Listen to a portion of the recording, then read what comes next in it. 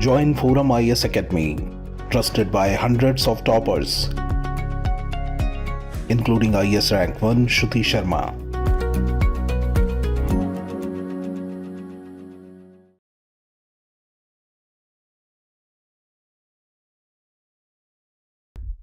Hello everyone, welcome to Simulator Test X discussion. I am Kanish Tomar and I will be taking up the polity portion, and other subjects will be taken up by the other faculties. Alright, and I hope your test went well, you did well in your test. And one last suggestion before the prelims would be that do not clinch on to the outcome of these tests now. Whatever test you are giving, sectional, full length, etc., open tests, do not clinch or do not be disheartened by the outcome or overjoyed by the outcomes. If you are scoring a 30, a 90 or a 180, just stick to the work you have to do. Keep revising things, keep on unwinding and keep on working towards your goal. Okay, all the very best. Let's start with the discussion. Question 37. Which of the following is correct regarding the right to freedom of religion as per the Constitution of India? So now we know that, just a second, now we know that right to freedom of religion, we know that that is a fundamental right given under Article 25 to 28, right? Article 25 states that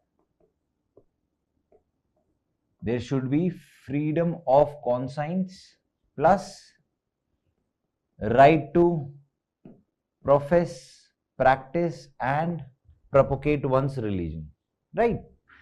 Article 26 states that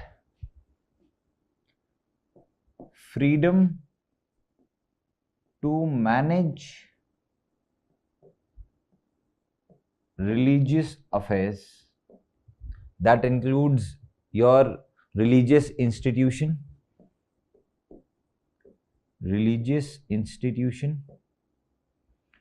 wherein you will establish it or manage it. It also includes managing own affairs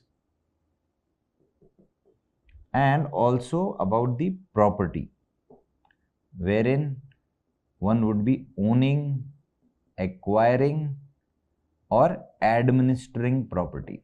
That comes under Article 26. I'll rub this. Article 27 talks about, this is very fundamental and it lays down the secular foundation of the country, and it says that right or freedom as to payment of taxes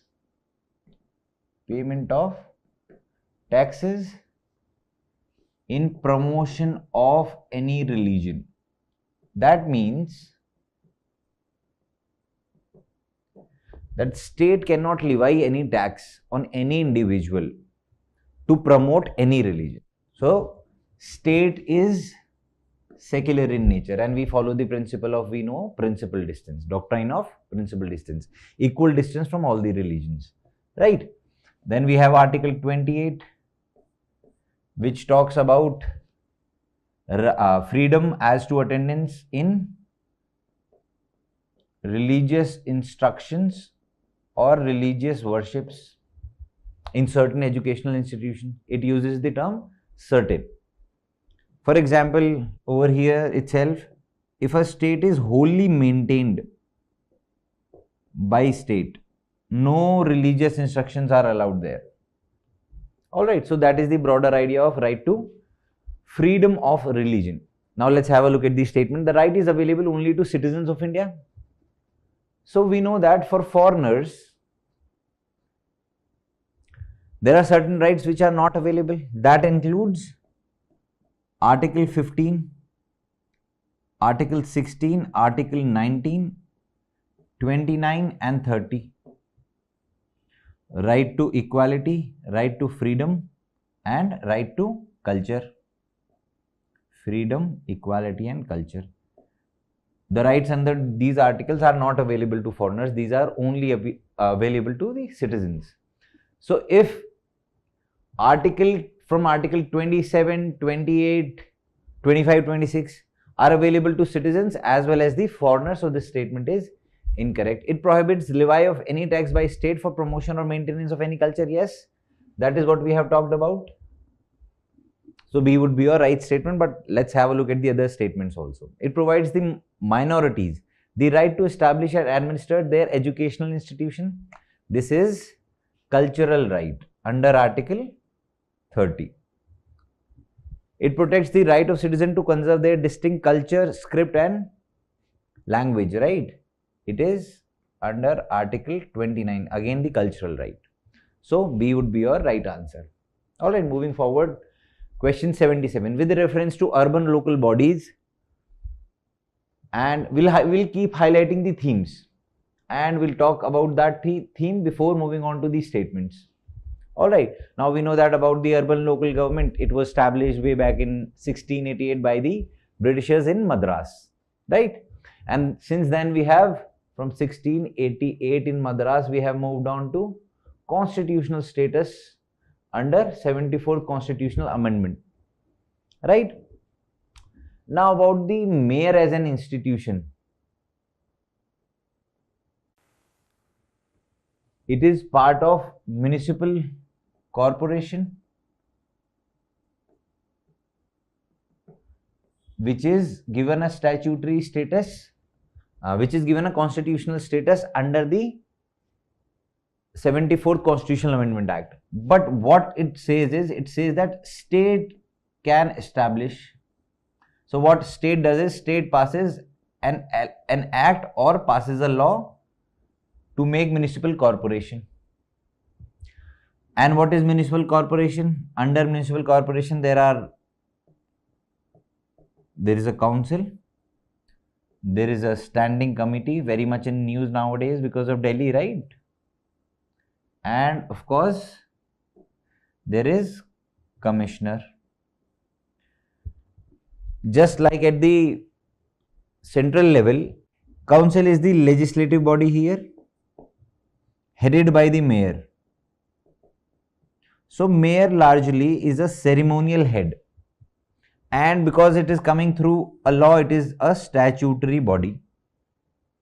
So he'll be presiding over the meetings of the council. He'll be making all the administration decisions regarding the council itself, right? And he is elected either indirectly or directly, and it is decided by the state itself in the law, right?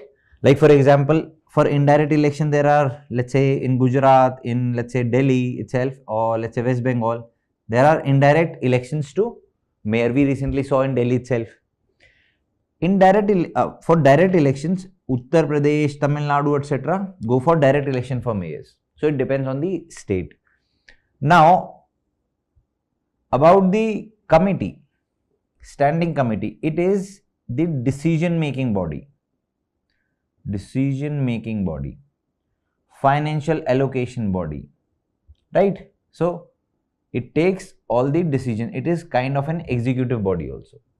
And commissioner, he is a bureaucrat usually, and he implements the orders of council and standing committee. That is what we know, right? Let's have a look at the statement.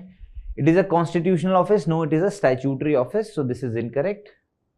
Not a constitutional office. Is the head of legislative wing? Yes, that is what we have discussed. Second is correct. In all states, mayor is elected through direct election. We see that this is not the case, not in all states. In some state, yes, but not in all states. So B would be your right option here. All right. Moving forward, keep eliminating also. Like for example, if you are sure about first, so you are done with A and C, and of course you have to go for educated guess if you are not aware of this particular phenomena of direct or indirect election, right? Okay, moving forward, 78th. Now the theme here is political structure, and within that there are sub themes. It talks about the legislature party based on the current affairs, yes, compared with political party. Then second statement talks about the theme of leader of opposition, and the third one is anti-defection law and the role of speaker here. All right, let's have a look at these themes. So this statement is recent judgment by the Supreme Court in case of Maharashtra. What it said was that there is a difference between a political party and a legislative party. And what is the difference? For example, this is a legislature, and there are different political parties who have certain representatives. These are the political parties, and within those political parties, the people who are representing that political party in the legislature would be a legislative party. This would be a legislative party within that political party. Now this political party keeps a check on its legislature by the concept of whip. And Supreme Court said that whip should be the prerogative of the political party, not the legislative party. And it straightforwardly said the reason for this giving the power of whip to political party was that it is an umbilical cord for the parliamentary democracy, wherein people are connected to political parties and political parties are connected to legislature through legislature party within the political party. So this umbilical cord of people linked to legislature is through whip. They can have their say there, right? Let's have a look at the statement. According to the recent Supreme Court judgment, only legislature party shall have the power to appoint a whip. That is incorrect. That is done by political party. So this is incorrect. Second statement, leader of opposition. We have studied in our static books that leader of opposition was established in 1969 and given a statutory status in 1977, right? And it talks about that it is a statutory post, yes. And with this we also know the Mavlankar rule, which is that a leader of opposition can only be recognized if the largest party has at least 10% votes of the total strength of the legislature, right? That is the reason in certain cases we never had leader of opposition, right? So this is correct. Anti-defection law, again we have studied in our static books that anti-defection law was passed by 52nd Constitutional Amendment Act, and it laid down the procedure for or the cases for defection, which will be declared defection. And it empowered the speaker. It empowered the speaker to take decision in case of anti-defection law. So speaker is the final authority to take decision. But after Kyoto Holohan case, the judgment of the speaker can undergo judicial review. Right? This is not the final deciding authority, but can be questioned in court of law. All right. But the statement talks about that it can take suo motu cognizance for any defection. But here the case is he can only work if there is a complaint to it. He cannot take suo motu cognizance. So this statement is incorrect again. Only second would be your right statement. C would be your right answer.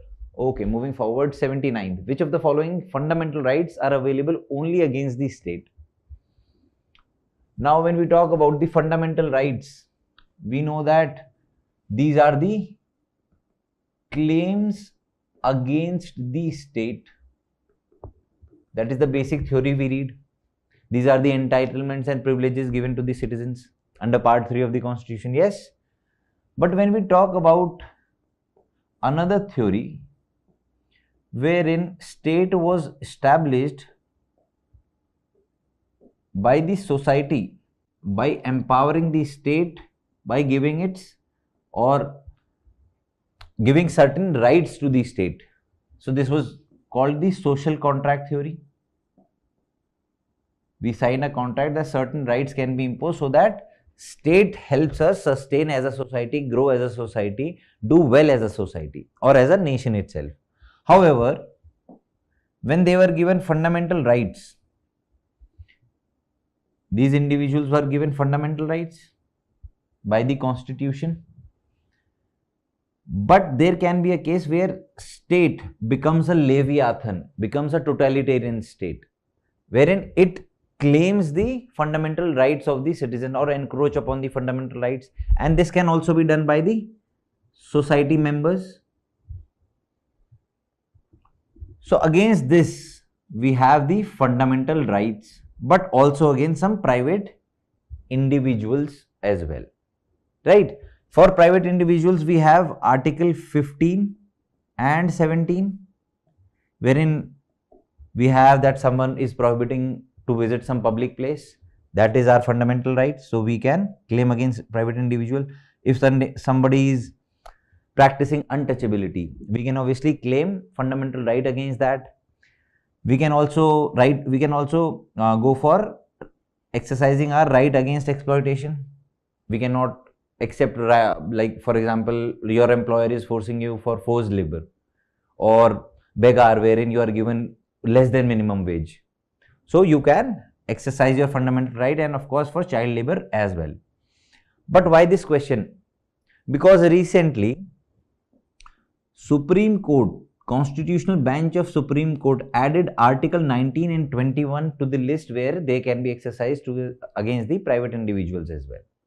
Article 9, freedom of expression. If someone is not letting you speak, if someone is not letting you travel throughout the country or follow your occupation, passion, so to say, someone is disturbing you that you cannot prepare for UPSC. So that is your right, and of course the right to live and liberty. If someone is not letting you go to a certain institute, go to a certain area where you want to prepare, right? Okay, let's have a look at these statements. So which of the following rights are only against the state, right? Right, okay, we'll keep writing the article. Right to equality before law, Article 14. Prohibition of traffic in human beings and forced labor, Article 23. Untouchability, Article 17. Protection against arrest and detention, that is Article 22. Protection of life and personal liberty, Article 21. Now we know the list already, we'll be able to solve the question, right? Right to equality before law, that can only be exercised against the state, straightforward. We know that forced labor we just discussed, that cannot be only against state, but that is also against the private individual. Untouchability also against the private individual. Arrest and detention, Article 22, can only be against the state. Life and personal liberty, again also against the private individual. So 1 and 4 would be your answer. D is the right option. 88th. Now the theme here is we are seeking features which strengthen the federal structures and are of course mentioned in the constitution.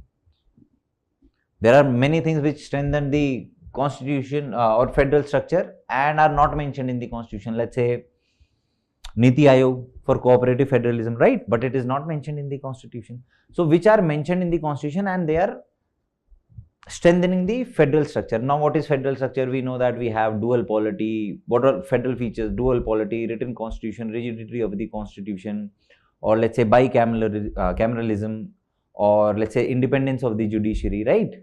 Constitutional supremacy, etc. Those are the federal features.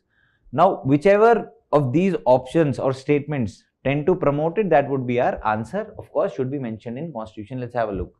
The parliament can provide for the adjudication of a dispute with respect to use, distribution, control of water, any interstate river or river valley, specifically given under Article 262. Because it is solving dispute, it is promoting federalism.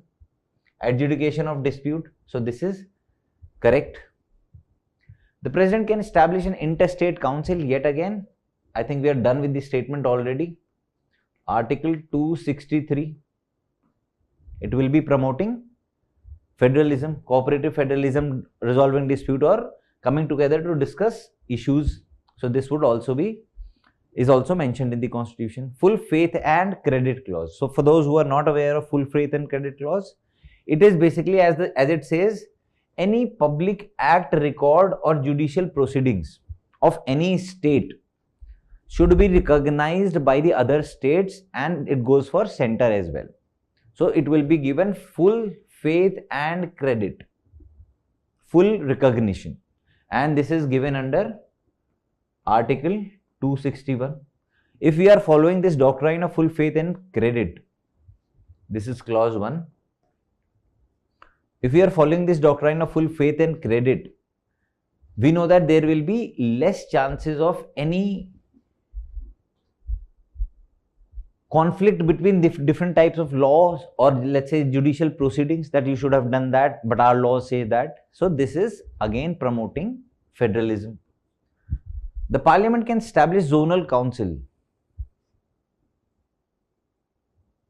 You are already aware that zonal council are statutory bodies, not mentioned in the constitution, right?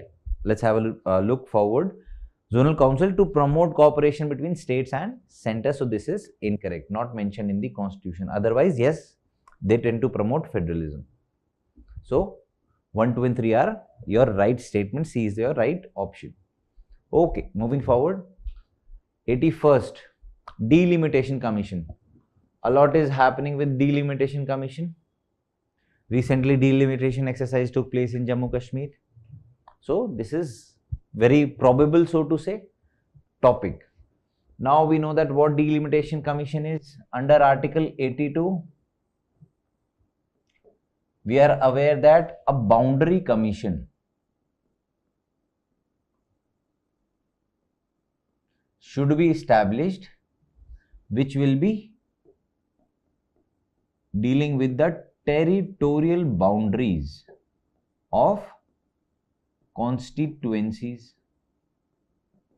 We know the territorial boundaries already because we are following the first past the post system. So the area, the geographical area of India or state would be divided into territorial constituency, and that is done by boundary commission, that is Delimitation Commission, and it is to be done after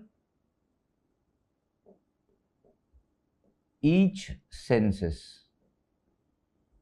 However, only 4 delimitation commission have been established.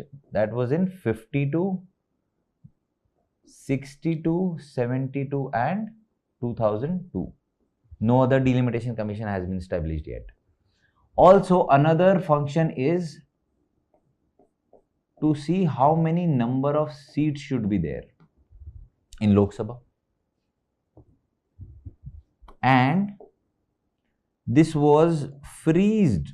The number of seats in the Lok Sabha were freezed by the 42nd Constitutional Amendment, and they were freezed till 2000. And again, one more act was passed, Constitutional Amendment Act, wherein it was freezed for another 25 years, for which the time is now arriving. Right? Alright, so that was the broader idea of Delimitation Commission. But what happens to the order of Delimitation Commission? Whatever the order would be, first of all, it cannot be questioned in any court of law. Secondly, Parliament can discuss it but cannot amend it. Whatever the order is there, it would be there itself. And it comes into force as and when President decides. So the date is decided by the President, right? Let's have a look at the statements. The orders cannot be challenged in any court. Yes, that is what we have discussed. Only Parliament can modify. No, Parliament cannot modify. So this is incorrect. The final order of commission comes into force on a date specified by the President. Yet again, correct. it is not necessary to appoint delimitation commission while increasing the total number of seats in Lok Sabha. This is incorrect. For any of these two functions wherein we have to define the territorial boundaries or decide the number of seats, delimitation commission should be established. So 1 and 3 would be your right statement, C would be your right option. So question number 82. There are 4 statements and let's highlight the themes. It talks about the right to remain silent during interrogation. Second talks about the judicial custody. Third talks about the preventive detention as a theme. And fourth talk about the narco analysis. All right. So the first statement says an arrested person shall have the right to remain silent during the process of police interrogation.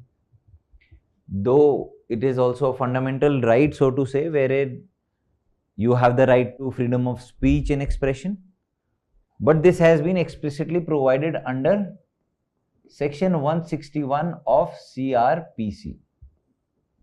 All right. So this statement is correct.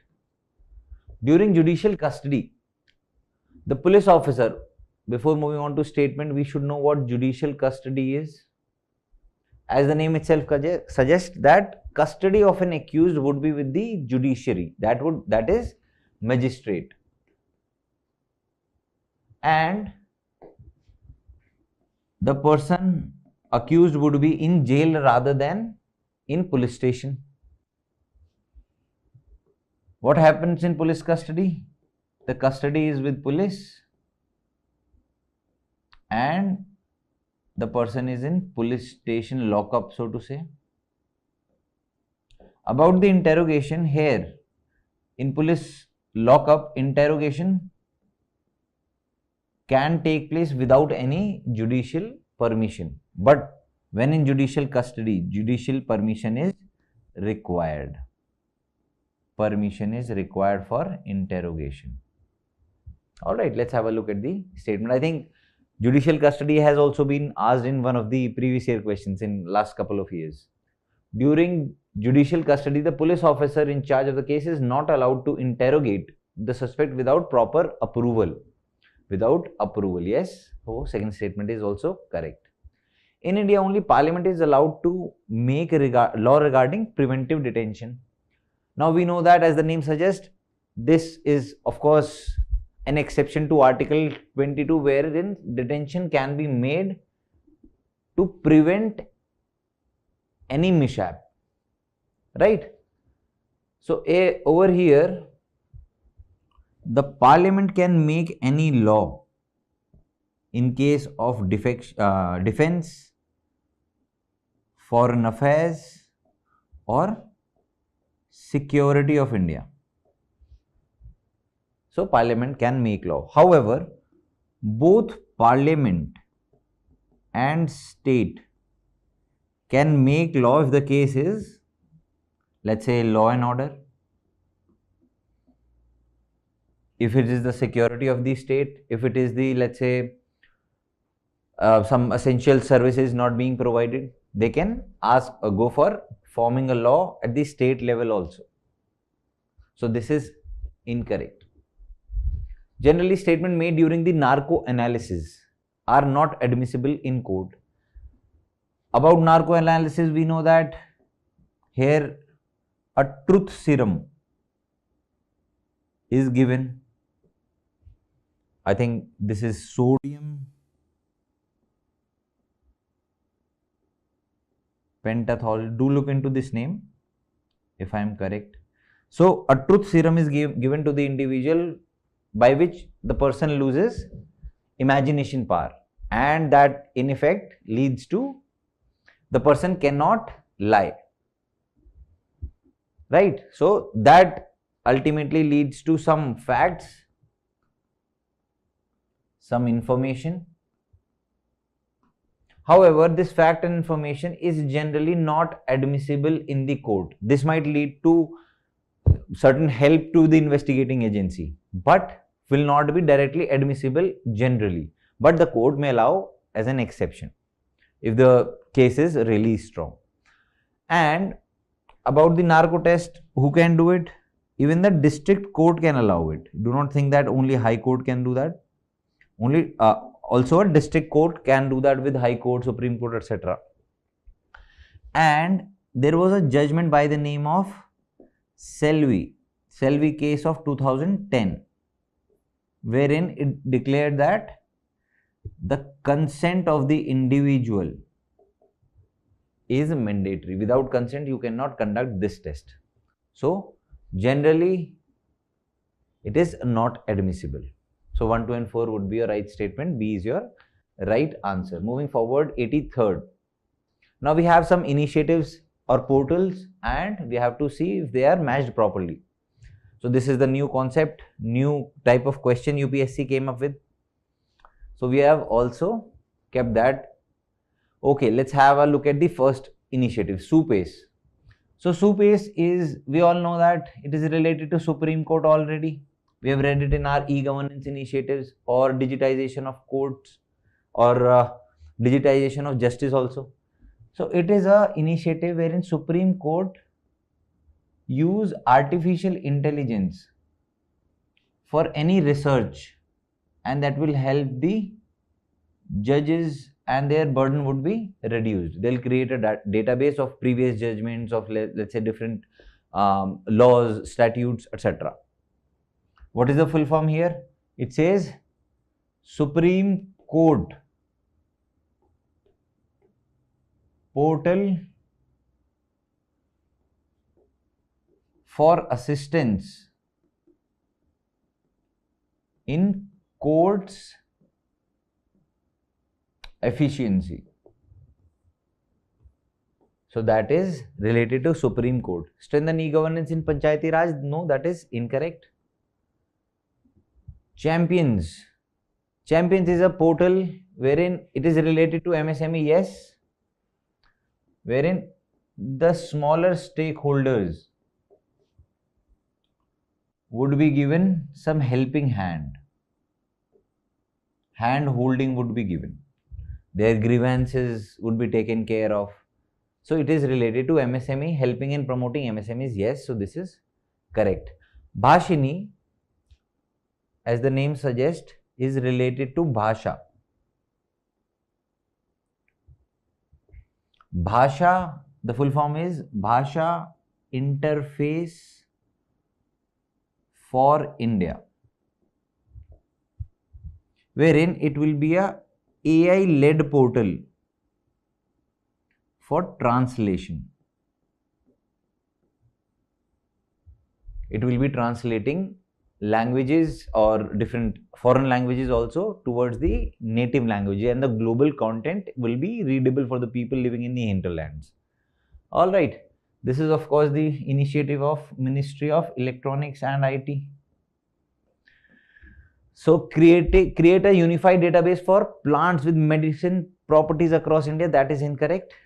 This is related to Bhasha, language.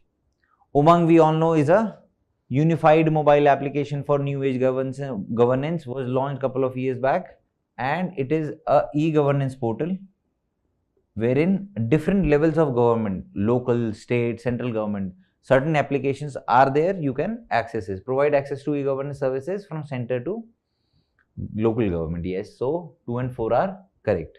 Only 2 pairs are correct, 2 are incorrect. Alright, B would be your right answer. 84th, which of the following statement is correct in respect of Tribunal Reforms Act of 2021? Straightforward question, very factual question. Certain amendments were made to the tribunals. Let's have a look at the statements directly. The act prescribes no fixed tenure. So this is incorrect because it fixed the tenure for chairman and members. It is 4 years up to 70 years of age, and over here it is 4 years up to 67 years of age. So this is incorrect. The Act vests Parliament with the power to determine the condition of service of members. Yet again, it is not Parliament, it is Government of India. Government of India has been empowered to deal with condition of service, salary and allowances, etc. That includes the term, that includes the qualification, etc. The Act provides for the single committee to recommend members for center and state tribunal. That is also incorrect. Reason being, there will be different selection committees for state and central level. Selection committee 1, selection committee 2. So not a single committee for sure. Obviously, D would be your answer. The statement says the Act permits the chairperson to be eligible for reappointment. So these people can be reappointed as well. So that is the case here. D would be your right statement. For all the bodies, or let's say quasi-judicial bodies also, constitutional bodies, non-constitutional bodies, statutory bodies, do one thing. I'll rub it off.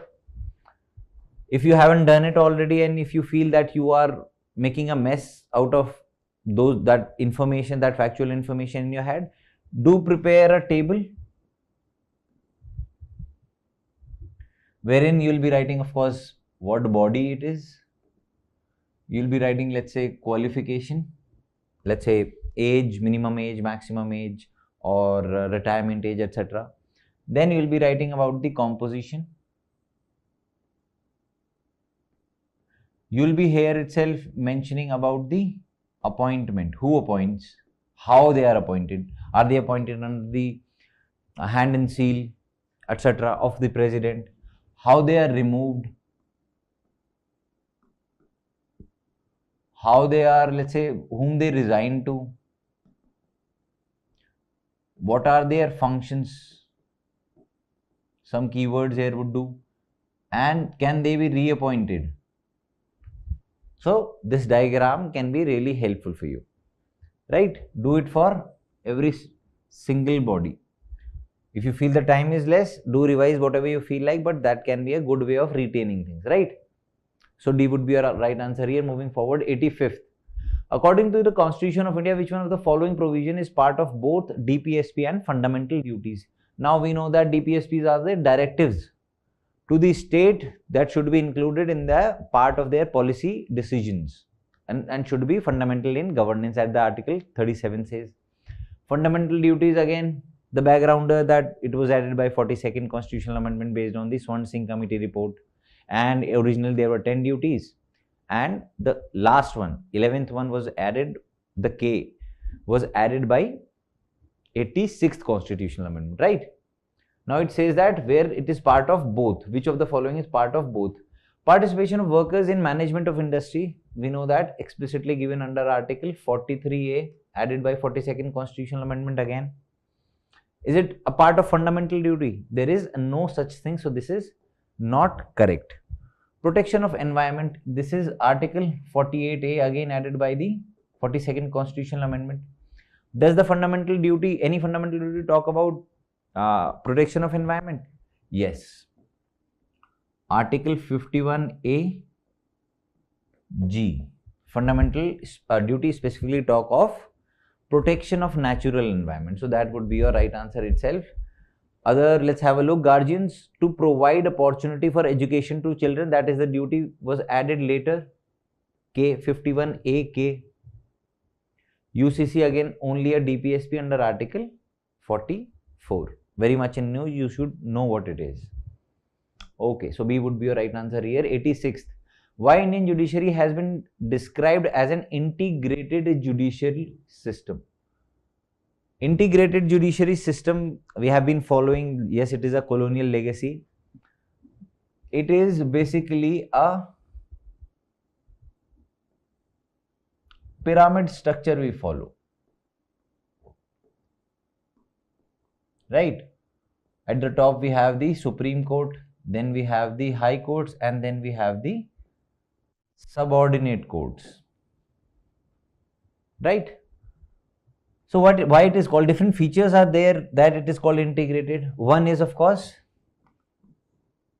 both central and state laws can be interpreted by any of these.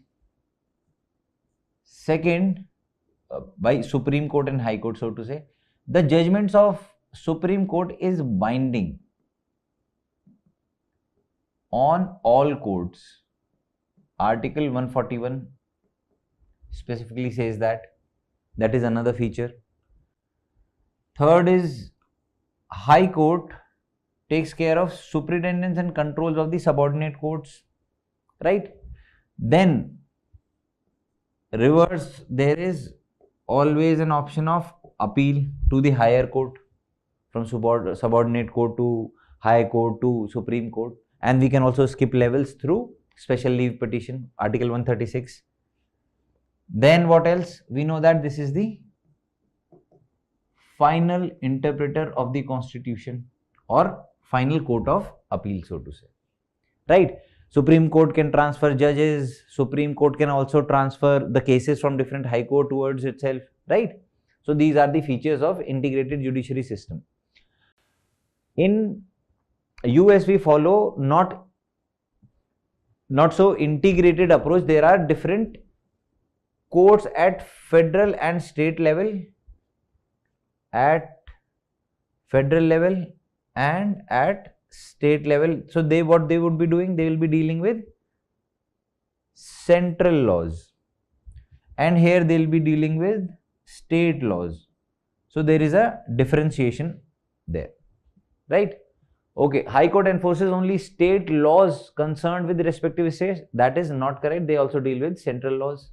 The laws of concurrent list are only enforced by the Supreme Court. Yet again, incorrect. Supreme Court has replaced the British Privy Council as the highest court of appeal, but that is not the reason that it is called the integrated judiciary system. Yes, it has replaced and is now the highest court of appeal also. That is not the reason it is described as integrated judiciary system. The decision made by the High Court and are binding on the lower court. Yes, that is correct. That is what one of the feature is, right? Okay, moving forward. With reference to political liberty in society, consider the following. Now we have two themes: negative liberty and positive liberty. Liberty is one of the theme that UPSC is very fond of. They have touched upon this topic multiple times in, let's say, last 5 or 6 years itself. In one form of let's say there was a statement called there is no liberty when there is no law, and they keep touching it in different forms. About the liberty, we know that on one hand it is the absence of restraint. On the other hand, it is also known as opportunity to develop oneself. Now, what is the difference between liberty and freedom? So, liberty is basically freedom with responsibility, right? Now, we know that there are different kinds of liberty: negative liberty and positive liberty. With negative liberty, as the name itself suggests, it has negative connotation and it is called as the freedom from something. It is trying to get away from something. On the other hand, positive liberty is freedom to do something. Freedom to do something. Let's say follow your passion, prepare for UPSC. So that is positive liberty. Then there is also another concept: minimum area of non-interference, wherein no member can interfere. There is absolute restraint, right? For example, if I have to, let's say, there are traffic rules. If there is freedom from traffic rules, and if there is minimum area of non-interference where you would not like to follow traffic rules, so it becomes a challenge for the society. So that is the reason it is called negative liberty. In positive liberty, there would be certain rules made by the society or polity. Society can put certain restriction which will help you develop as an individual. So there are some positive restrictions which can be put in, right? For example, as I said, traffic rules. So that is the broader idea. Let's have a look at these statements. Negative liberty is concerned with imposing reasonable social restrictions on an individual. This is social restriction, that too reasonable. This is part of positive liberty, so this statement is incorrect. Positive liberty entails providing certain social conditions which help in individual development. Yes, that is what we have just discussed, right? So B would be your right option here. Okay, moving forward. Recent amendment to IT rules 2021. Now this deals with online gaming. Online gaming is basically a state subject, but several states have gone through certain regulations in one form or the other. Not many states have been successful, though Tamil Nadu has done decently well in regulating online gaming. But ultimately it has become a menace because different state would have different territorial jurisdiction, but the internet is not related to territory, right? So that is the reason these IT rules were amended in 2021. These 2021 rules were amended recently. What were the amendment basically? The 3 amendments basically were made. First of all, a definition for online gaming was given a formal structure. Online gaming was defined as something which you have access through the internet and use computer or some intermediary to use it, right? Secondly, it banned betting, gambling or wagering,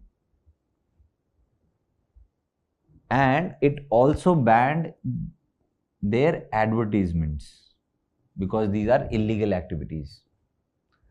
Thirdly,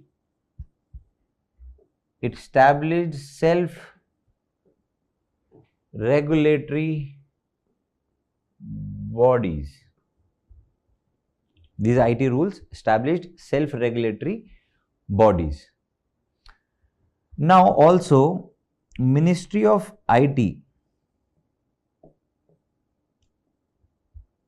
established a task force recently, in last couple of months itself, I think last year in October, wherein it has now come up with some recommendations which are somewhat like there should be a central law for regulating online gaming. There should be a regulatory body also established to deal with online gaming, right? Do read about it in detail after your prelims, of course. Okay, let's have a look at the statement 1, 2 and 3. Online gaming rules have been notified under the amendment. Yes, these are the rules notified now. Government designated self-regulatory bodies will determine whether the game is permissible or not. Yet again, there will be self-regulatory bodies. Online games or sites that involve in wagering has been banned. Yet again, this is also correct. All 3 statements are correct. Current affairs led question. All right, D would be your right option. With the reference to 7th schedule, now we know that this is one of the federal features. One of the federal features which is reflective of division of power, because there are different lists, union list, state list, and of course concurrent list. And the schedule is mentioned under Article 246 specifically. And whatever subject is not there in this list would be residuary subject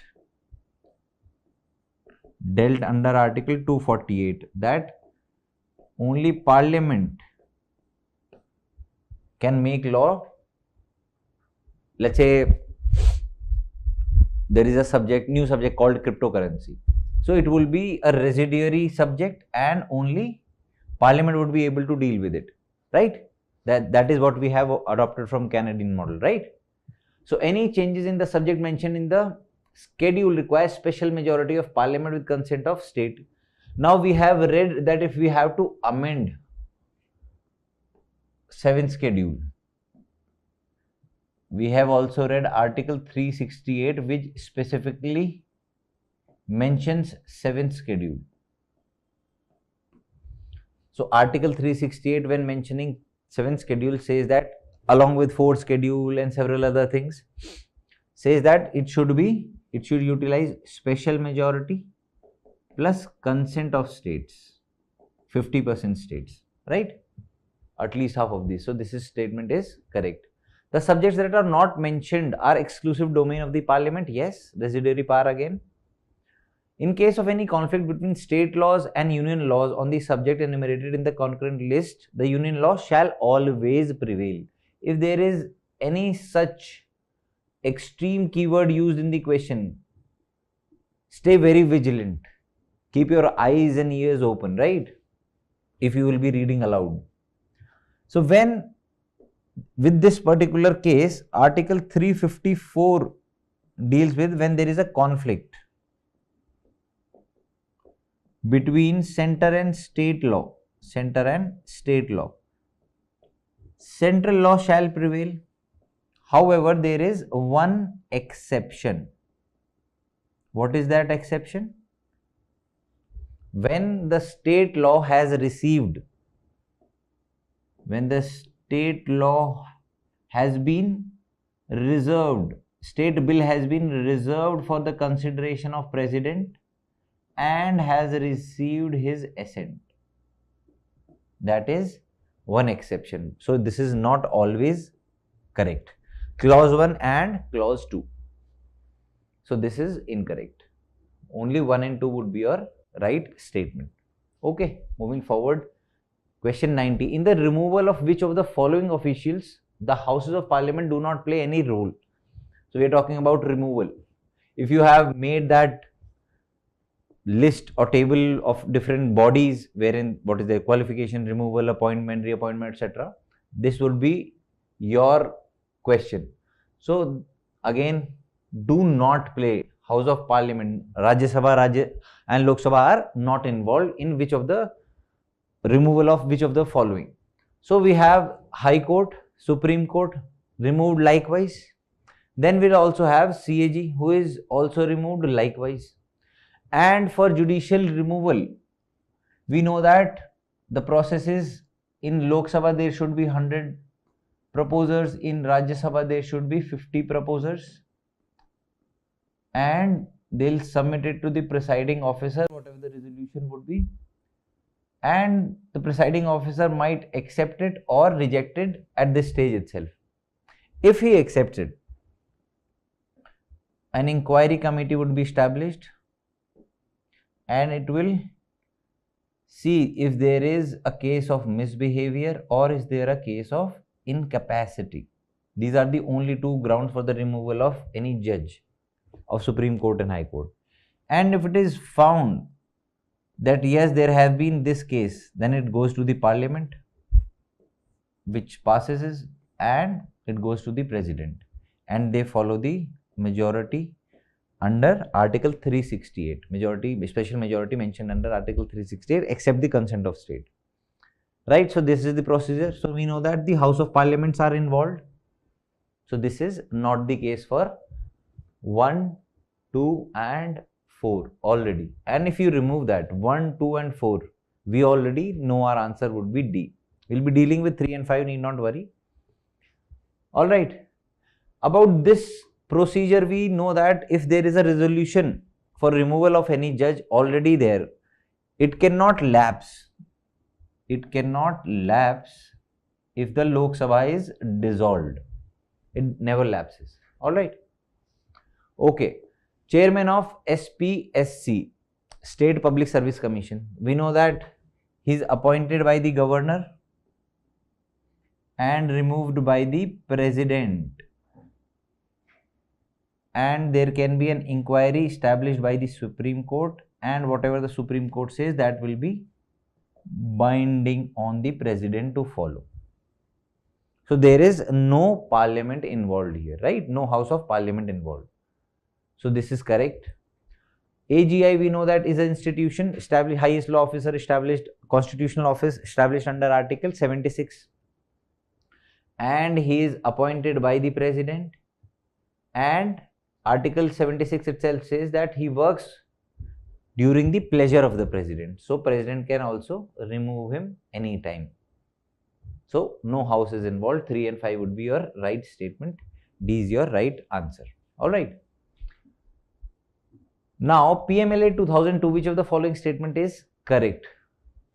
We know that PMLA deals with, that the name suggests, deals with money laundering, prevention of money laundering. So money laundering is an illegal activity which has been recognized as criminal offense under PMLA, wherein money is laundered, wherein there is conversion of money occupied by illegal source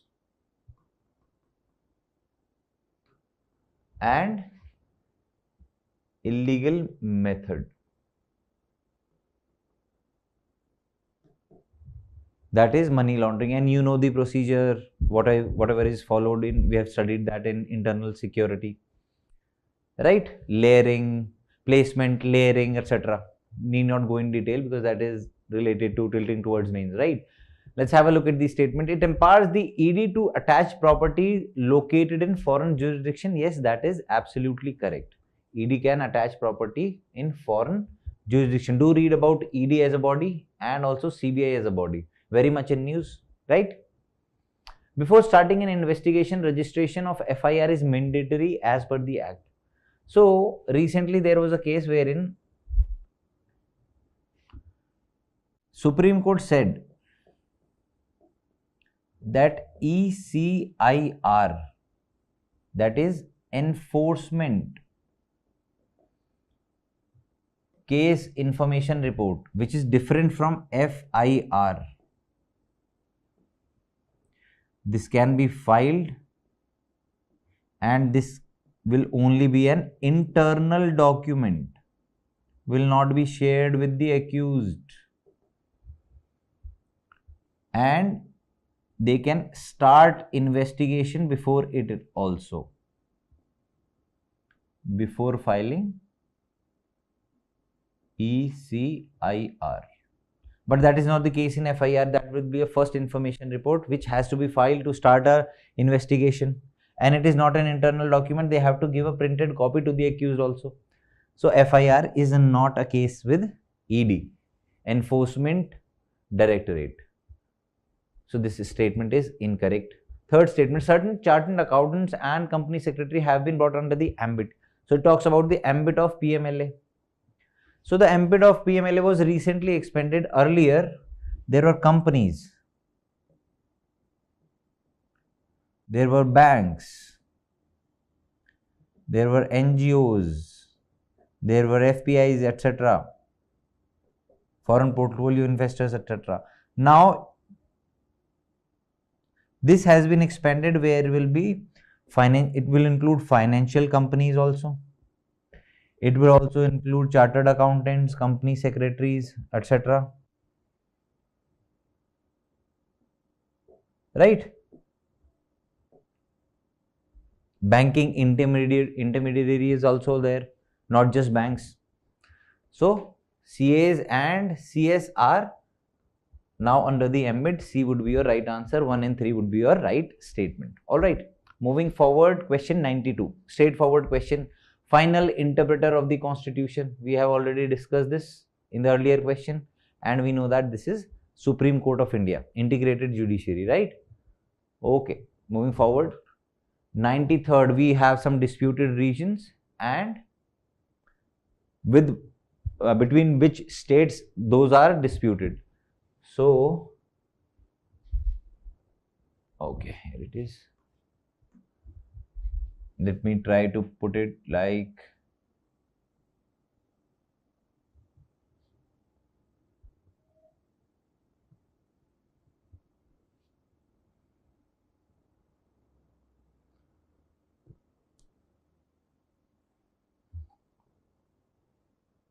excuse me if the diagram is not up to the mark. Of course it is not, but we are just getting a hazy idea, right?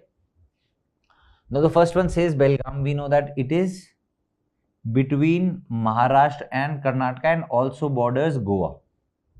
Remember this fact, it borders Goa also.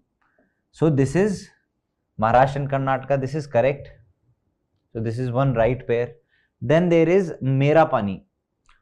This is Assam, this is Meghalaya, and of course there is Arunachal Pradesh, there is Nagaland, Manipur, etc. So between Nagaland and Assam lies a village called Mera Pani, and there is a dispute between Tera Pani ya Mera Pani. Alright, Assam and Nagaland. So it is not Arunachal Pradesh, it is Assam. This is incorrect. Okay, then between Assam and Meghalaya in Garo Hills, we have already read about Garo Hills, Garo Khasi Jaintia. There lies Langpi, if I hope I am pronouncing it right, which is a disputed area between Assam and Meghalaya. Other than these, there have been dispute between Ladakh and Himachal Pradesh, Sarchu region. Then there is dispute between Haryana and Himachal Pradesh, Parvanu region. So do read about these are places in news, right? So Langpi is between Assam and Meghalaya, yes. So two pairs are correct. B would be your right statement. Okay, moving forward. 94th, Project Unnati and Project Chunauti. Now when we talk about Project Unnati, it is basically a Ministry of Rural Development initiative wherein they will be empowering or educating or giving skills to the beneficiary of Manrega, so that they do not stay dependent on Manrega throughout their life. They should upskill themselves and move ahead in the formal employment sector as well, right? Okay, then we have Project Chunauti. It is an initiative by Ministry of Electronics and IT, and it is basically to promote startup in tier 2 cities, wherein they will be given some grievance redressal mechanism, they will be giving some hand holding, some seed funding, etc. Right? Unnati aims at development of computer literacy skills among women, whereas Chunauti aims to upgrade the skill base of Manrega.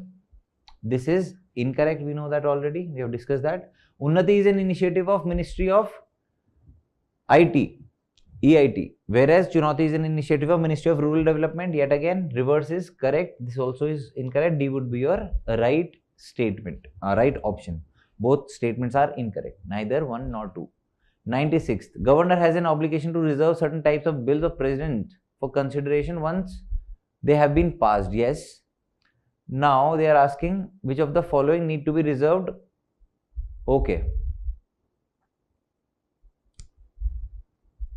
Obligation to reserve. That is a keyword here.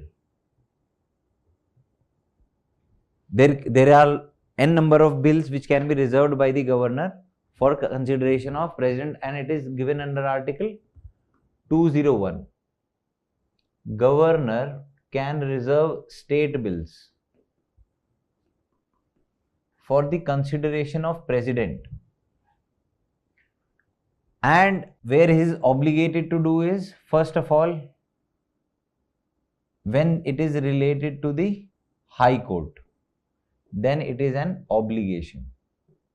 He compulsorily has to do it.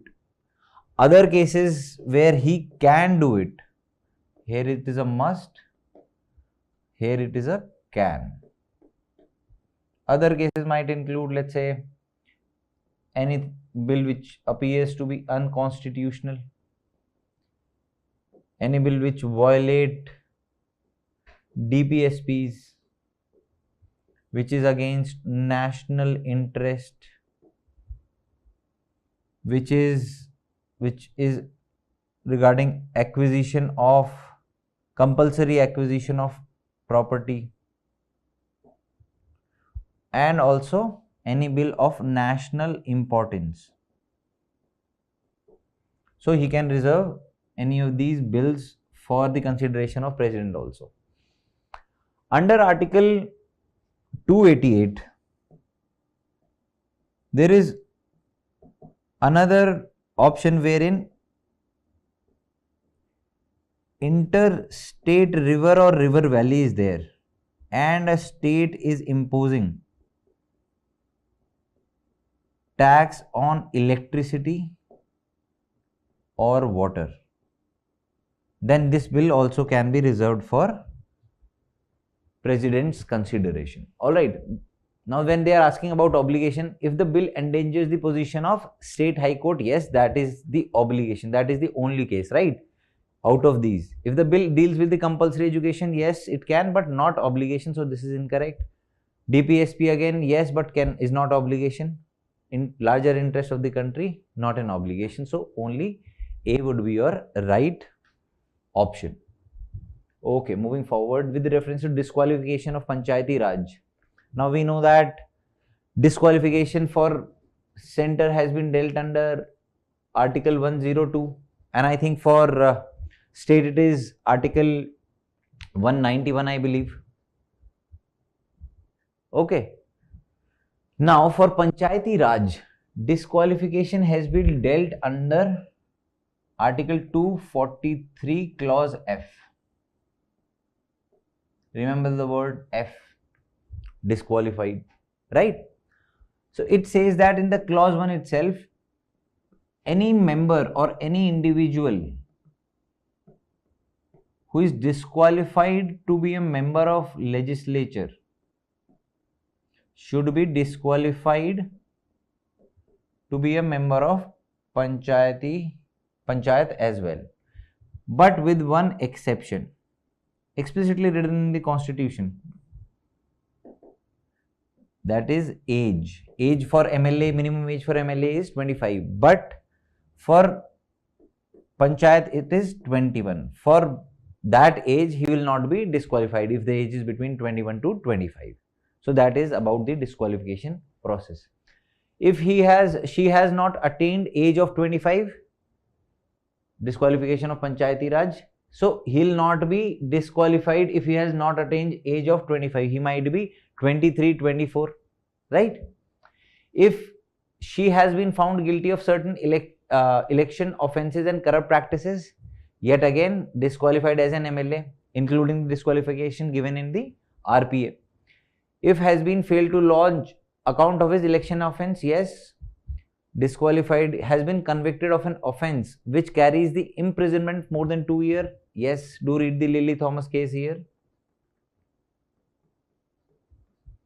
All right, so 2, 3 and 4 would be your right statement. C would be your right option. All right, moving forward. Okay, so we are done with the polity section. It was great talking to you. All the best. Thank you. Hello everyone, I welcome you all to the last simulator of this year, Simulator X, and we will be discussing questions related to history and art and culture portion of the paper. So let's start our discussion with reference to the Odisha style of temple architecture. Consider the following statements. See, Odisha style is also called Kalinga style. Kalinga style, some important prominent temples are Lingaraja temple dedicated to Lord Shiva. Then we have Jagannath temple dedicated to Lord Vishnu and his incarnation Jagannath. And then we have Konark Sun temple dedicated to the Lord Sun. Let's discuss about this salient feature of Kalinga temple architecture. First one is, it belongs to Nagara style of temple architecture. Second, it has intricate carving on the outer wall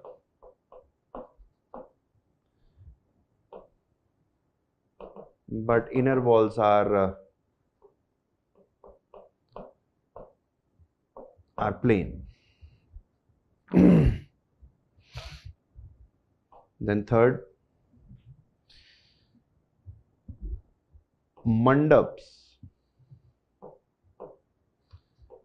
that is the prayer hall, is called Jagmohan. Fourth, Shikhar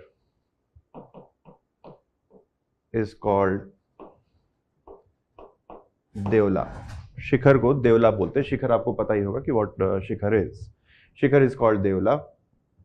Then fifth important, it has a compound wall. Generally we don't find compound walls on Nagara style of temple architecture. Compound walls are the features of Dravida style of temple architecture. ठीक है, जो compound wall होती है Dravida style के temple architecture में मिलती है, नगरा में नहीं मिलती है. फिर भी despite the fact that Kalinga temple architecture is a Nagara style of temple architecture, we can find compound walls here. Then sixth is they have iron beams to support the structure. Use of iron beams. ठीक है. So these are some of the features. Let's now come back to the topic. These temples generally have a shikhar and mandap. तो शिखर तो होता ही है, मंडप भी होता है. That is right. मंडप को नाट्य मंडप भी कहते हैं कई जगहों पे, जहाँ पे नाटक या ड्रामा या whatever bhajan and kirtans are conducted, they are called नाट्य मंडप. And if some offering and prayers and कुछ प्रसाद वसाद बांटने का काम होता है तो that is called भोग मंडप. ठीक है. Second statement, the gopurams are essential feature of this style of temple architecture. तो जैसा कि आपको पता होगा कि gopurams are basically found in Dravida style. Dravida style में we can find gopurams, not in Nagara style. तो द्रविड़ा स्टाइल के जो टेम्पल्स हैं, चाहे बृहदेश्वरा टेम्पल हो और मे बी विजयनगर के टेम्पल्स हो, इन सारे जो मंदिर हैं, ठीक है, in these temples of Dravida temple architecture we can find gopuram. Gopurams are the basically the entrance gate in the compound of the temple. ठीक है. जिस कंपाउंड के अंदर मंदिर होता है उसका एक बड़ा सा एंट्रेंस गेट होता है, that is called Gopuram. Fourth, Lingaraj temple belong to Odisha style of temple architecture. That is right. So 1, 3 and 4. ठीक है. 1, 3 and 4 are the right answer. ठीक है. 1, 3 and 4 are the right answer. C is our answer. Next question. Consider the following statement. While Chaitya is a place of worship. देखो, Chaitya is basically prayer hall. This question was asked in 2013 prelims. Prayer hall. And Vihara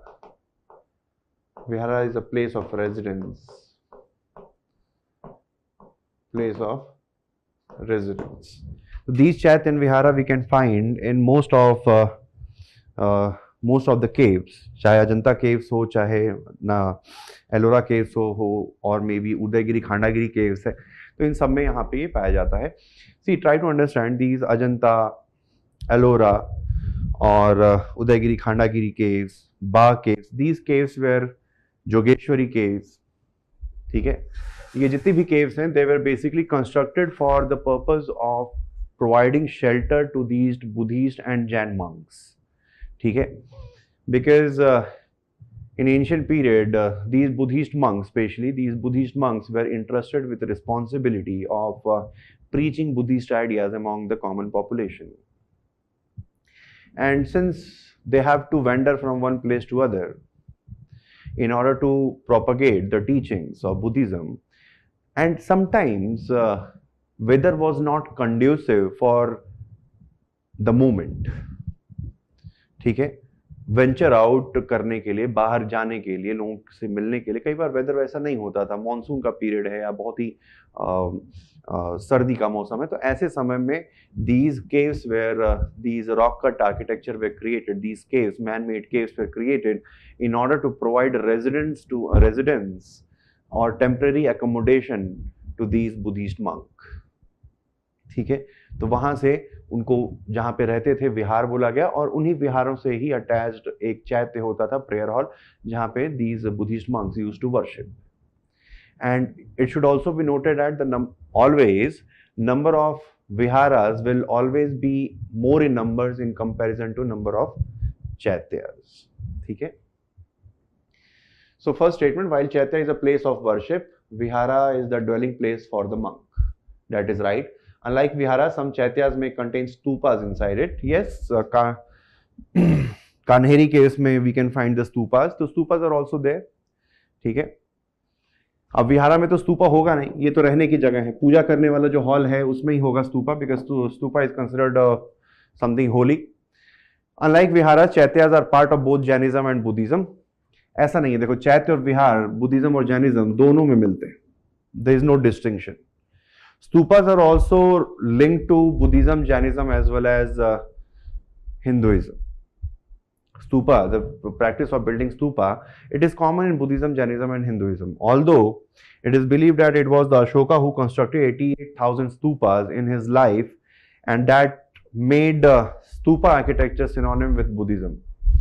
But stupa is not exclusive to Buddhist architecture. Stupas we can find, जैसे मथुरा में एक जैन स्तूपा है, ठीक है, मथुरा में जैन स्तूपा है, उसी तरीके से हिंदुइज्म के भी स्तूपा। तो practice of building stupa was, it predates Buddhism and Jainism, it predates Buddhism specifically. तो तीनों ही धर्मों में we can find the practice of building these stupas, because it is believed that these practice of building stupa was considered as some kind of holy work, कि अगर कोई राजा, if king is making these stupas, so उसको उसके साम्राज्य में there will be peace and prosperity, and also this work, this practice of building stupa will help that king in attaining salvation. तो मुक्ति मिलने के लिए, मोक्ष मिलने के लिए भी सहायक होगा, ऐसा माना जाता था। इस वजह से बहुत से राजा जो थे, they were involve in this practice of building the stupas. Next question, which of the following are the parts of Vedas in traditional sense? देखो, वैदिक लिटरेचर, ठीक है, generally Vedic literature can be classified into two categories. One is Shruti and second one is Smriti. Shruti and Smriti. Shruti is that part of literature which is considered the actual words of God. So that's why they are authorless. No change is allowed. No change is allowed. They are God. It was the actual word of God. They are considered authorless. No change is allowed. ठीक है? And that's why Shruti literature is constant. It is constant irrespective of space or time or culture or society. It does not change. It does not change at all. Example of Shruti literature are Vedas, Brahmanas,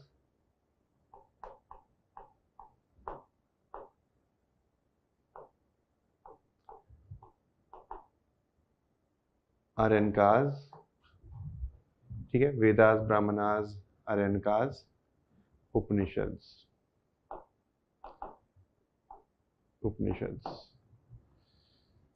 In case of Smriti, they have some human origin. They are not considered actual words of God. They have human origin, and since they have human origin, they have some author, particular author, and since it has human origin, change is allowed.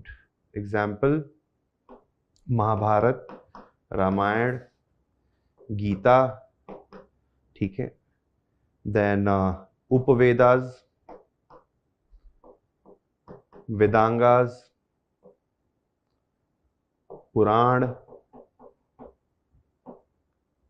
Chalisa, ये सब जो है आपके स्मृति literature में आएंगे। इस वजह से इसमें बदलाव देखने को मिलेंगे। आप अगर एक पब्लिकेशन की महाभारत खरीदेंगे, फिर दूसरे पब्लिकेशन की महाभारत खरीदेंगे, तो आपको डिफरेंस नजर आएगा, ठीक है। You will find some difference if we are referring to Mahabharata of one publication and some other publication. ठीक है, तो ये इस वजह से होता है. अब बात आती है कि संहिता, शिक्षास, ब्राह्मणास, उपनिषद क्या है. तो बात यह है कि Samhitas are those mantras, the actual mantras which are mentioned in the Vedas. ठीक है. Brahmanas are basically they deal with how to perform rituals, किस तरीके से rituals को perform करना चाहिए. Aranikas basically talks about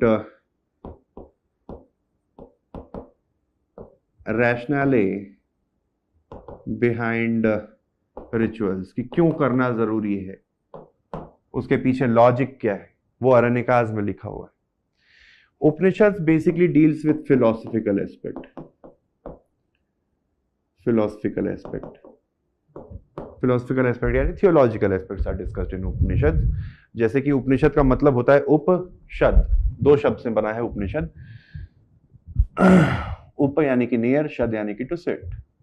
So the knowledge which is attained by sitting near to one's guru, अपने गुरु के पास बैठने से जिस ज्ञान की प्राप्ति होती है उसको बोला गया है उपनिषद. तो generally Upanishads are in question and answer format. ठीक है, Q&A के फॉर्मेट में होता है. उसमें शिष्य सवाल पूछता है अपने गुरु से और गुरु उसका जवाब देता है. सवाल होते हैं जैसे कि महाराज या गुरुजी या आचार्य, what is life, what is the purpose of life, does God exist or not, what is Maya, what is soul, what is Pap, what is Punya, what is heaven, what is hell, what is the purpose of life. All these kind of theological queries are basically asked by the Shishyas, and that is answered by their respective gurus. And this discourse is compiled in Upanishads. ठीक है, इन discourse को Upanishads में compile किया गया. तो 1, 3, 4 and 6, they are the parts of Vedas in traditional sense. Shiksha और Jyotisha, they are part of Vedangas. ठीक है, शिक्षा and Jyotisha, they are part of Vedangas. ठीक है, not Vedas. चल आगे देखते हैं.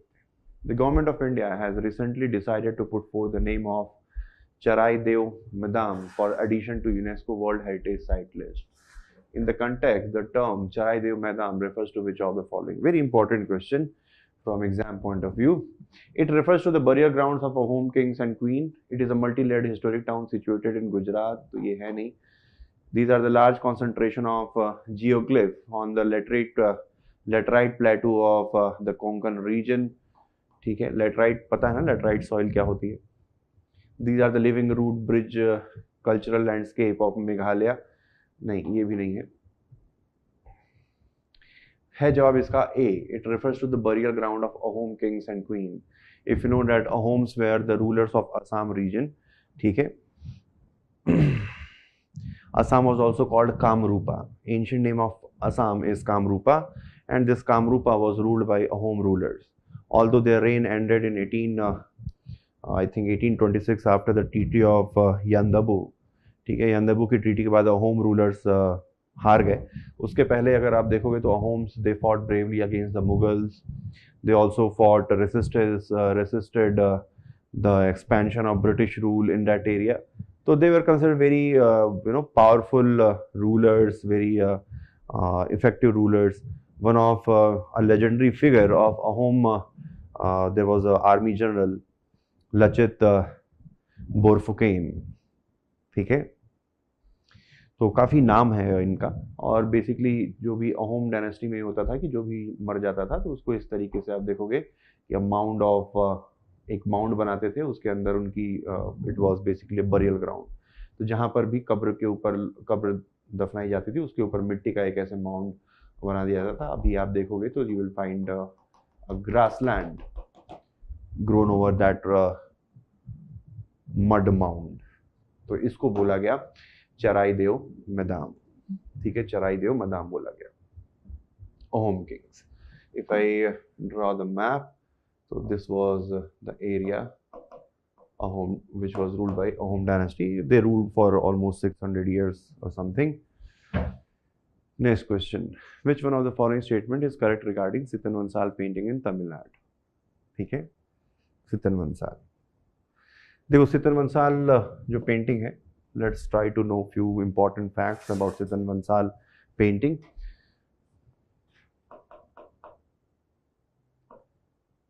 सितन वंसाल, पहली चीज तो ये है कि it is a deform term of सिद्ध निवास.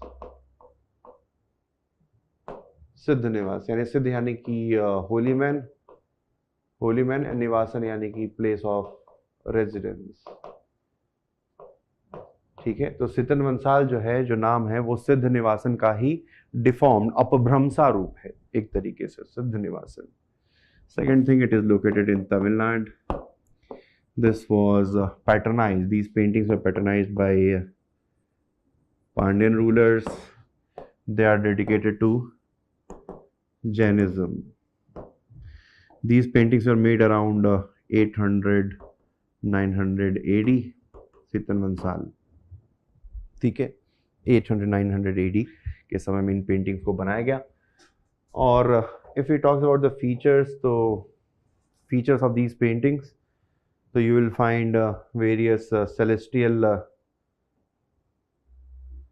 nymph, ponds, lotus.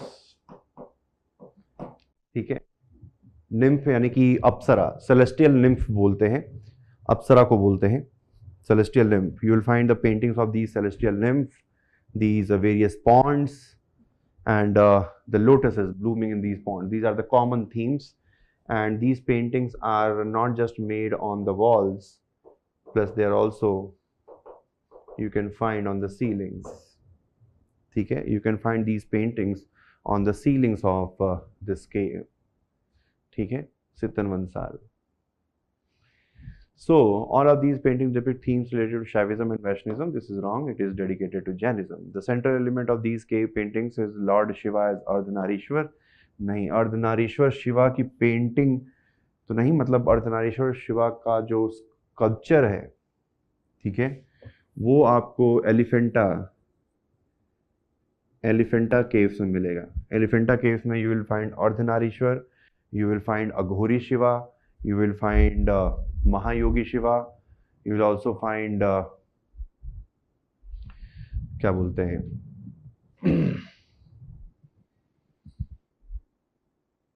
Three-headed Shiva.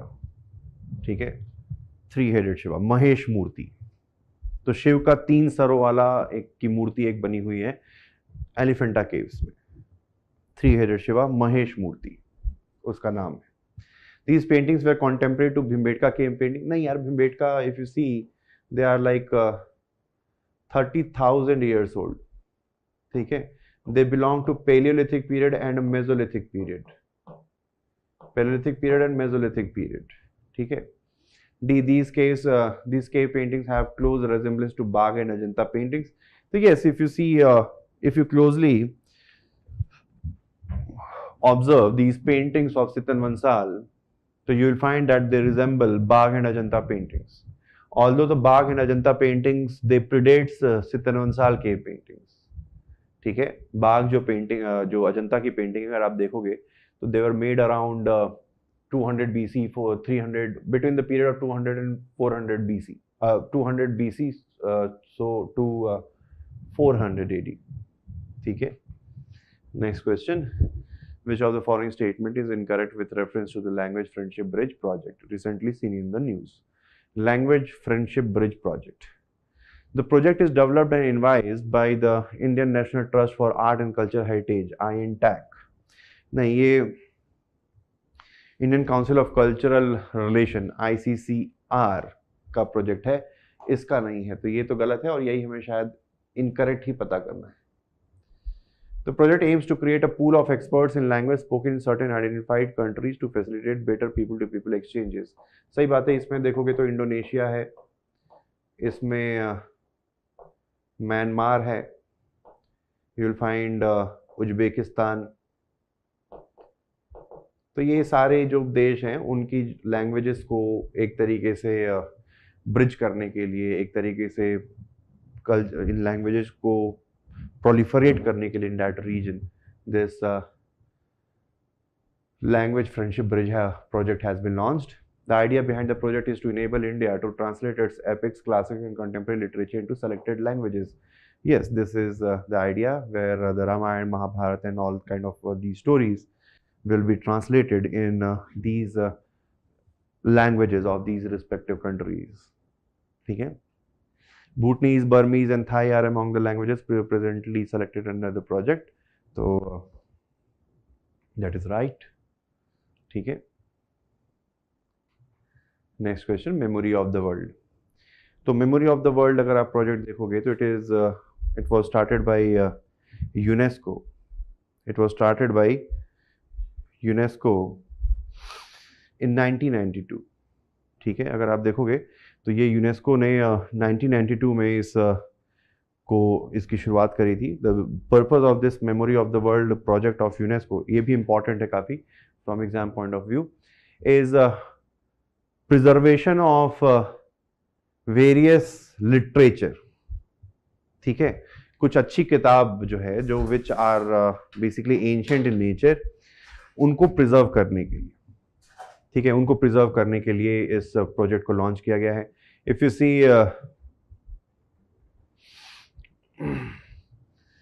The idea behind this project is to protect these literature from getting eradicated because of some kind of natural disaster or maybe some kind of anything, कि कहीं ऐसा ना हो कि बहुत ऐसा कोई कैलामिटी है जिसकी वजह से किताबें हमेशा हमेशा के लिए खो जाए. तो इस चीज़ को प्रोटेक्ट करने के लिए यूनेस्को ने ये memory of the world project की शुरुआत करी है. अगर आप देखोगे तो हिंदुस्तान के कंटेक्स्ट में देखोगे तो हिंदुस्तान का जो ऋग्वेद है, ठीक है, फिर मैत्रेय व्याकरण है, ऋग्वेद है, फिर शांतिनाथ चरित्र, ऐसे कुछ किताबें हैं. स्पेशली अगर आप ऋग्वेद की बात करते हैं तो ऐसी कुछ किताबों को प्रिजर्व करने की बात मेमोरी ऑफ द वर्ल्ड वाला जो प्रोजेक्ट है यूनेस्को का, उसने शुरू किया है. मेमोरी ऑफ द वर्ल्ड, ये याद रखेंगे कि इंपॉर्टेंट है. चलिए हिस्ट्री पे आते हैं. Lala Lajpat Rai, question number 33. Lala Lajpat Rai is popularly known as Punjab Kesari, was an Indian independence activist, author, politician, freedom struggler who played a pivotal role in the Indian independence movement. In this reference, consider the following statement about Lala Lajpat Rai. तो लाला लाजपत राय के बारे में देखें. लाला लाजपत राय, पहली बात तो ये है, लाला लाजपत राय was the first president of All India Trade Union Congress. Then second important thing, he was a member of Arya Samaj and he was deeply inspired from the philosophy of Swami Dayanand Saraswati. Third, he was also the member of British Labour Party. Fourth, he wrote some important books like England's Debt to India, Unhappy India,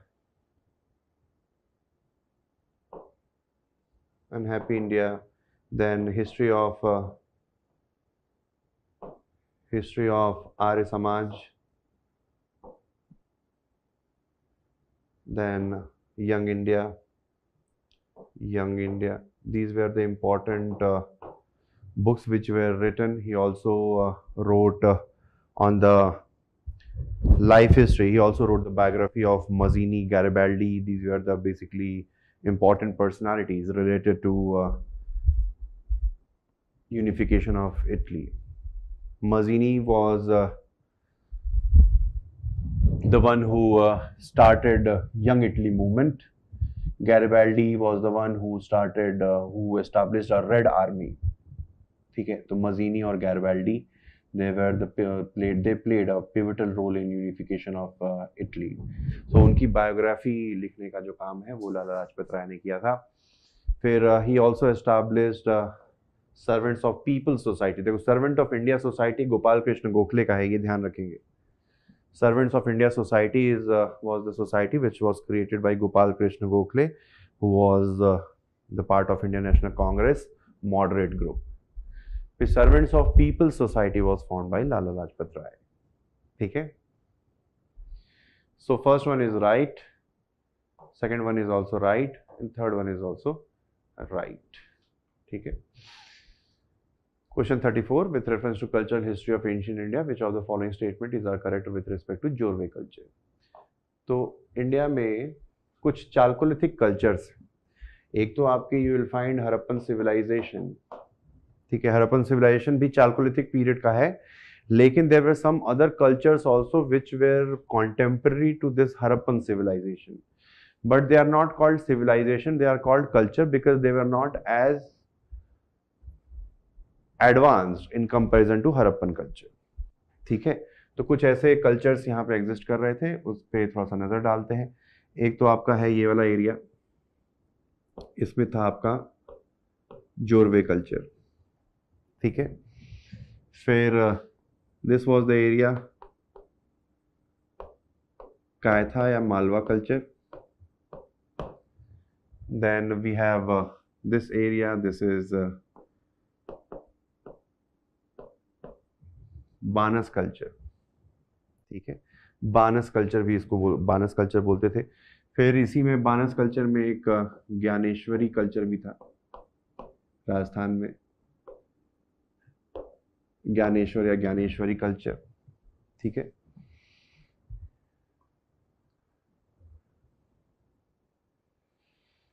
बानस culture.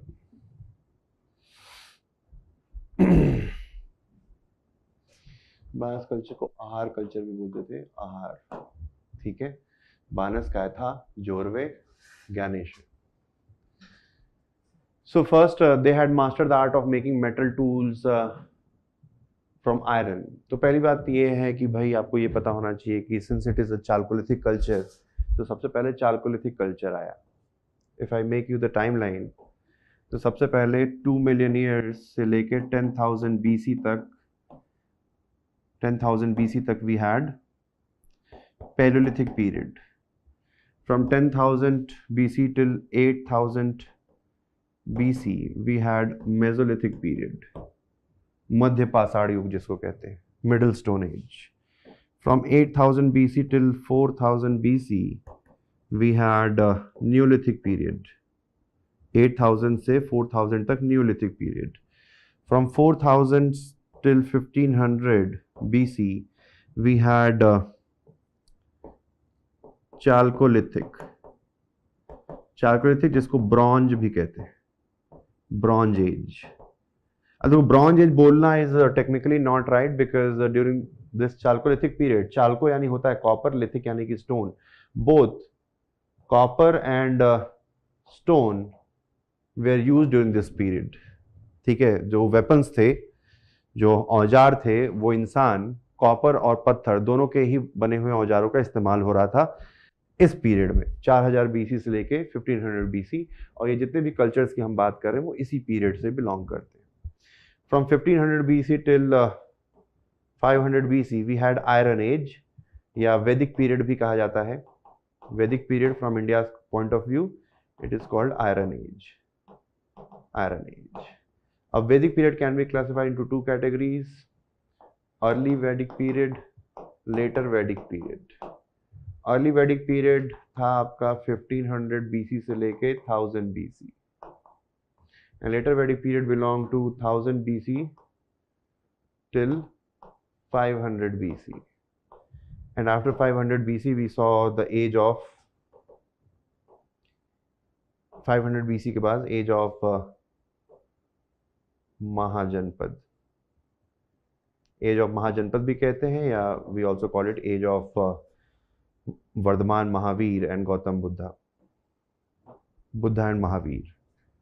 ठीक है, so iron तो होगा नहीं because iron was yet to be discovered in these Chalcolithic cultures, Jorwe culture या कैथा हो, चाहे बानस या आहार कल्चर हो या ज्ञानेश्वर हो। It flourish along the banks of river Tapi. तो yes, Jorwe culture flourish along 3 rivers, Tapi, Tapi थोड़ा सा मैंने मैप गलत बनाया, तापी वैसे बहती इधर है सूरत से होते हुए, तो तापी इधर है, थोड़ा सा ये ऊपर होना चाहिए, मैंने गलत कर दिया, कैथा और ऊपर होगा, Tapi, Bhima and Godavari. These are the three prominent rivers which flowed through Jorwe culture. ठीक है, तो अगर आप जोरवे कल्चर में देखोगे तो दाइमाबाद, इनाम गांव, these are the prominent centers of Jorwe culture. Burning the dead was one of the unique feature of this culture. नहीं, यहाँ के लोग जलाते नहीं थे, दफनाते थे. Burial was practiced. ठीक है, burial was practiced and एक बहुत ही फेमस है striking feature was double urn burial, URN. उसमें क्या होता है, अगर कोई छोटा बच्चा अगर मर जाता था तो सपोज दिस इज एक सुराही ली, मटका, उसमें उस डेड बॉडी को दो सुराहियां ली and the mouth was closed, from mouth to mouth it was sealed and dead body was kept into this urn, double urn burial इसको बोलते थे. ये आपको जोरवे कल्चर में मिलेगा और जोरवे के स्पेशली इनाम गांव करके एक साइट है. इनाम गांव कहाँ लिखूं, इनाम गांव, इस साइट पे आपको डबल यून बरियल मिलेगा. एडल्ट को बरी करते थे, एडल्ट को दफनाया जाता था, लेकिन एडल्ट को दफनाने से पहले उसके एंकल के नीचे का जो पैर है, जो पंजा है बेसिकली पैर का, एंकल के नीचे का वो हिस्सा काट दिया जाता था. That was the practice. ठीक है, next question, which of the following phrase defines the nature of jajmani system. अभी जजमानी सिस्टम है क्या? तो jajmani system, if you see jajmani system, तो jajmani system was a kind of caste related या caste which were linked with the occupation. ठीक है, जैसे मान लो कि एक फैमिली है, लेट्स अंडरस्टैंड फैमिली. अब उस फैमिली में मान लो कि कुछ लोग हैं, ठीक है, हस्बैंड वाइफ हैं और कुछ बच्चे हैं. ठीक है, ये मान लो कि this is somewhat upper cast.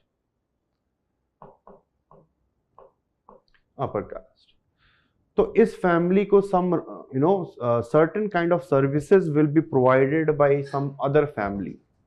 ठीक है, जैसे मान लो कि नाई का काम है, यानी कि बार्बर का काम है, या कोई रिचुअल्स कराने का काम है, धर्म वर्म का, या लास्ट राइट्स कराने का काम है,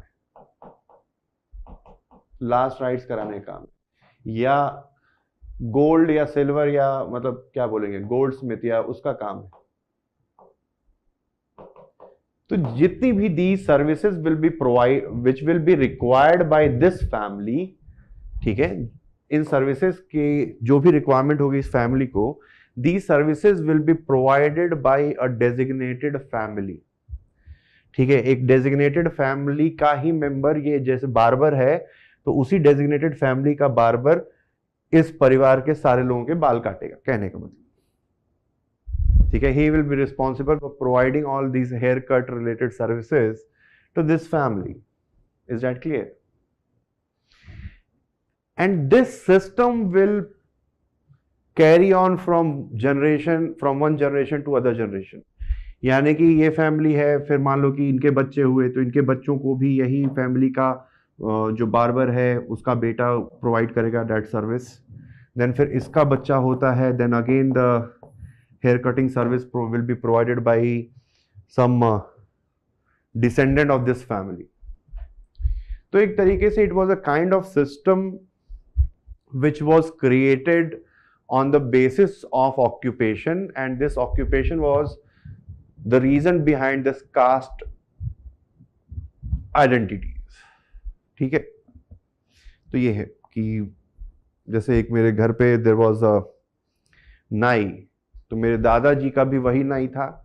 आज भी मैं गांव में जाता हूं तो उसके that grand son of his forefather, जो भी उनके दादाजी थे, उनका जो पोता है वो आज भी हमारी फैमिली में लोगों के बाल काटता है. वैसे ही ऑल दीज लास्ट राइट या कुछ भी इधर घर में कुछ पूजा करानी है तो that same family, a member of same family will provide all kind of religious services to our family. ठीक है, तो ये सारी चीजें थी. दिस वाज कॉल्ड जजमानी सिस्टम, जिसमें जिसको सर्विस प्रोवाइड की जा रही है इस फैमिली को बोलेंगे जजमान, और जो सर्विस प्रोवाइड कर रहा है they will be called kamin. ठीक है, कामिल या kamin. So this was the jajmani system. Next question, which of the following statement is are correct with respect to indigo revolt. Indigo revolt, indigo के बारे में आपको पता है. What was the problem with this indigo. Indigo के साथ कुछ problem थी. पहली तो चीज ये है कि it was commercial crop, so it compromise food security. लोगों के पास खाना नहीं है. जो जिस जमीन पे rice could have been grown, that land was used for cultivating this indigo. It was a commercial crop. Food security compromise हो रही थी. It was also not very profitable. It was not very profitable. Fourth thing, it was basically very fertilizer, yeah, very it was nutrition guzzling crop. अगर आप एक जगह पे Indigo उगा रहे हो तो कुछ सालों में that land will become barren, less fertile. It will lose its fertility. So it was fertility decline if you are growing. So these were some problems which are related to growing indigo, and also because of development of some synthetic dye by Germany. ठीक है, Indigo की जो demand है that was also declining. ठीक है, the demand of indigo was also declining. तो ये problem थी. अब उसके खिलाफ जो है जितने भी किसान थे, ठीक है, जितने भी किसान थे उन लोगों ने आंदोलन छेड़ दिया. ठीक है, आंदोलन छेड़ दिया. That is called Indigo revolt. अब देखते हैं, it was marked by complete absence of violence. नहीं, इसमें वायलेंस भी थी कहीं कहीं पर. ऐसा नहीं है कि it was completely non violent movement. A play called Neel Darpan was written by दीन बंधु मित्रा. ठीक है, नील दर्पण was written by दीन बंधु मित्रा. It was inspired from this indigo revolt. नील दर्पण, दर्पण यानी कि मिरर, नील यानी कि ब्लू, ब्लू मिरर, नील दर्पण, दीन बंधु मित्रा. It was led by Ishan चंद्र रॉय. नहीं, ईशन चंद्र रॉय ने पावना मूवमेंट को लीड किया था. This indigo revolt was led by Digambar Biswas and Bisnu Biswas. Digambar and Bisnu, they were the two Bengali activists who led this indigo revolt. ठीक है, नील क्रांति. तो 2 is the right one, third one is wrong, and first one is also wrong. Next question. भक्ति poet लाल dead. ठीक है, तो लाल dead के बारे में देख लेते हैं. She was also called Laleshwari. She was inspired from a Sufi saint named Hamdani. पूरा नाम क्या था उनका? नूर मोहम्मद हमदानी, आई थिंक.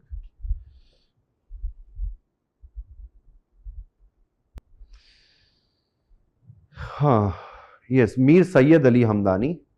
ठीक है, Mir Syed Ali Hamdani was a Sufi saint and he was the contemporary of Laleshwari. ठीक है, Syed Hamdani. Third one, she belonged to 14th century. She was the worshipper of Lord Shiva. Her poetry is compiled and called वक्फ. ठीक है, poetry को वक्फ के नाम से बुलाया जाता है.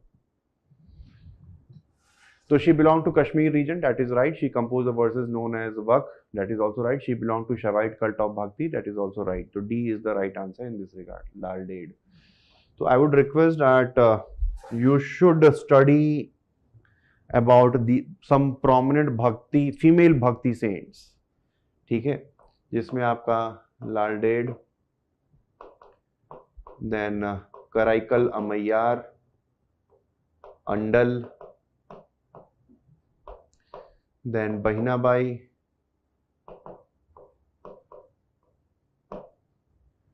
देन बहिनाबाई के अलावा कौन है, बहिनाबाई, देन जानाबाई, ठीक है।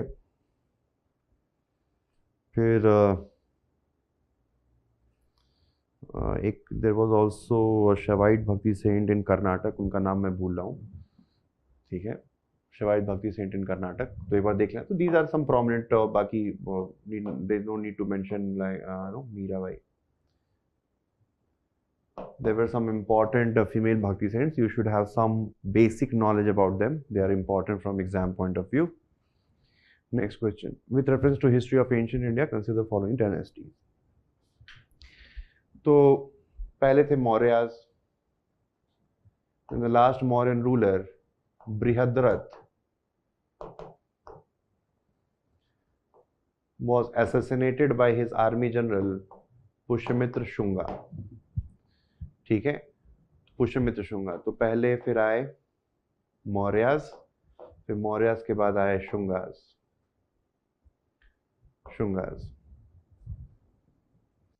फिर last Shunga ruler was assassinated by Vasudev Kanva. ठीक है, last Shunga ruler was assassinated by Vasudev Kanva. तो सबसे पहले आए मौर्यास, फिर शुंगास, फिर कन्वास. तो 1, then 2, फिर वकाटकास आए आपके this region. Vakatakas they ruled in this region. Vakatkas around, it was, Vakatka dynasty was established by Vindhya Shakti. The founder of Vakatka dynasty, his name was Vindhya Shakti. ठीक है, he established Vakatka dynasty around 250 AD. 250 AD. तो मौर्यास थे, मौर्यास के बाद शुंगास आए. शुंगास they ruled from almost 180 BC till 72 BC. Then we had Kanwa, then Vakatkas 250 AD.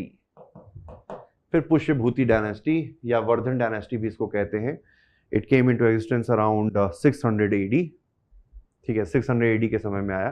तो 1, 2 and 3 and 4, these are the right answer. This is the right sequence, 1, 2, 3 and 4. Pushyabhuti dynasty, also called Vardhan dynasty.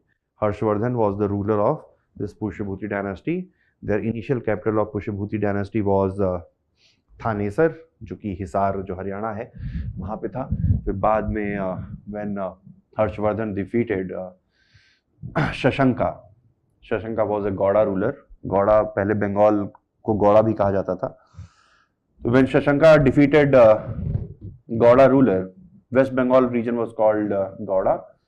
So Shashanka was the one who had killed the elder brother of Harshvardhan. Unka naam tha Rajyavardhan. He also killed the brother-in-law of Harshvardhan. His name was Grahavarman. And he had captured the sister of Harshvardhan, whose name was Rajeshwari.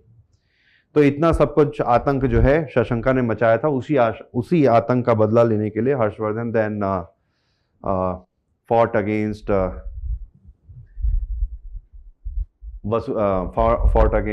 Shashanka and defeated him, and he was able to set his sister. Harsha was able to set his sister free after defeating Shashanka. Next question. With reference to Government of India Act 1858, consider the following statement. The Act transferred the administration of India from East India Company to the British Crown. सही बात है. अभी तक British crown था.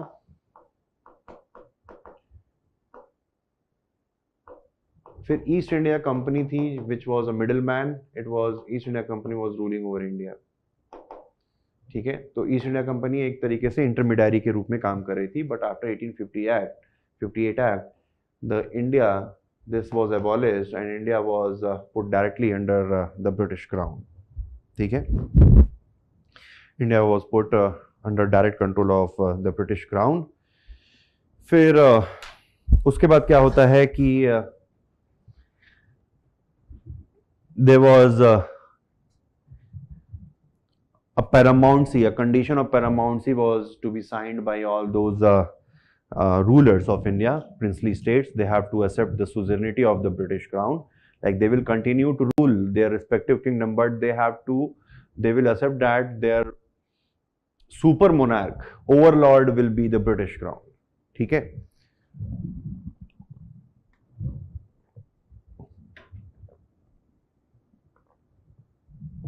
First thing. Second thing, in this act, Britishers established that this policy of expansion and annexation will no longer be followed by the Britishers. All the princely states are free to live, free to rule in their respective domain without any interference from the Britishers.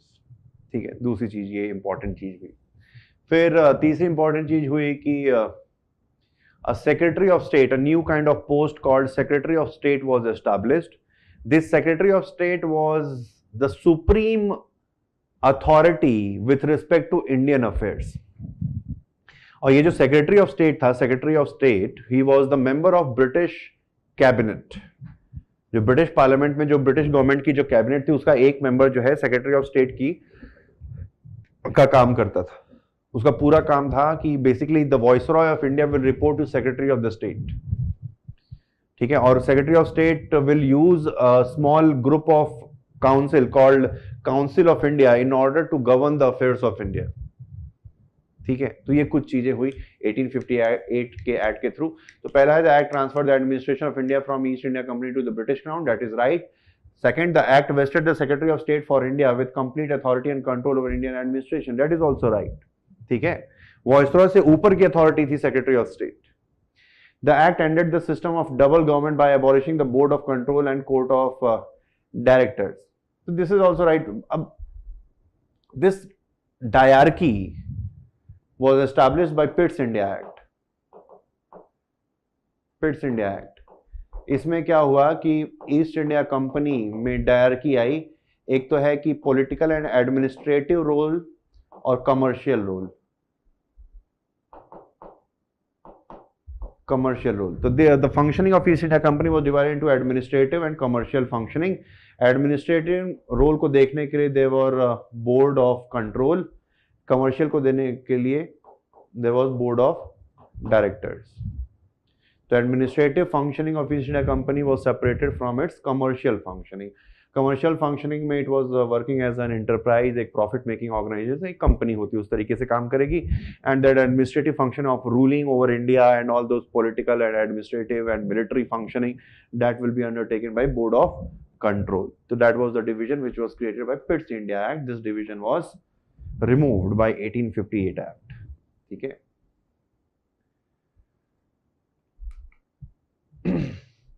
Heraka reformist and political movement during British India. Which of the following statement is incorrect? Heraka movement के बारे में देखते हैं. Heraka movement was started by Heppo Jaronang. ठीक है, फिर बाद में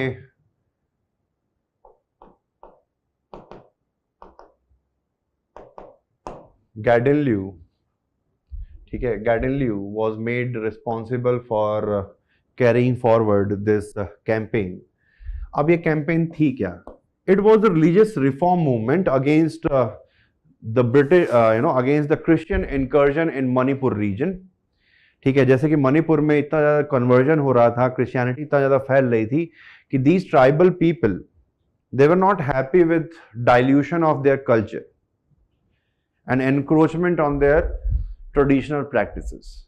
तो उसी वजह से हेराका मूवमेंट शुरू हुई. हेराका का मतलब है, देखो, हेरा का मतलब होता है स्मॉल गॉड्स, और का मतलब होता है टू गिव अप. तो ये मूवमेंट ये थी कि छोटे छोटे अलग अलग भगवानों की जो हम पूजा कर रहे हैं, that this practice should be done away with, and instead of that a single supreme god called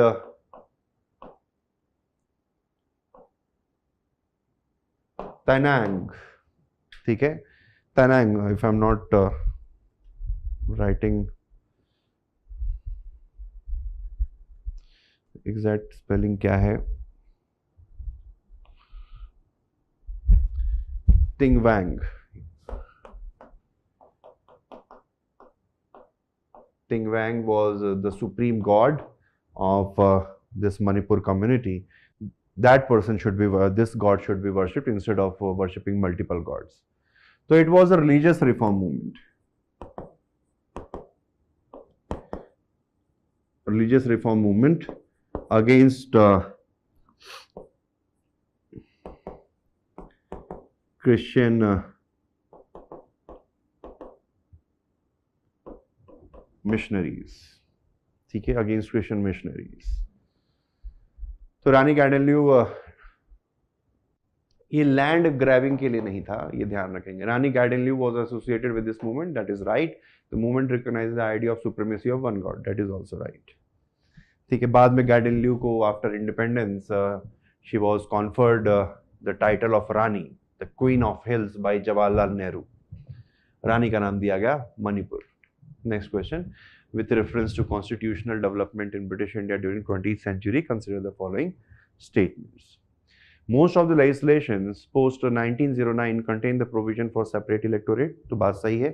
1909 में for the first time separate electorate was introduced for the Muslim. फिर आगे अगर आप देखोगे 1919 में यही separate electorate was extended for Anglo-Indian, Sikh and other communities. ठीक है, इनके लिए. फिर आगे चल के औरतों के लिए भी, डिप्रेस्ड क्लास के लिए भी इंट्रोड्यूस किया गया. तो majorly after 1909 the provision of separate electorate it continued and expanded further. Second, the Morley Minto reforms of 1909 introduce the election for the first time. नहीं, इलेक्शन फॉर, अच्छा हाँ, election for the first time it was introduce but indirect election. To Viceroy Legislative Council. फिर यही election जो है 1919 वाला जो act था, इट बिकेम डायरेक्ट इलेक्शन. ठीक है, direct election where people will, indirect का मतलब है basically elected members will elect the members of legislative council. Direct election का मतलब है people directly will elect the member of legislative council. It should be noted that it was not on the basis of universal adult franchise, but some conditions were put कि कौन कौन से लोग vote दे सकते हैं, जिसके पास पर्टिकुलर लेवल की इनकम है, एजुकेशनल क्वालिफिकेशन है, they have some kind of property. कुछ ऐसी कंडीशंस थी, only those people could vote in these elections. ठीक है, it was not a universal adult franchise which is practised in current context. Then Montague-Chelmsford reform of 1919 introduced the bicameralism for the first time. तो देख लेते हैं. So 1919 में हुआ क्या, provincial level और सेंट्रल लेवल. तो प्रोविंशियल लेवल पे आई आपकी डायरकी. फिर 1935 में diarchy at provincial level was abolished. हाँ, 1919 में diarchy was introduced at provincial level and bicameralism was introduced at union level. In 1935, diarchy at provincial level was removed and bicameralism was introduced here. ठीक है, diarchy at provincial level was removed and bicameralism at provincial level was introduced. फिर अभी क्या हो गया, bicameralism यहाँ पे भी रहा, bicameralism यानी कि अपर हाउस लोअर हाउस, और फिर diarchy was introduced at central level 1935. तो ये चेंज हुआ.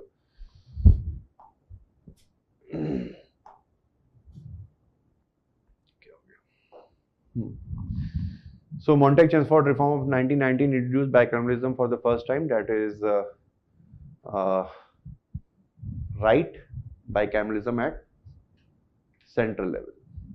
Indian Independence Act 1947 introduced responsible government for the first time. नहीं, responsible government for the first time was introduced by Government of India Act 1919. ठीक है, Government of India Act 1919 में responsible government introduce की गई थी. Responsible government का मतलब है there will be elected ministers who will be elected by the people, and various government officers will be responsible to these elected ministers, and these elected ministers will be responsible to the people. ठीक है. With reference to history of, next question, with reference to the history of medieval India, the term Ayavole, Manigramam and Anjuvanam were associated with. तो इसका जो right जवाब है वो है merchant guild. अब ये गिल्ड क्या होती थी? Guilds, they were also called श्रेणीज. ठीक है. अब ये गिल्ड क्या काम करती थी, तो समझो बात को. लेट्स ट्राई टू अंडरस्टैंड कि what was the function and objective of creation of these guilds. So these guilds were basically, just hear me out, these guilds were voluntary association of merchants. ठीक है, voluntary association थी. Second thing, that these guilds were basically made of some merchant belonging to a certain specific category of functioning. Like you will find merchant guild for those merchants, those who are only dealing with the grains. ठीक है, सिर्फ अनाज के जो व्यापार करने वाले व्यापारी, उनका अलग गिल्ड है.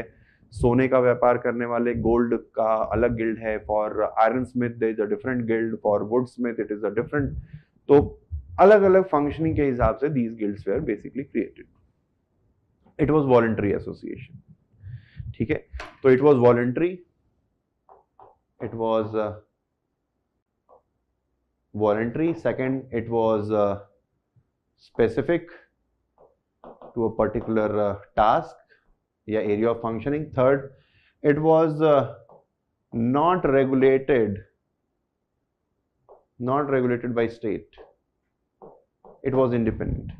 अब देखो ये गिल्ड क्या एक तरीके से एसोसिएशन थी, क्योंकि imagine these guilds, what they used to do, they used to decide code of conduct of its members. Second, standard and quality control of goods and services. Third, they also provided banking facility.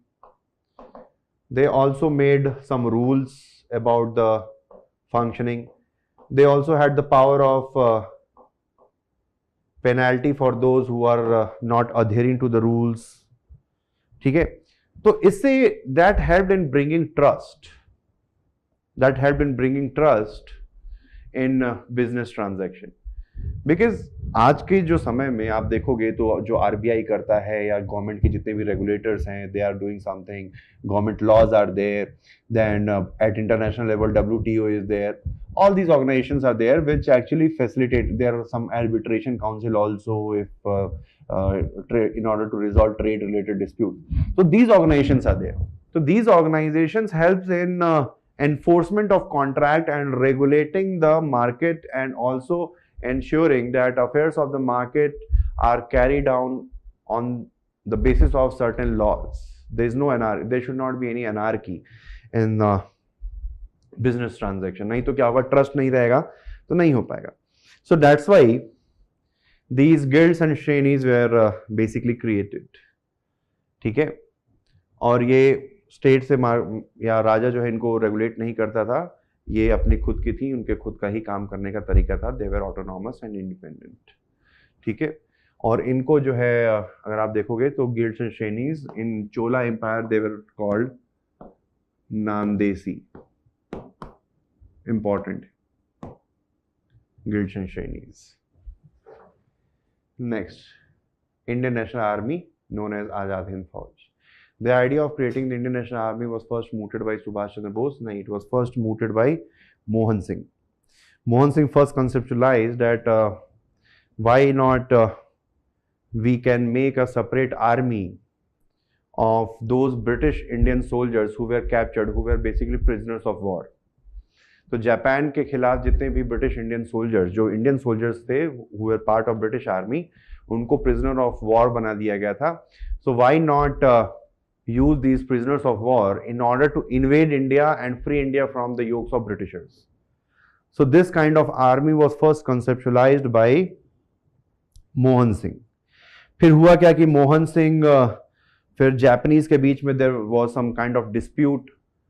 Mohan Singh चाहते थे कि Indian national Army should have independent command, but Japanese wanted that Indian National Army will function under the Japanese control, Japanese authorities. So this idea was not liked by Mohan Singh, and that's why he fell from the favor of the Japanese, and he was taken as a prisoner. He was imprisoned, Mohan Singh. उसके बाद बात आई कि भाई some kind of charismatic leadership was needed. फिर रास बिहारी बोस पे भी बात हुई, बट रास Bihari Bose was not as popular among the soldiers. So more charismatic leader was needed, and that charismatic personality was possessed by Subhash Chandra Bose. और फिर इंडियन नेशनल आर्मी की जो कमान है वो सुभाष चंद्र बोस के हाथ में सौंप दी जाती है बाय द जापानीज. ठीक है. फिर वहां से जय हिंद का नारा जो है वो शुरू होता है. फिर all kind of things happen. The idea of creating तो ये हो गया. Shahnawaz commanded the INA battalion in the Imphal campaign of INA. तो yes, Shahnawaz. INA had an all-women regiment headed by रानी लक्ष्मीबाई राजवाड़े. तो देखो all-women regiment था जिसका नाम था रानी झांसी की रानी regiment.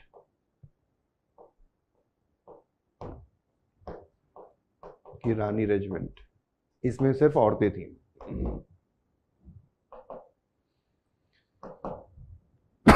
And it was headed by Rani Lakshmi Sehgal.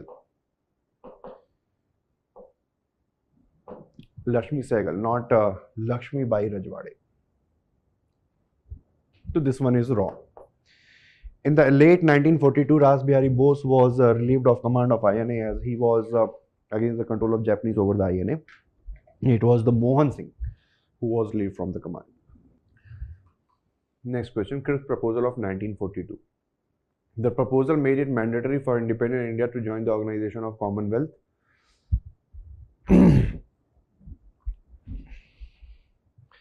The proposal made it mandatory for independent India to join the Organization of Commonwealth. अब Cripps proposal क्या था? जैसा कि आपको पता है कि Cripps, Stafford Cripps was the chairman of this Cripps proposal. It was sent in 1942 to India. And the reason behind sending this Cripps mission to India that America and other countries, France and America, they put pressure on the Britishers, okay, that they should try to win the support of Indian politicians, yeah, support of India in their favor in this World War II. तो Indians को appease करने के लिए this Cripps proposal was sent. It was headed by Stafford Cripps. This proposal made it mandatory. अब देख लेते हैं Cripps. Made it mandatory for India, independent India, to join the Organization of Commonwealth. नहीं, it was voluntary. If India want to be part of Commonwealth, then it is okay. If it does not, then also it is okay.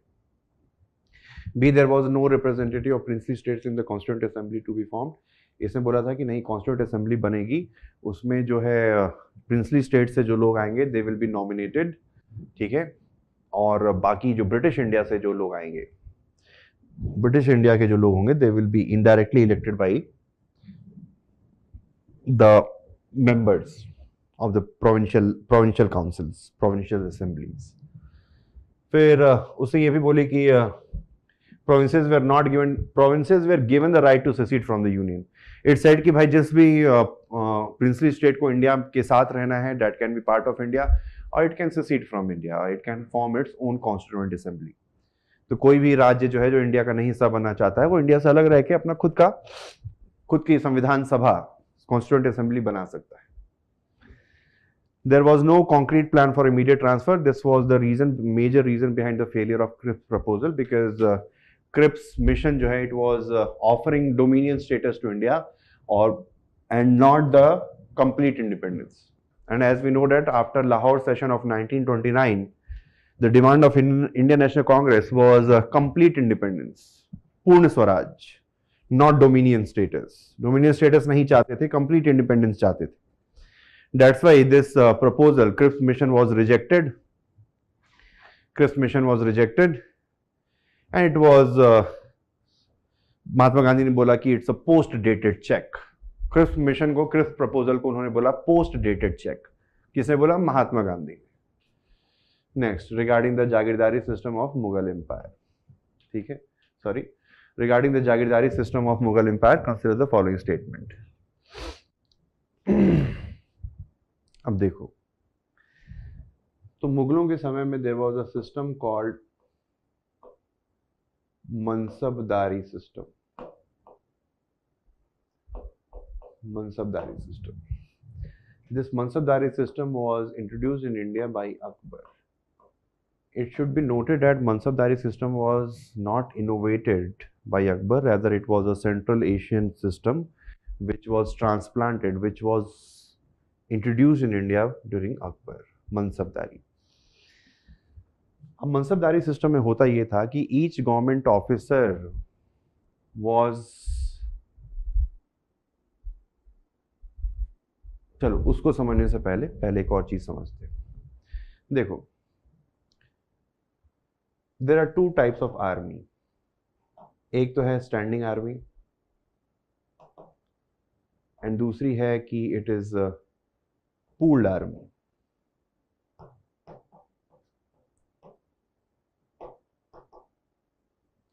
तो standing army is the one which is directly employed by the king. ठीक है, और उनकी जो salary वैलरी है वो राजा ही देता है, वो स्टैंडिंग आर्मी. जैसे कि अलाउद्दीन खिलजी की सेना जो थी, he maintain a standing army. Mauryans maintain standing army. Guptas also maintain standing army. ठीक है.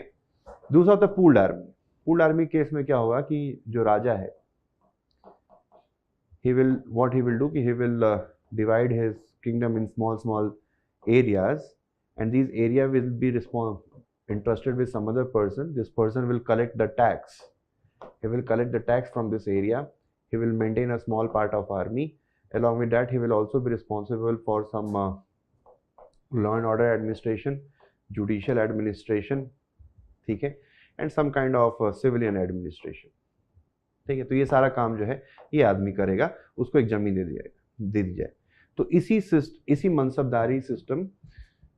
अब इसका फायदा ये होता है इस सिस्टम का कि जो आर्मी है, a small battalion of army will be maintained by this person. So king will not directly be responsible for maintaining army. अब देखो, स्टैंडिंग आर्मी रखने में कई सारी दिक्कतें होती हैं. पहली बात तो ये है कि अगर मान लो if there is no war for 10 years, then king still have to pay the salary of the soldiers. So it will be it will be a big drain on the resources of the king, on the public resources. राजा के खजाने पे बहुत बोझ पड़ेगा. फिर दूसरी चीज ये है कि if there is a standing army, there will always be a chance of military coup. हो सकता है उसका जो सेनापति होगा इतनी बड़ी आर्मी का, वो राजा को हटा के वहाँ पे खुद की डिक्टेटरशिप, मिलिट्री डिक्टेटरशिप एस्टैब्लिश कर दे. तो these were the chances. And in order to avoid these scenarios, instead of having a centralized army system or standing army system, king chose for this pooled army system. ठीक है. अब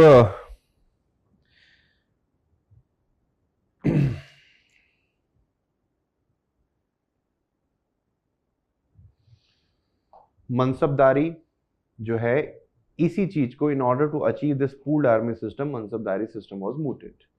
In this Mansabdari system, each government officer was made responsible to maintain a small troop of army. ठीक है. तो होता क्या था कि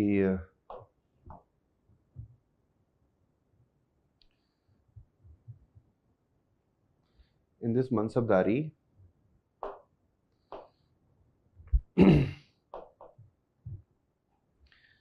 each government officer had a particular rank. उसकी रैंक है मान लो, और रैंक डिसाइड करती, जात will decide the number of सवार या number of cavalry a particular government officer is suppose to maintain. यानी कहने का मतलब किसी भी सिविलियन ऑफिसर के साथ साथ देखो उसके एक एक्स ऑफिशियो रिस्पॉन्सिबिलिटी होती थी. सपोज यू आर जैसे बीरबल ही है, तो Birbal Although Birbal was a court member, Nauratan of Akbar, but along with that he was also awarded with a mansab. Mansab award करने का मतलब he was awarded with some kind of responsibility. He was entrusted with some kind of responsibility of maintaining a particular number of soldiers या सवार. ठीक है, तो ये है, इसको बोलते हैं मनसबदारी. अब मनसबदारी में देखोगे एक है कि नकदी.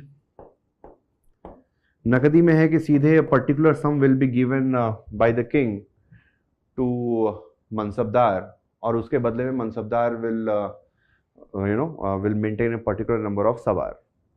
फिर एक दूसरा होता है जागीरदारी. In this jagirdari, basically instead of providing money, cash, a land will be assigned, a jagir will be assigned. तो जागीरदारी was part of मनसबदारी system only. अब अलग अलग जागीरदारी थी, जैसे कि एक थी तनख्वाह जागीर. ठीक है, जिसमें तनख्वाह जागीर उसको बोलते थे किसी भी गवर्नमेंट ऑफिसर को इंस्टेड ऑफ पेइंग सैलरी, ठीक है, instead of paying cash salary, Jagir will be allotted, उसको बोलेंगे तनख्वाह जागीर. फिर दूसरा है वतन जागीर. वतन जागीर was that Jagir which was assigned to a person around his native place. ठीक है, मान लो कि कोई जौनपुर का है गवर्नमेंट ऑफिसर, तो उसको जौनपुर की जागीर दी जाएगी, तो यानी उसका जो नेटिव प्लेस है वहां की ही जागीर दी जाएगी. तो in that case it will be called watan jagirdar. Watan jagirdar was hereditary plus it was non transferable. ठीक है, अमूमन जो मनसब थी they were not hereditary and it was transferable, but watan jagirdar उनको कहते थे which were hereditary and non transferable. फिर तीसरी कैटेगरी आती थी जागीर अल तमगा. They were also hereditary plus non-transferable, but it was not necessary that the land will be assigned to the native place. तो ये फर्क था जागीर अल-तमगा में और वतन जागीरदारी. ठीक है, एक मशरूत जागीरदारी भी थी, मशरूत जागीर. तो मशरूत जागीर सपोज मान लो कि एक राजा है, ठीक है, उसने ये पार्ट ऑफ लैंड जो है किसी को दिया, और he was asked that you have to maintain 100 cavalry. But suppose there is war in a emergency situation, what this king will do, he will increase the size of this jagir. ठीक है, increase the size of jagir, और extra jagir will be allocated to this person, this jagirdar. And king will ask if instead of maintaining 100, now you have to maintain 150 horsemen because it is a war kind of situation. So during emergency kind of situation, that extra jagir which was assigned, that was called mashroot jagir. ठीक है, that was called mashroot jagir. तो ये, so 1 and 2 are, it was a modified form of Ikta system. Ikta system का ही एक रूप था. Although the major difference between Mansabdari and Ikta, that Iktadari was a kind of decentralized revenue collection system. Mansabdari system was basically a kind of decentralized army administration system. ठीक है. Second, under this system, nobles were assigned revenue of particular territory for their services. So that is right. Mashru Jagir we have already discussed. So this is how this Jagirdari system functioned, along with Mansabdari and Iktadari system. Thank you. This was all about the last test. So I wish you all the best. Do your part and leave rest to the Almighty, and everything will be fine. So thank you. Thanks for watching. Have a nice day. All the best. Hello everyone. This is going to be the discussion of environment and geography section. So let's start with the environment section first. The first question itself is about the Energy Conservation Amendment Act of 2022. Okay, so there are some statements given based on this Amendment Act. So in this Amendment Act, what was the important fact that we have added? We have added here the carbon credit credits trading mechanism, which is very much similar to the carbon trade, which is being facilitated under Kyoto, under Paris, that is under Rule 6 of Paris also. So what is the idea? The idea is if some industrial unit, for example, if they are reducing their greenhouse gases, okay, now based on this reduction, they will earn some units of carbon credit, okay. Now these carbon credit units can be sell out in the market, and the very same idea we are also now replicating. So this is the first statement is about that one. So the first statement says the term carbon credit has been for the first time defined. No, this is not defined.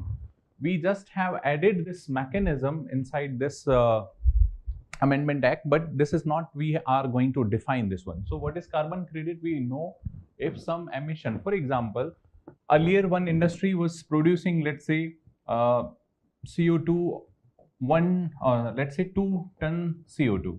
Now they have reduced, let's say, now they are producing 1.5 ton of CO2. So this 0.5 ton of CO2 reduction will be incentivized by the government. Now this will be traded under the carbon credit mechanism, which we are going to prepare. Okay, so this is not true. We have not defined. The second statement says it empowers the central government to prohibit the manufacture of import of certain equipments that does not conform to specified energy consumption norms. Yes, that is true. Now, for example, we have specified some of the criteria. These are the criteria you have to follow in order to have that better energy conservation practices. Now, some of the, let's say, industries are not following those norms. Now, in this case, central government is powerful even to shut down that industry per se. Okay, so this is true. The import of certain equipments which are not matching to this conservation norms, they will be prohibited. Okay, so this is true. It empowers the government to specify energy conservation norms for the vehicles and vessels. This is quite important. Now this conservation, that is energy conservation, is now extending into this Motor Vehicle Act. Also in this Motor Vehicle Act, we are now covering this, we are providing them the norms, what should be the norms that you have to follow, and in that one the vessels are also covered. Okay, so this is important. So this is also true. So 1 is wrong, 2 and 3 are correct. So the answer should be B. That is true. The next question is about Advance Informed Agreement, that is in Cartagena Protocol. So you should know, in case of 1992, that is in case of Rio Summit, so there was some outcomes we know. One is this Global Environment Facility, then CBD, CCD, that is on desertification, and UNFCCC, that is on climate change. So these were the legally binding outcomes. In this one, CBD, if we talk about Convention on Biodiversity, this came in 1992, whereas it was implemented in 1993. Now, under this CBD, what is the idea? The idea is to conserve the biodiversity. And in this mechanism of CBD, we have further some mechanisms. For example, we have Cartagena Protocol. So what is Cartagena Protocol in this one? In this Cartagena, for example, one country is sending some living modified organisms to the other country. Now, in this case, this living modified organisms can be harmful for the other country. So if they are not aware what sort of the outcomes can be there, or we can say hazardous outcomes could be there because of this living modified organisms, so they should be informed in advance. Okay, we are sending you this LMOs, but these LMOs can be dangerous, provided some of the conditions they could be introduced in your ecosystem, okay, in your country. So this is the case where Advance Information Agreement comes into the picture. So what is the idea in this one? For example, one country is sending LMO, that is country A is sending LMO to the B, then this is the right of B country to know about how this LMOs can be harmful or the beneficial for that country itself. If they are going to be harmful, then this all the information is to be provided to B country, and this concept is known as Advance Information Agreement. Now the second question is, for example, they have provided the information, that is Advance Information Agreement, to the B country. Now even after this information, certain results were not beneficial for B country, or we can say certain we have seen repercussion of the introduction of this LMOs in the B country. Now what sort of the things are going to be on the country A, because now the A country was responsible for this harmful impacts. Okay, so for that a legal mechanism was to be created, a framework was to be created. In that framework, country A could be held liable for this introduction of LMOs or lack of information provided in AIA. So the legal mechanism came into the picture after this one, that is known as Nagoya, and this Nagoya is also the part of CBD. So just understand, Cartagena is based on LMOs, and now to create a kind of legal framework to hold the country responsible, that was A in our case. So we have this Nagoya protocol in which a legal framework will be created under CBD. So this is important. So this is Cartagena. Now just read this statement. What is this AIA? So to provide countries with the information necessary to make decisions regarding the import of LMOs. So very first, the statement is correct from this all set of statements. Yes. So the answer should be A. Come to the next question, that is about the sources of mercury pollution. So the volcanic eruption, now you should know the volcano is essentially coming out from the Earth's surface. Okay, and this is coming from right from the mantle, we can say, to be very at the safer side, we can say this is the asthenosphere, and over this it is lithosphere. So we can say the asthenosphere is the source of magma in most of the cases, है ना? Now because mercury is present in the rocks, and this magma is nothing but a kind of molten rocks only, na? So the chances in case of volcanic eruption, you will see mercury will come out. So the first one is true. The second is this mercury is found in the rocks. In the same way, it is also found in the coal formation. So if the coal formations have the mercury constituents in it, it means the thermal power plants, if they are burning this coal, definitely mercury can also come out of this thermal power plants. Okay. The third, it is about forest fire. Now what happens is, for example, there is some mercury pollution. Now this pollution can rest over the plants. If the plants are there, let's say the forest patch is there. Now out of this pollutants, they can settle on the leaves of this entire forest. Now assume that now this forest has been burned. Now what happens is the resting mercury particles, those were resting on the leaves of these trees, now they will burn out and they will also release mercury. Yes, so this 3 is also correct. Okay, this is the possibility. Then manufacturing of cement, again it is related to some, we can say, rocks and all. Therefore we can say this is the case where you may see mercury is going to be released. Yes, that is true. Next is broken LED bulbs. Now this is not true. Why? Because LED is something which is different. In case of CFL, you have the mercury emissions, and now in case of LED, you will not see the mercury emission. This is the difference between LED and CFL. One will have the mercury emissions, the other is free of mercury. So 5, I am sure, cannot be the answer. So if you will see 5, just cut that 5, just cut that 5. We are left with this one, 1, 2, 3 and 4. That is your option, correct option. 1, volcanic eruption, coal-fired plant, forest fire and manufacturing of cement. Also, you should know, when we talk about this mercury emission, there is a very famous convention, that is Minamata Convention. So Minamata Convention was based on this Minamata Bay that is situated in Japan. So what happens is, in this one, the mercury pollution was actually creating nuisance in the Japan.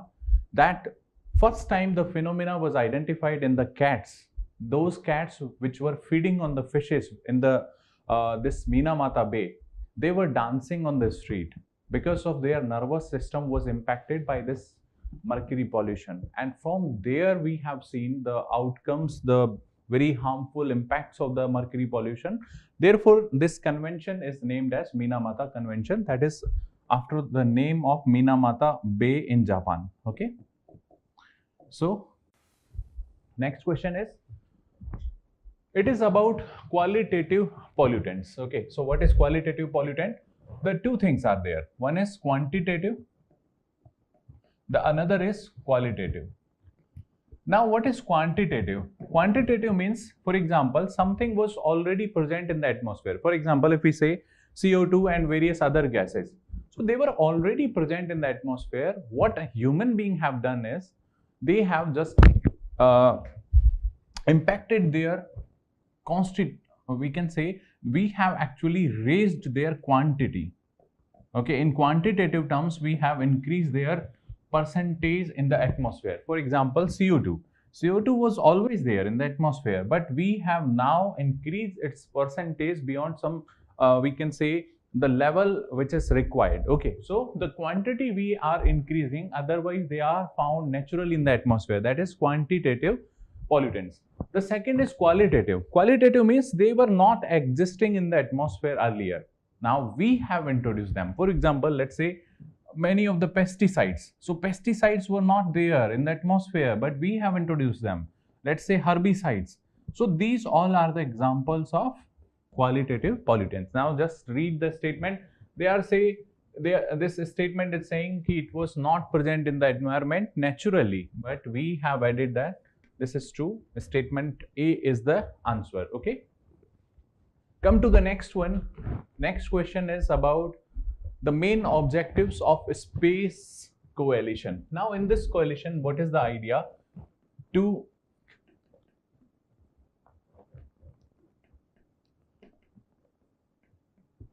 Now in this coalition, the spatial intelligence will be actually robbed in a single manner, and this information, that is spatial intelligence, will be provided to the governments, to private sector, to NGOs, to private, let's say the companies. So all these entities will be provided this spatial intelligence under this coalition, so that they can contribute in achieving nature and climatic goals.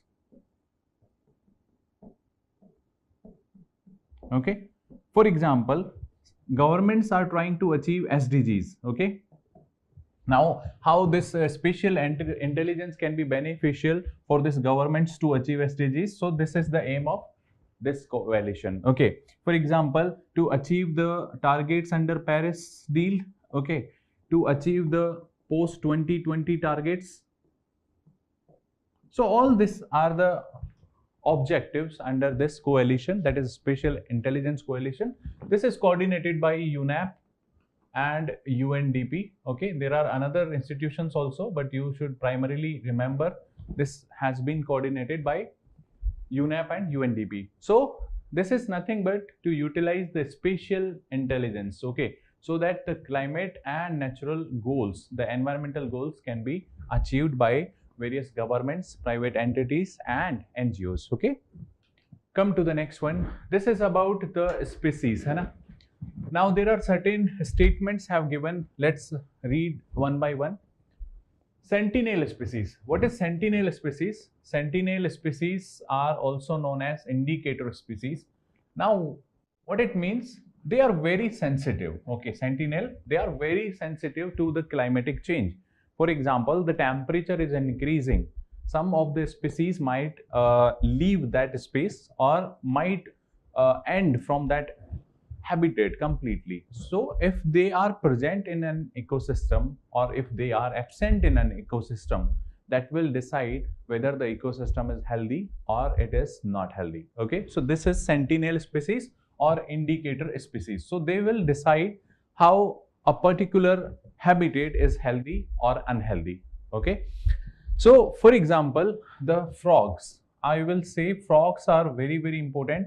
They will decide whether the aquatic ecosystems are healthy or not. If you see the frogs are decreasing in numbers, it means the sources of water are now polluted. Okay, their acts are not able to result into they are not resulting into the population of these frogs. So this is frog, or we can say this is the part of sentinel species or the indicator species. So they are the species that are restricted only a specific geographic region and do not naturally occur anywhere else in the world. No, it is actually, this statement is nothing but the endemic species it should be, that is found locally, and this does not appear in another areas. So sentinel species is not this one. So first statement is not true. What we are to identify here? Incorrect. Okay, so this is incorrect. So first one is not true.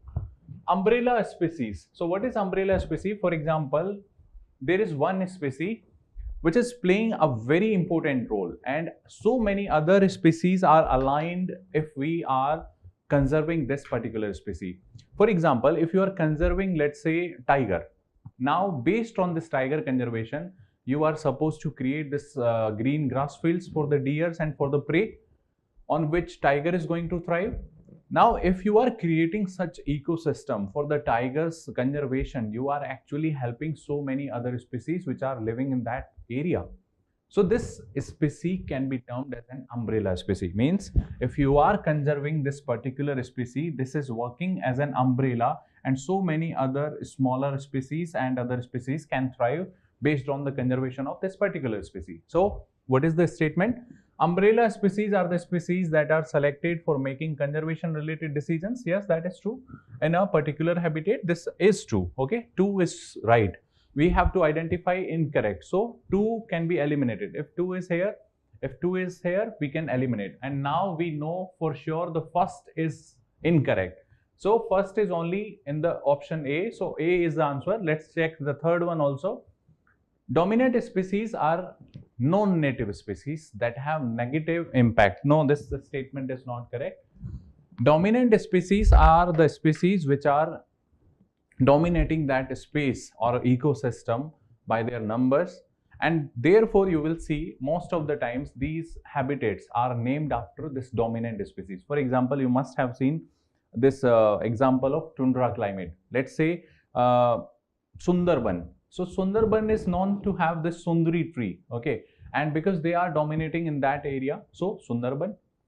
For example, the broadleaf evergreen forest. So this is named after the broadleaf plants, okay. So this is the dominant species which is here. This statement is not correct. So 1 and 3 are the 2 which are incorrect.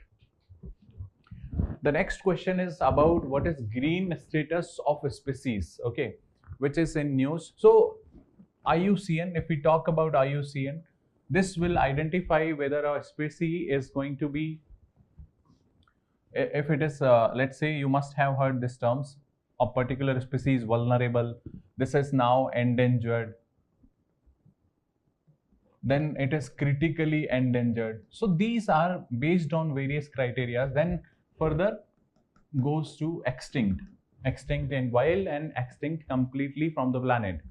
Now IUCN generally makes this type of arrangement where some of the species are identified based on their number, based on their decline in population in recent years, based on their habitat loss. Now in this case, what was the practice earlier? We were identifying the species based on how they are losing their numbers, how they are losing their habitat, and the efforts that we are putting in their conservation, we were not recognizing them under IUCN. Now, for example, some species which was earlier, let's take the example of tiger. So earlier the tigers were something, the species that was under threat, but India has successfully changed this scenario. Now we have enough number of tigers in our country.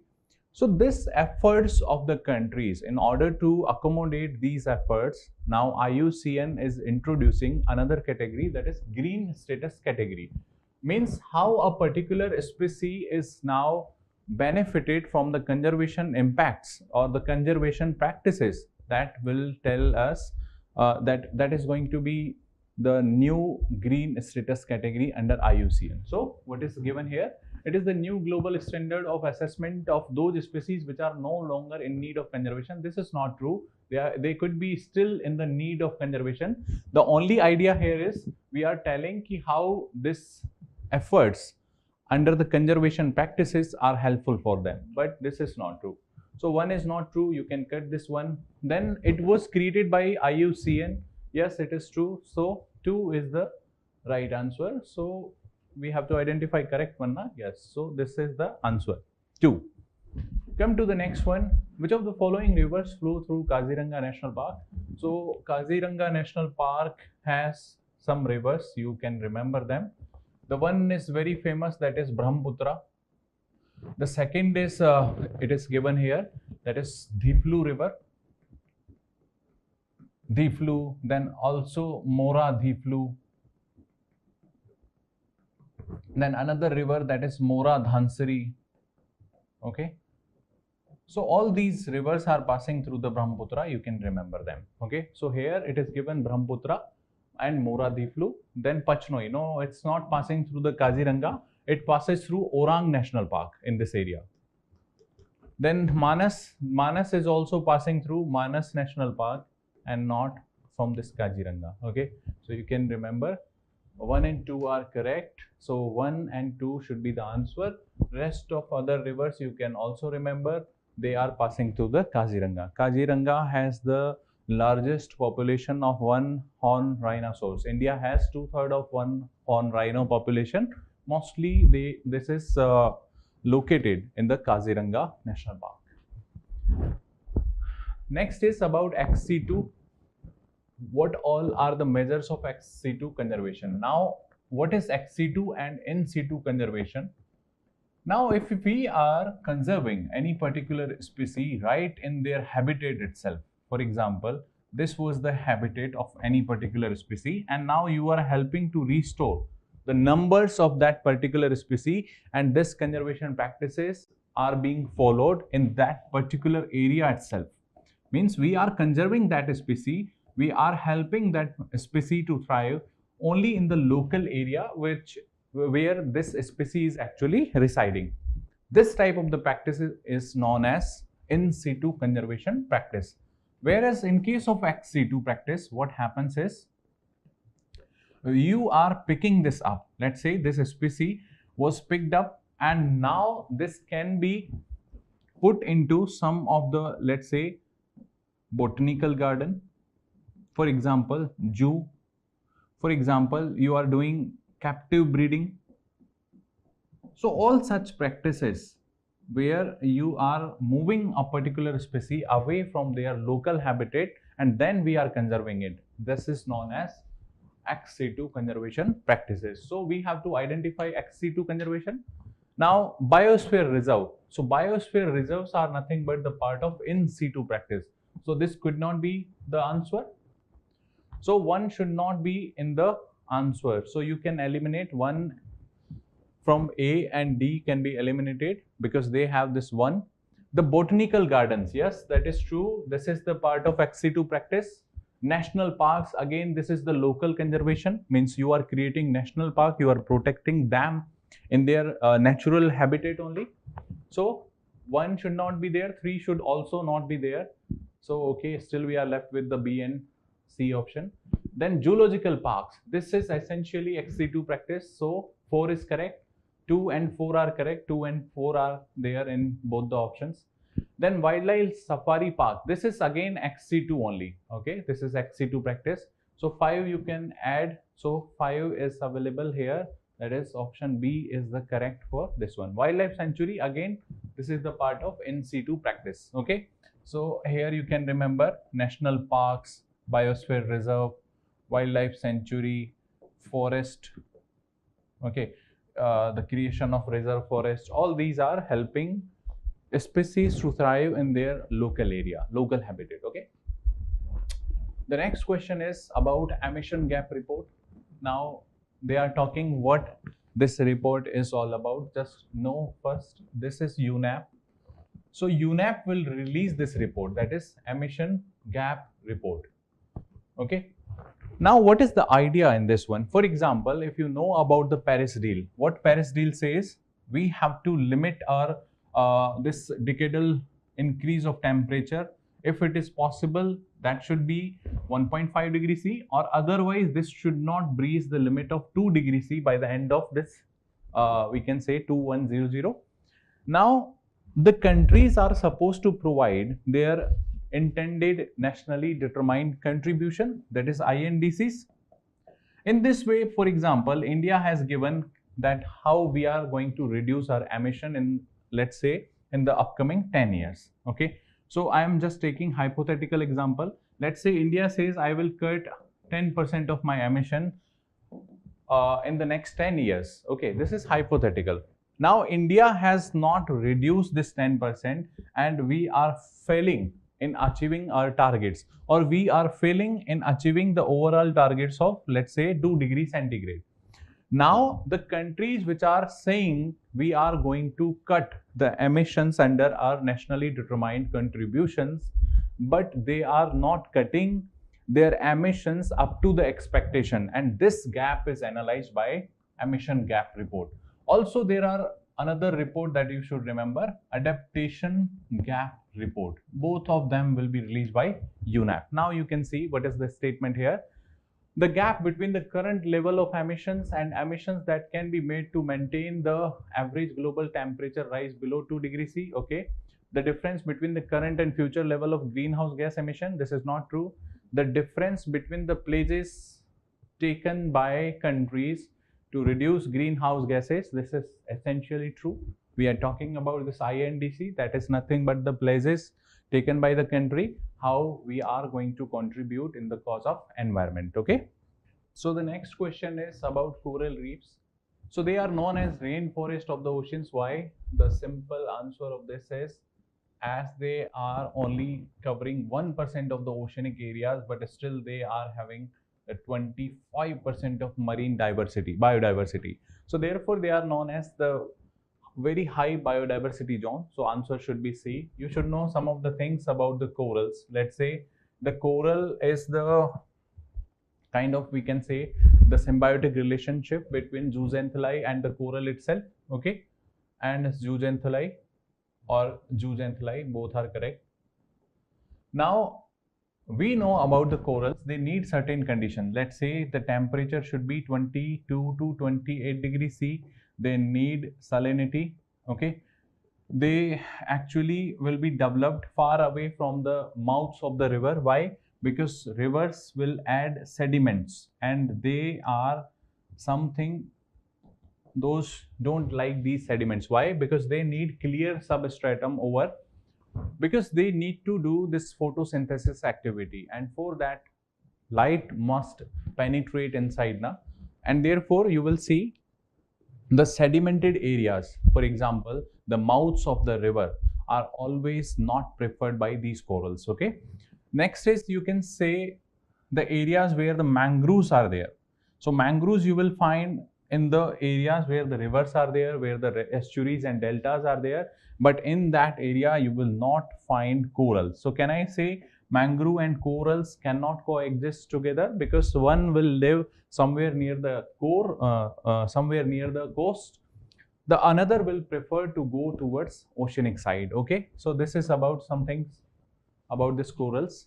Come to the next one, that is of which of the following initiative India is the member. Okay, so the first is given, that is CDRI.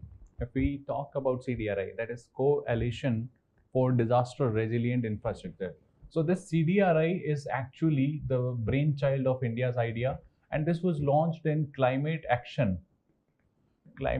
Summit of 2019. So yes, it is India's idea. So we are the member of the CDRI. Yes, we are. The second is, under this CDRI, when it was launched in 2019, under UN and various governments have participated in this one. In COP26, under this one only, the idea of IRIS was emerged. That is nothing but the infrastructure for the resilient island states. Okay, this was the initiative in which India was also again the important member. Then further in COP27, this was now accelerated accelerated infrastructure, that is resilient infrastructure for small island states, okay, SIS. So this ARIS, earlier in COP 26 it was IRIS, then further the ARIS was also launched in case of COP 27, and India is the member of the CDRI, okay. So the 1 is 2, we know about 1, you can eliminate this 2 and 3. The second statement is Mangrove Alliance for Climate Change, that is MAC. So in case of COP 27, what happened is this MAC was launched, that is MAC, that is Mangrove Alliance for the Climate. Now, in order to fight with the climatic conditions which are adversely changing, we have to conserve the forests, the mangrove systems across the world. And in this case, the best practices are to be shared if we want to conserve this mangrove. In this idea of MAC, we have discussed these things, how we can conserve the mangrove and how this best practices can be shared so that the conservation of mangrove across the countries could be possible. In this, India also has joined this initiative, and what is the idea of India in the future to align this MAC under RED Plus mechanism of UNFCCC. So in this RED Plus, what is the idea? The countries which are conserving their forests, they are financially getting some incentives, and in future MAC is also supposed to align with the RED Plus mechanism. Means in the MAC, the mangroves will be monetized in the future, okay. So this is the idea of India for the future. So we are the part of this MAC alliance. Again, this is International Treaty on Plant Genetic Resources, that is under UNFAO. Yes, we are the member of this treaty, okay. So 3 is also true. International Drought Resilience Alliance, that is IDRA, again this also came in COP 27, and India is not the member of this particular alliance. This was the brainchild of Spain and Senegal, okay. So India is not the member of this alliance. So 4 should not be in the answer. If it is 4 here, it should not be answer. 1, 2 and 3 are the correct options in this question 27. Next is about Global Environment Facility, and which of all the initiatives are going to get the financial support from this GEF. Now in 1992, this in case of our summit of Rio, this GEF was also one of the outcome under which World Bank is aligned. Means World Bank is also aligned with this GEF. Now this GEF was supposed to provide the funding help, the financial help under the initiative of this, let's say, what all were the outcomes here? CBD, that is Convention on Biodiversity, then Convention on Combating this desertification, then UNFCCC, okay. So all these outcomes were supposed to provide the funding support, the funding mechanism here it was created, that is GEF. Additionally, beyond this 3, it will also provide funding support to Stockholm Convention, okay, that talks about that let's say dirty dozen, that pesticide and the chemicals. Then also the Minamata, which recently we have seen, that is about mercury limitation, or the use of mercury, or we can say the release of mercury in the environment is to be controlled and prohibited. So this, all the mechanisms are going to get the financial assistance. So one is CBD, yes, this is the part. CCD is also going to get this funding. This is Stockholm, that is also under this GEF financial arm. Ramsar Convention is not going to get the funding help under this GEF. Please remember this one. Minamata will also get the support. So answer should be A, that is 4 is not included here. Next is about in the ascending order, we have to create a list here of the states where the mangroves are there. So from, we can say, least to maximum resources of mangrove you have to arrange. Now I know about 3 states, 1 to 3. The maximum which is found in the West Bengal, here the Sundarban mangrove patch is there.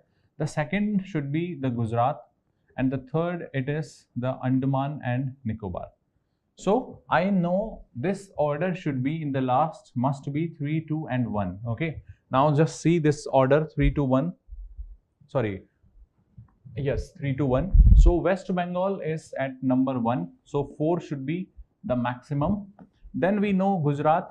The second option is Gujarat. Then we know the third, that is the Andaman. See this sequence in the last 3 to 4. So we have 3 to 4 sequence only in the option number D. By this way you can arrange the states in mangrove cover order. Okay. The next is why there was formation of froth in Yamuna river. That was essentially because of the industrial dumping and primarily by the households dumping.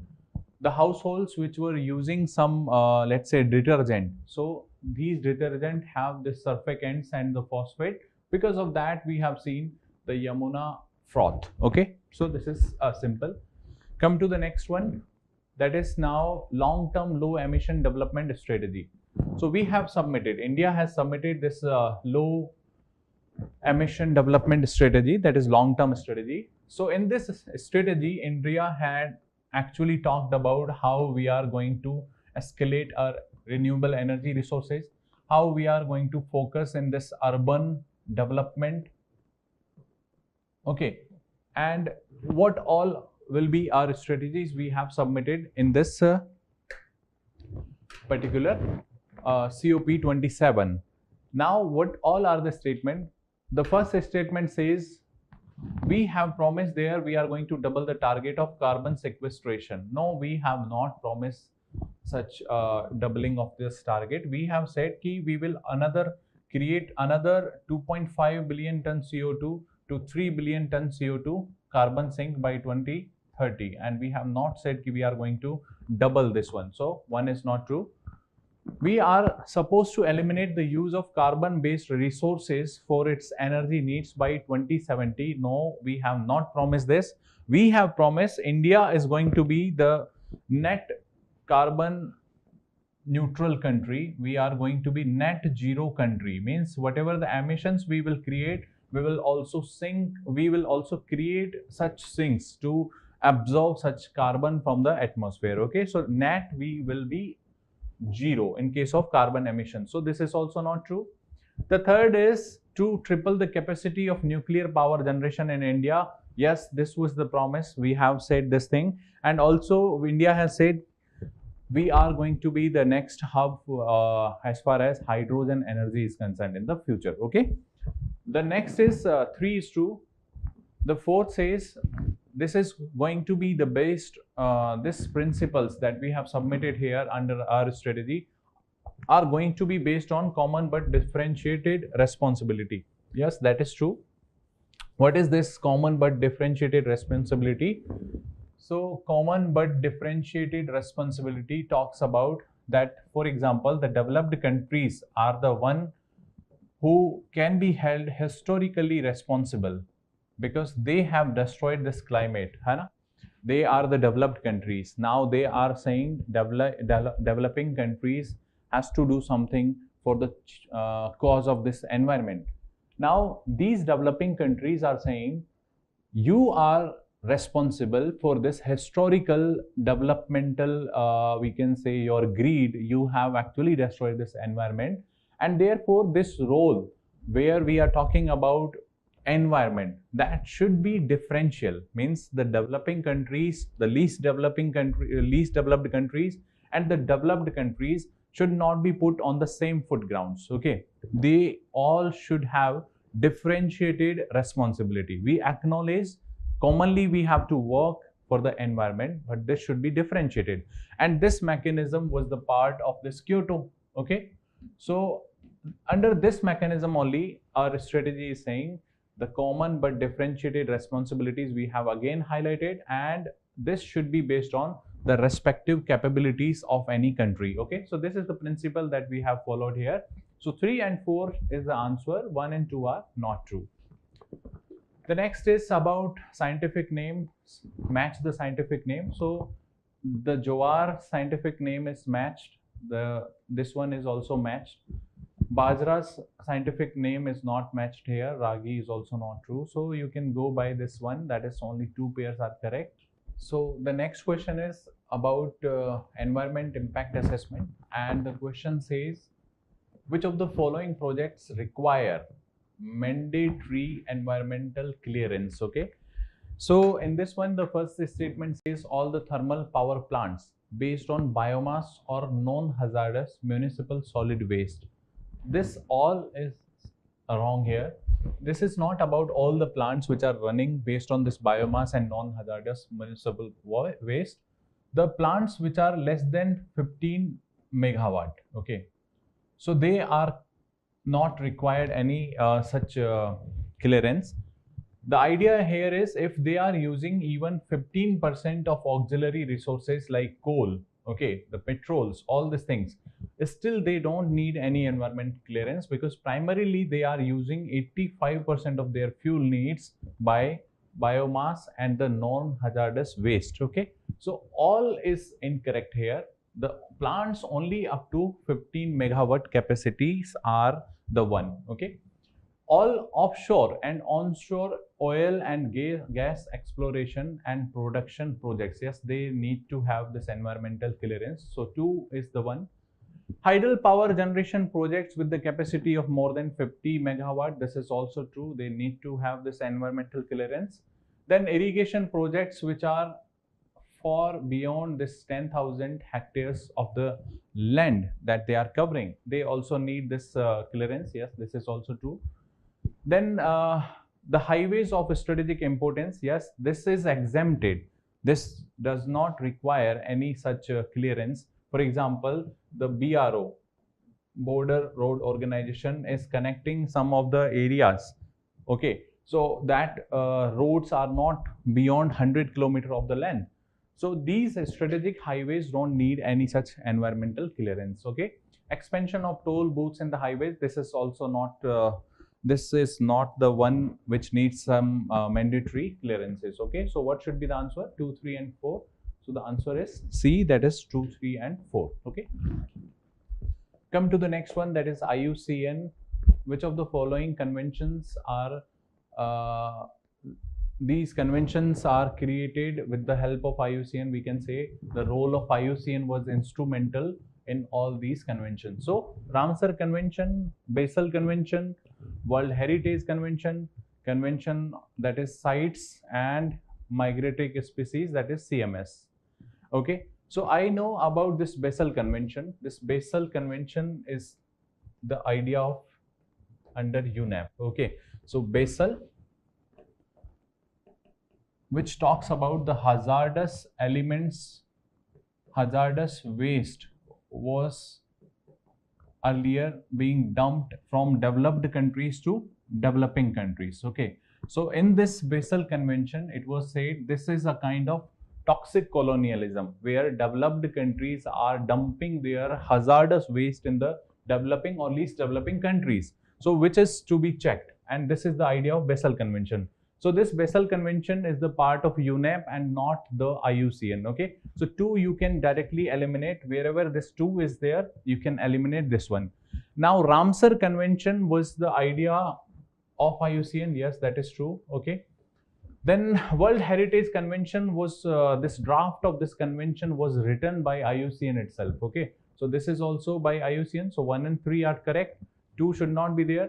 Thus 1 and 3, if you will check now, so this option can also be eliminated. So 1, 3 and 4, that 4 is, that is sites. Okay, so sites is also the idea of IUCN. Okay, the Convention of Migratory Species is again the idea of UNEP, not of this IUCN. So the answer is 1, 3 and 4. Next is India's first water bodies census. This was actually created by Ministry of Jal Shakti, okay, where this water resources have been identified, and this is covering both natural and man-made resources. But here there are some limitations. For example, the bodies like oceanic bodies and lagoons are not covered here, number 1. in this atlas. The second is the private pools, okay, for the purpose of family. If they are made, they are not covered. The private tanks, which are again for the purpose of animals, will not be covered here. The depressions, which are made up of any mining activity and later they were filled by water, they are not covered. Then if we go by the statement, the report was released by the Niti Aayog. This is wrong. This was the Ministry of Jal Shakti. Okay, so one you can directly cut. The census cover only natural water bodies and excluded man-made. This is also wrong. This covers both natural and man-made. Out of the total enumerated water bodies, more than 95% of water bodies are in rural area. Yes, that is true. Around 97% of these bodies are in rural areas. Okay, so C is correct.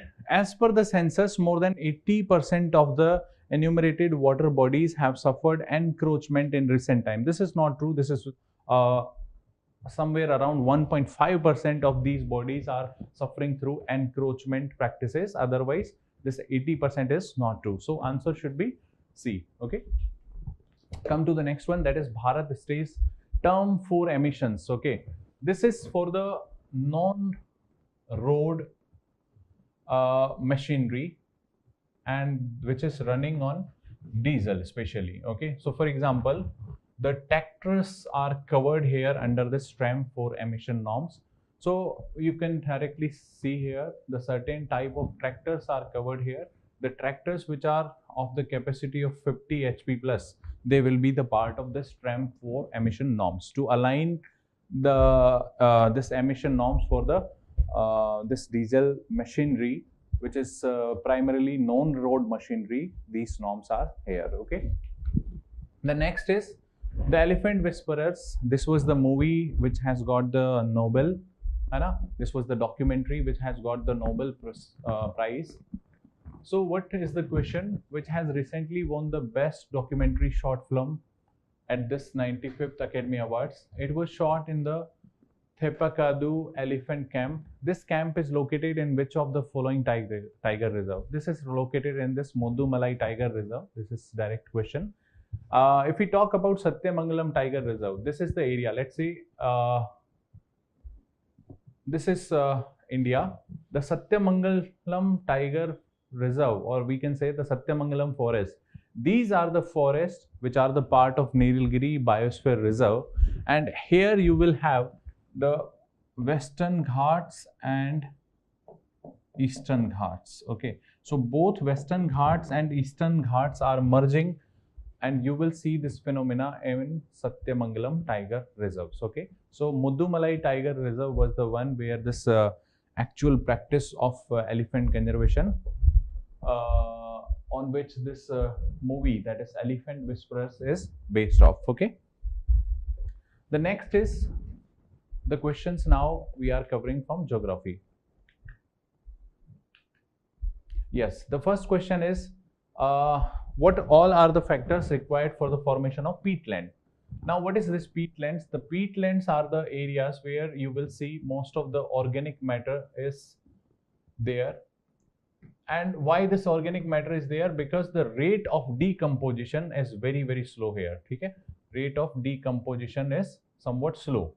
So what happens is, as this rate of decomposition of this matter does not take place at a faster rate, you will see these organic matters will be created, and these are the areas which are primarily waterlogged areas, and because they are waterlogged, the conditions would be anaerobic.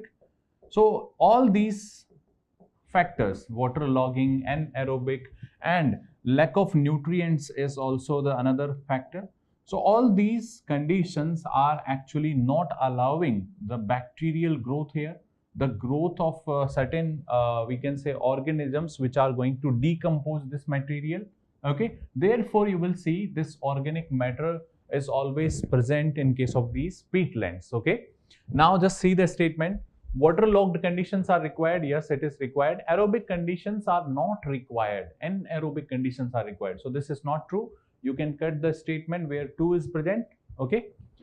Then nutrient deficiency. Yes, this is also the one factor. Then incomplete decomposition of organic matter. Yes, this is also true. So 1 is true. Then we have this nutrient deficiency. This is also true. Then we have incomplete decomposition. Yes, this is also true. Then high temperature. No, this is not necessarily required. The temperature can be low also in case of the areas which are in the temperate region. If there are peatlands, the temperature is low also. So this is not the condition. So we are left with the answer, that is C. Now, what is incorrect about Luni River? Okay. Now, the first statement, let me first explain. Let's say this is Aravalli, and in this Aravalli, the Ajmer district is there. In Ajmer, there is one certain hill region, that is Nag Hills. From this Nag Hills, the river Luni originates, okay? And this Luni is not saline throughout its course up to Balotra, okay? There is Balotra. Right up to Balotra, it is a kind of fresh river, okay? But after Balotra, this will become saline river. So this is not completely saline throughout its course. Up to Balotra, it was a kind of fresh river, and then it was converted into the saline river. Then it will drain into the region of this Run of Kutch. Okay, it goes to Run of Kutch, and finally this will drain into this area, that is in Gujarat. Okay, so this is about Luni. Now Luni has what are the statements given here? The river is saline throughout its territory. This is not true. It drains into Arabian Sea. This is also not true because it is draining into Run of Kutch.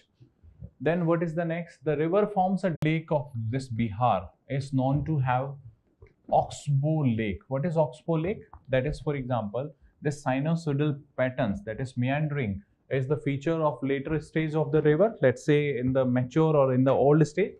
Now what happens is, sometime you will see the river will change its course, and for example, now this has changed. Okay, this part of the river will be left and this will be cut from the supply. Okay, now this part of the river will have water, but now this is cut from the main supply of the water, and ultimately this is nothing but our oxbow lake. Okay, now Kanwar Lake of the Bihar is the example of such oxbow lake made by this Gandak river here. Okay, Gandak river. Now this is the oxbow lake which is largest in the South Asia. Okay, this is the largest in entire South Asia. So this is very important. Then again, it is also known as Kabartal wetland, which is nothing but this Kanwar lake only. So Kabartal wetland was designated as an Ramsar site in 2020, and this is the only wetland site from Bihar which has been designated under Ramsar Convention. So this becomes important. Okay. The Pulikat lake cannot be oxbow lake because it is the example of kind of, we can say, lagoon. Chilika is also the lagoon. Then Chandubi lake is not the one. Then Kanwar lake and Vayanthala lake. Vayanthala lake is the only oxbow lake which is present in the Kerala, which is made naturally, which is made up of a natural event. Okay, so Kanwar lake and Vayanthala lake, these are the answer. Lonar lake is not the one. Lonar lake is the example of meteoritic lake created by this meteoritic impact. Then Pangong lake is also not the one. This is the lake which is situated in somewhere in the Himalayan region, and this is glaciated lake. So we are left with only one option, that is C, and Kanwar lake and Vayanthala lake. It is the correct answer. Then Lu is a common phenomena of the summers. So what is this Lu? Convectional wind, radiation, or advection wind? Okay, so the wind which blows horizontally, this horizontal winds are known as advectional winds. Okay, so Lu is essentially a horizontal wind. So this is nothing but our Lu is an advectional process of wind. If the wind is rising, okay, this vertical flow of the wind is known as the result of convection process. Okay, so what is convection process? Where vertical winds are there. Advection, when this horizontal winds are created. Why these winds are created? Because somewhere you will see the high pressure is there, then low pressure is there. From this high pressure to low pressure, if the wind is blowing, then it is horizontal flow is nothing but advection process. Okay, so the next is, if we talk about a steel sector in Indian economy, what of the following statement? Consider the following statement and we have to identify the correct statement. India is the second largest producer. Yes, we are. The first is China, then India. Okay, so we are. The first statement is true. Tamil Nadu and Maharashtra are the major steel producing. This is not producing states. The major steel producing states are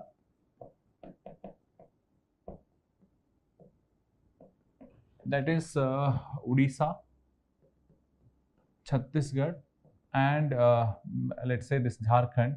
So in this belt you will see most of the production, whereas Tamil Nadu and Maharashtra are the biggest consumers. Okay, so 2 is not true.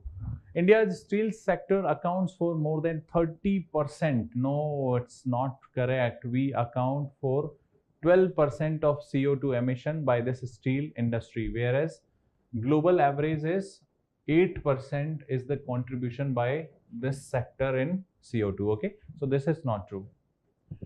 So we are left with, we have to identify correct now. The 1 is correct. That says answer is A only, that is 1 only.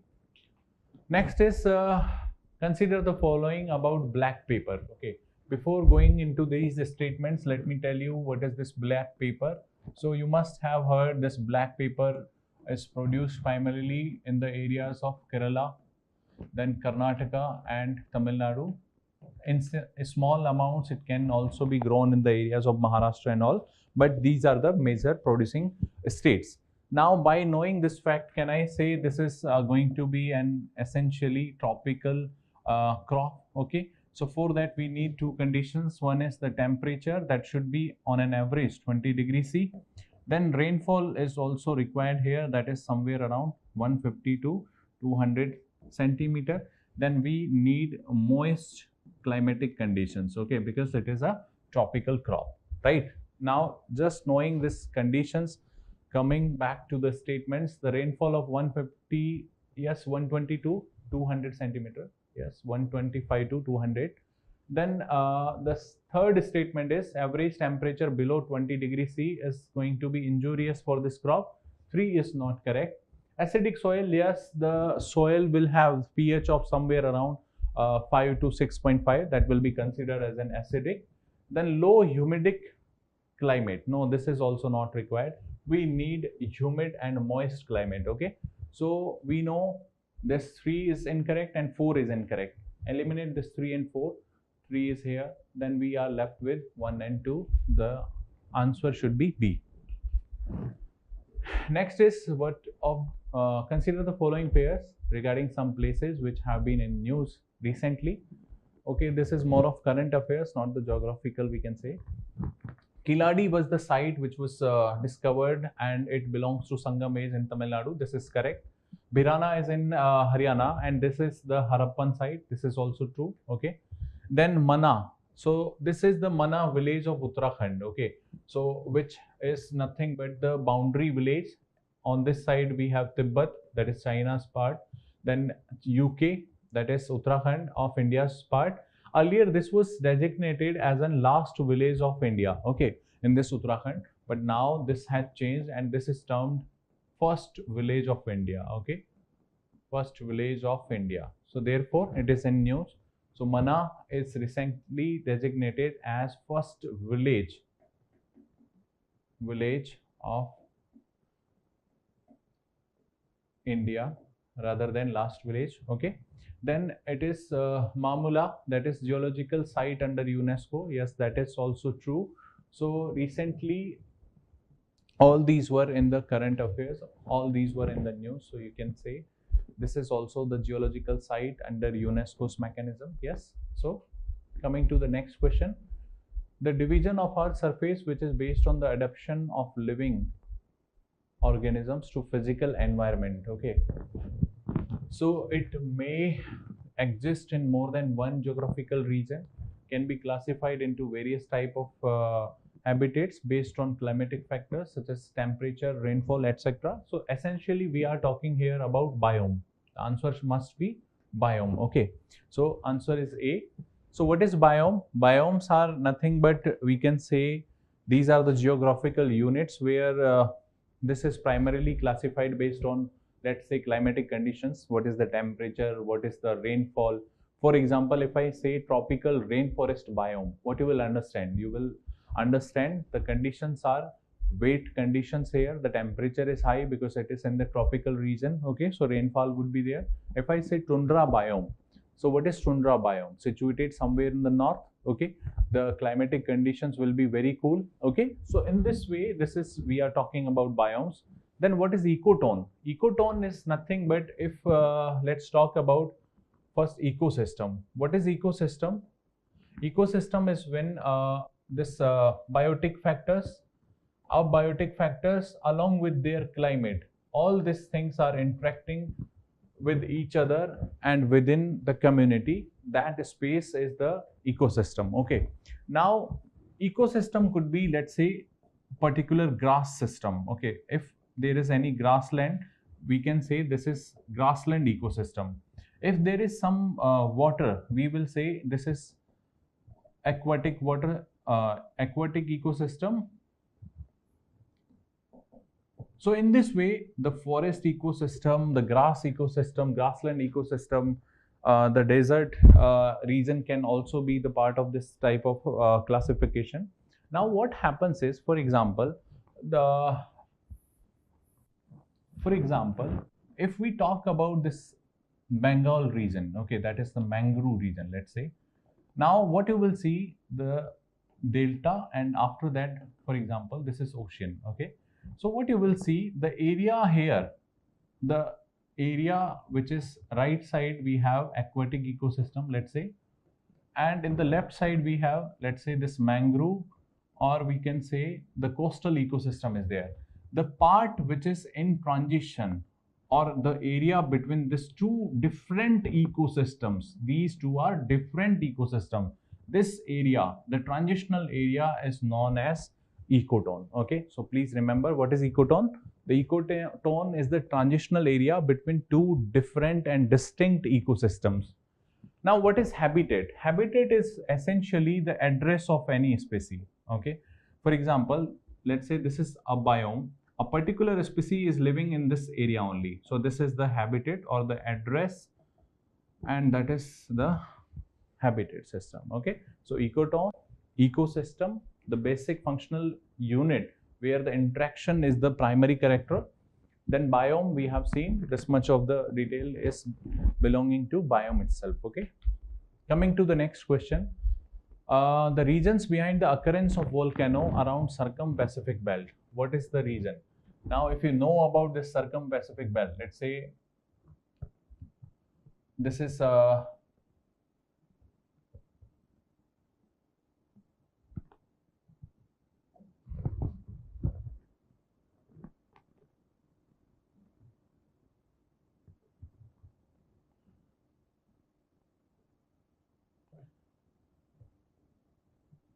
now this is the Pacific area, and in this Pacific area, what is the characteristic in this one? You will see most of the trenches are there. For example, California Trench, for example, Peru-Chile Trench, Philippine Trench, Mariana Trench, Mindanao Trench, and Japan Trench, Aleutian Trench, Sunda Trench, then Java Trench, we have Kermadec Trench. All these are the trench areas. Why trench areas? Because here continuous subduction is going on. What is subduction? If you see, one is Pacific plate, and Pacific plate is completely oceanic plate, and therefore it is very, very denser. So what happens is, the Pacific plate in all the direction is subducting under n number of other plates which are present in this area. Okay, so because of this subduction process, what happens is, for example, this is the example of OC subduction. This could be OO subduction also. So for example, if I see this area, so what happens is, this Pacific plate is subducting under, let's say, North American plate. Okay, so what happens is, because of this subduction, the fold mountains will be created, the oceanic trench will be created, volcanic mountains will be created, and then earthquake is the outcome. So you will see here the Rockies, nothing but the creation of this subduction, then you will see some mountain hood that is volcanic in origin, mountain Shasta, then mountain Cotopaxi, mountain Aconcagua, mountain Hood, mountain Mayon. So all these are the volcanic mountain, mountain Krakatoa, somewhere around Indonesia. So all this activity is because of what? Because of the subduction, continuous subduction process. Okay. So the presence of convergent plate. Yes. What is convergent? Where the subduction goes now, this is the area of convergence, where these two plates are coming towards each other. This is nothing but the convergent movement or the collision. So answer is A. The next is, this state of India is known as molasses basin. Okay, molasses basin, as it is made up of soft unconsolidated deposits. Yes, that is why it is known as molasses basin. As per India's State of Forest Report 2021, it has the highest forest cover as percentage of its geographical area. Yes, okay. The three main festivals, Chapchar Koot, Pal Koot and Meme Koot, are also, you can see here, being celebrated. So essentially we are talking about this Mizoram area. So according to State of Forest Report 2021, it was, yes, highest in case of the, if we talk about the forest cover compared to the geographical area.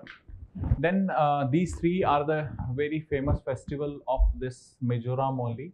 And as it is made up of this consolidated soft deposits, it is also known as molasses basin. Okay, so essentially we are talking about Mizoram. Coming to the next one, that is, consider the following statement. We have to identify the correct ones. Officially, there are 4 seasons in India. Yes, that is true. We have 4 seasons. That is true. The Gujarat has longest coastline among all the states and union territories. No, it is Andaman and Nicobar. Then it should be the Gujarat. Okay, so this is not true. The second is not true. The third is, India is known to have around 15% of total fauna. This is also not correct. We have 2% of the land, and we have a very striking 7.5% of the global biodiversity, not 15%. Okay, so this is also incorrect. India's land boundary is roughly doubles the total length of the coastline. Yes, that is true. Total coastline is somewhere around 1500 kilometer, and this border is somewhere around 15,000. Okay, so this is also true. So 1 and 4 are the correct answer. 2 and 3 are the wrong one. Okay. With reference to spatial distribution of insolation, consider the following statement. Now, for example, let me discuss first. Let's say this is equator. This is subtropical high pressure belt, somewhere around 23.5 north. Then we have subpolar high pressure, and then we have polar region. Now, the maximum insolation is received in this belt. Please remember this. Okay, so the maximum temperature will also be confined in this region of subtropical high pressure zone, not over equator. Why? Because most of the time equator is covered by the cloud covers, and these clouds will actually, because of their albedo, will deflect most of the sunlight, and because of this cloud cover, most of the insolation will not reach to the surface over this equator. The second is, most of the energy. Why the temperature is less on the equator? I am telling you here, because most of the energy over this equatorial area is used in the process of evaporation. Okay, because of this convectional process. So what happens is, the maximum temperature is also noticed here, and the maximum insolation is also received in this zone. Okay, not over the equator. So just read the statement. The subtropical deserts, yes, in this subtropical belt we have deserts, and these deserts, because they are lacking any such tree cover and all, therefore they will receive maximum insolation. Okay, this is true. The amount of insolation received by the equator is more as compared to the tropics. This is not true. Second, you can eliminate. So if I eliminate the option 2, so okay, the middle and higher latitude receive lesser insolation in the winter season than in the summer. That is also true. At the equinoxes, the solar insolation is 0 at the poles. Yes, that is true. Now sun is exactly over the equator, and over this polar region practically there is no insolation is reaching. Okay, so we are left with the option 1, 3 and 4. Okay. Welcome for our discussion on science and tech. Just one note, if you get time, do watch the CSAT discussion for the quant segment. Unlike other classes where time was less, this time, since I do have time, I'll be covering quant questions in more detail and would also be revising some concepts. So if your maths quant part is good, then you don't have to refer the discussion. But if you feel you need a revision, do watch it. Let's say if there are 30 or 40 questions, and from the discussion, if 10 similar questions come in exam, and you get to revise them before exam, that can be useful. It will not stretch much, but it can be useful. So do watch it if you get time. Let's go to science and tech. See here, the first question. In this, TEMPO mission is basically NASA's mission to observe atmospheric pollution. It will provide regular updates over the Americas. So the first one is correct. OSS-REx is a mission of NASA where the samples from asteroid were taken or have been taken, and they'll be studied and analyzed. So second one is also correct. NESAR is NASA ISRO synthetic aperture radar. So this is correct. Lofted is the simplest. It's inflatable decelerator, meaning you take an umbrella, usko upside down kar do, and put heat shield underneath. So imagine an umbrella coming down from atmosphere. It will definitely decelerate or reduce the speed of the body which is inside it. So that is your lofted mission. So here all the 4 pairs are correct. Then see, lumpy skin disease is basically a disease of cattle where cattle gets blisters, fevers, and it is not a zoonotic disease. What is a zoonotic disease? Something like COVID, which can be transferred from animals to humans. It is not a zoonotic disease. Then, see, for this disease, vaccines are available. There's no treatment, there's no antiviral, there's no specific treatment per se. Just like dengue, there's no specific treatment. But unlike dengue, there are vaccines which are available. See, that is how your first 1 and 2 options are wrong. The other 3 and 4 are correct. So the answer is C. See, GLASS is an initiative of WHO where the idea is that, let's say WHO will lay down the guidelines as to how AMR surveillance, antimicrobial surveillance, should be implemented. Then these will be given to the countries. Then countries will make laws or regulations based on them. Then according to it, data will be collected from all over the world, and it will be analyzed at national level and global level to know, for example, where the surveillance or where the resistance is more, which type of bacteria is becoming more resistant. So in surveillance and analysis, this is going to be useful. So that is the idea of the GLASS initiative. So it is about WHO's initiative on AMR. Then see, quasi-crystals, we know crystals. What crystals basically means is that atoms are spaced in a very systematic and regular manner. Quasi-crystals they are like crystals, but the spacing is not regular. See, quasi-crystal means quasi-regular. That is the simplest way to understand it, that they are half crystals. So they will not be regular. They will be, how it works is, the arrangement will be regular, then irregular, then regular. That is quasi-crystal, and they are useful in LEDs, in other such applications. So if we see here, see the third option, quasi-crystals are substances in which the atoms are arranged in regularly. This is the only problem here, that the repetition is quasi-regular. It's not completely regular. So the third one is wrong. The other options are correct. Light pollution, see here, all of them are because of light pollution. Now come to radio jamming. See how radio jamming in general works is, let us say this is my transmitter and it is broadcasting frequency at 100 megahertz. So what a jammer would do is, let's say this is your jammer. If you, I don't know about prelims, but if you go to write mains, in your classroom, you will see that they would have placed a big big electronic device. It'll have like many lights, and it'll be probably this big. It'll be placed either in the front of the classroom or the back of the classroom. That is a radio jammer. So how it works is, if this is broadcasting at 100, this will broadcast much stronger frequencies from, let's say, 80 megahertz, say 120 tak. Like, it will cover the entire frequency range, and it will broadcast a stronger signal in this entire frequency range to cover the transmitting frequency. So that is how radio jammers work. So if you see this, the frequency of jamming devices matches the phone's frequency. That is how frequency jammers work. It says properties of water. See, the conduction in water is because of salts present in the water. For any conduction to happen, we need free electrons, and that is provided by the ions, and those ions come from the salts. So if I remove all the salts from water, there is nothing as such which can directly conduct electricity in the water. So the first one is wrong.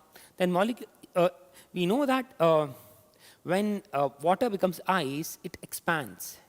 That means it becomes less dense. So in general, water, the density is higher in liquid form, and density is lower in the solid form. This is counter to most of the other solid, let's say, things that we come across. So molecules are more tightly packed, correct? At room temperature, water has the lowest surface tension. This is also wrong.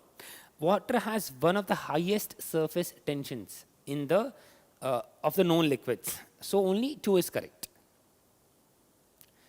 Okay. See, side channel attacks are normal attacks that we talk of. What they do is, how they work is, see, for example, we had Pegasus. So what Pegasus did was that they would study the entire code of WhatsApp, try to find a flaw in the coding, then using that, they'll send a malware which can exploit that. How side channel? Side channel means from the side they'll attack. So they'll not try to go inside the code and see what the issues are in the code. But see, for example, let us say if a person is doing video processing, for example, then the amount of power consumption will be much higher. So based on this, I get to know what this person might be doing right now. That is side channel attack. For example, let's say I'm doing Wi-Fi transmission. Now I know that I'm not trying to exploit the weakness of the protocol of the Wi-Fi, but I know that if it is a wireless transmission, because by very nature it is wireless, if I get a wireless receiver, even I can get the signals. So I'll just get those signals and try to work on those signals. Means I'm exploiting some physical attributes. It could be current, it could be sound, it could be any of these properties. That is called as side channel attack. So the answer is A. Then see, multiple ovulation embryo transfer. How this works is, we take multiple cells and try to fertilize multiple cells at the same time, so that instead of having one, let's say one calf, or let's say one cattle, I get 10 or 20 high productivity cattle. So that is the idea. So multiple ovulation embryo transfer is used in cattle breeding. Exercise. See, Vajra Prahar is with USA, Indra is with Russia, Garuda is with France, and Dharma Guardian is with Japan. So here 1 and 4 are correct, 2 and 3 are wrong. So only 2 pairs are correct. Okay. So with this we come to an end of Science and Tech. The exams are very close. Hope all of you clear the exam. All the best, guys. So greetings everyone. Now in this session we will be discussing the economics question. So let us begin. Okay, first question, let us see the first question. With reference to primary agriculture credit societies, PACS, consider the following statements. So we have read about PACS. These are part of cooperative societies. So let us briefly understand what is the structure of cooperative societies, and what actually is cooperative societies. So just basic understanding cooperative societies. As the name suggests, these cooperative societies are constructed on the basis of cooperation, which means that the members of cooperative societies are also the customers, and customers are the members. So only the members are customers, and by that logic it is very clear that only the members can deposit or can take the lending or can borrow. So that is the restriction on only members would be able to use these cooperative societies, okay, these cooperative banks. So that is there. Plus, apart from that, these members are democratically elected, okay. So this is mostly like a local self-government. The concept is similar to that, only it is specifically for the banking related administration. That is first thing, okay. Now, after understanding the cooperative societies, let us briefly understand what is the basic structure of cooperative societies in India, okay. So let us understand cooperative societies or cooperative banks are of two types. First is urban and rural. Within rural, there is short term and then there is long term. Based long term lending or short term lending, this is the major differentiation. Now, within the short term, we have three major tiers. We have three major stages. Let us understand what are those stages. First is we have state cooperative societies. Underneath that, we have central cooperative societies or state cooperative banks, central cooperative banks, which are at district level. And then at the end, we have these PACS, primary agriculture credit societies, okay, and these are at village level, okay. And in long term, we have similar concept. We have state cooperative agriculture and rural development banks, and similarly we have primary cooperative agriculture and rural development banks. So in long term, this is the differentiation. In short term, this is the differentiation. We are specifically talking about PACS, so let us just restrict ourselves to PACS. This diagram gives a very clear understanding of where PACS actually lies in terms of its functioning, okay. So now let us understand how the PACS works.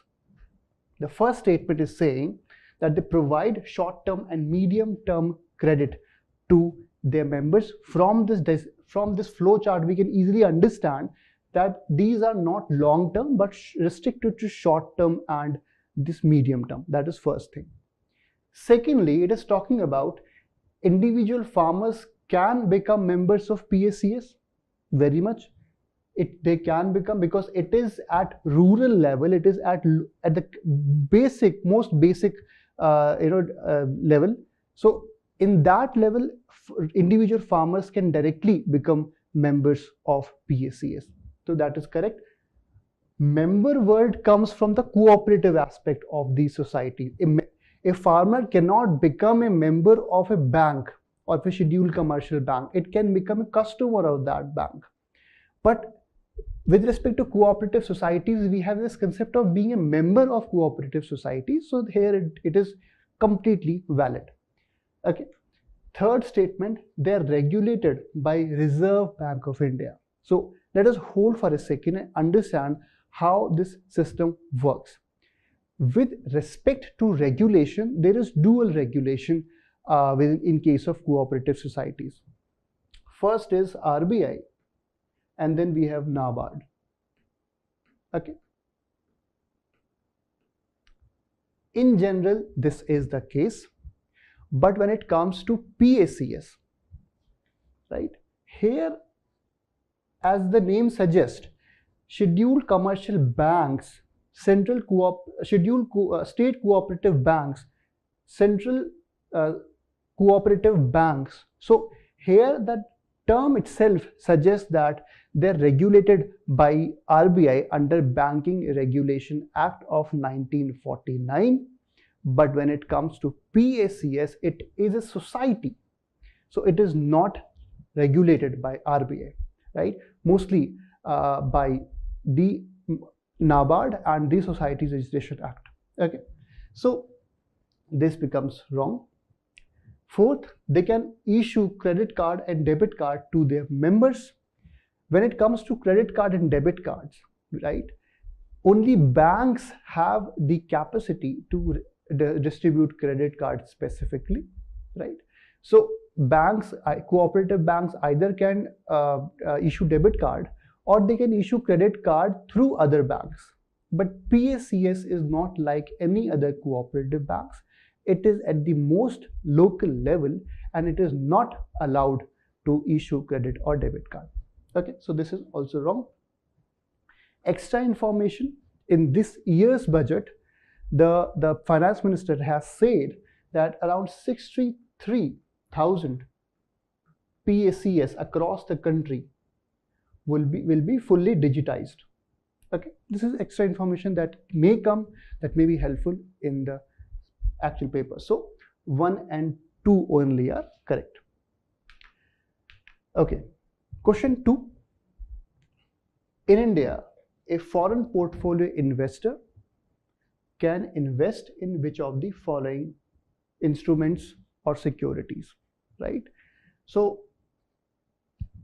before diving into the securities, let us briefly understand what is FPI as a concept and what is its distinction from FDI.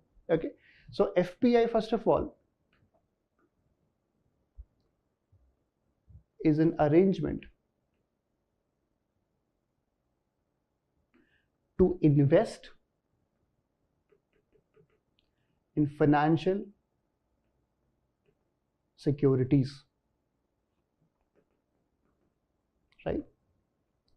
Here the term financial securities is important because FPI as a concept invests on a temporary basis. It invests specifically in government bonds, in securities, in, for example, pension funds, in mutual funds, in depository receipts.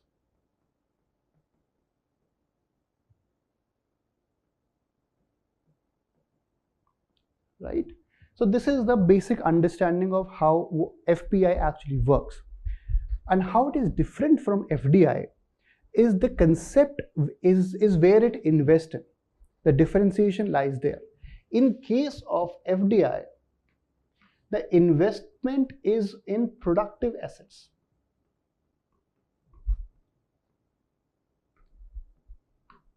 Here the investment is in financial securities. Here the investment is in productive assets. And what we mean by productive assets, for example, let us understand a company, an Indian company, for example, let us say Flipkart. Okay, that is one distinction. One formal distinction is also there, where in India, if the investment is in a listed company, if a company is listed in a stock market, and if in that company investment is less than 10%, if it is less than 10%, it becomes, it is FPI, and if it is greater than 10%, it is FDI. So that is another important distinction between FDI and FPI in case of India. Okay, so let us now dive into the statements. So as the first statement is, shares listed on a recognized stock exchange in India. We have just discussed this share aspect. If it is there less than 10%, then it is certainly part of FPI.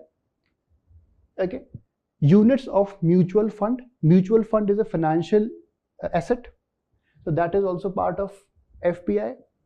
collective investment scheme. The term is nothing but another word for mutual funds, because here collective means all the people are coming together and pitching it, their small investment. Okay, and that investment is further used to be invested in other areas. So that is also part of financial asset. Real estate investment trust, as we all know, is one kind of mutual fund, only specifically for real estate projects. Okay, so that is also part of it. Derivatives. What are derivatives? Derivatives are basically an arrangement where buyer promise to buy asset in future date, on any future date, at fixed or decided price. So for example, if there is an asset and I am a buyer and I am saying that I would buy this asset 3 months from now at this particular price. So that is a promise I have given, and that is a commitment I have given. So in next 3 months, even if the price goes higher, I would have to buy in the lower price. Even if the price goes lower, right? Even if the value of that asset goes lower, I would have to buy at the higher price, what I have committed right now. So this is a derivative. It provides a kind of security to the seller and also to the buyer. It may benefit seller, it may benefit buyer, depending upon the price increasing or decreasing, but it provides a certain certainty that price fluctuation would not happen. So that is the main purpose of derivatives. Futures, options are one of the examples of derivative instruments. So that is also part of it. Indian depository receipts, right? What are Indian depository receipts? We have heard about global depository receipts based out of London. We have talked about American depository receipts. What are Indian depository receipts? What is the concept? Very simple. If a foreign company, right, wants to raise money in Indian stock exchange, it has two options. First option is that it would have to register itself in this Indian stock exchange, for example, BSE, Bombay Stock Exchange. Or if it does not want to register itself, it can use Indian depository receipts, which are denominated in rupees, not in dollars, not in pound, not in euro, but only in rupees. Then that foreign issuer can issue Indian depository receipt and raise money on the basis of that, okay, without any requirement for registration in the Indian stock exchange, right? So that is a benefit of Indian depository receipts. So 6 is also part of FPI. So all are correct, or we all know that FPI is a hot money, it's a volatile money. Okay, so why it is volatile money? Because it is very easy to sell quickly. It's very difficult to sell a piece of land. It's very difficult to sell a majority stake, but it's very easy to quickly sell these financial assets. So that makes it very volatile in nature. Okay, so that is the purpose of it. So D is the correct answer. Okay, coming to question 3. Consider the following statement regarding the small savings schemes.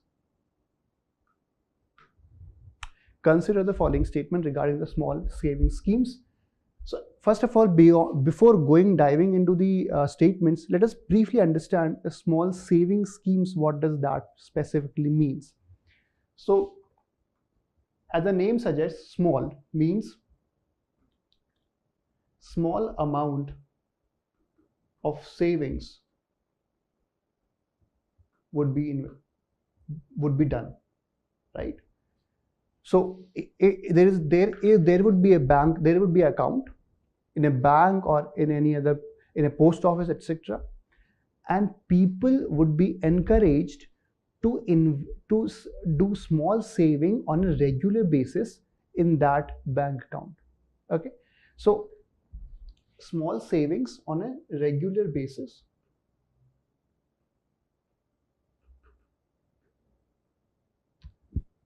That is the basic purpose of small savings schemes. Now you may ask a question that why it's a requirement, why the small savings schemes is required when we already have bank accounts, when we already have savings accounts. Very valid question, but understand one thing, that small savings scheme are targeted to specific individuals. Okay, first thing, so they are targeted to, for example, women, right? Secondly, they provide higher interest rate. So the interest rate is higher, which is linked to the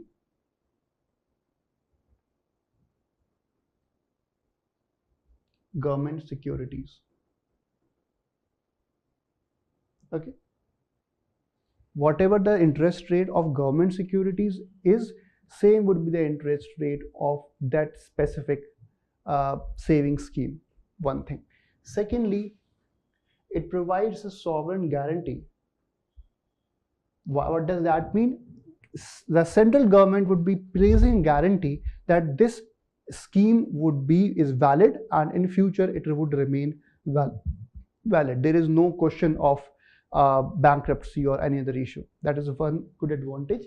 Secondly, it also provides tax benefits, right?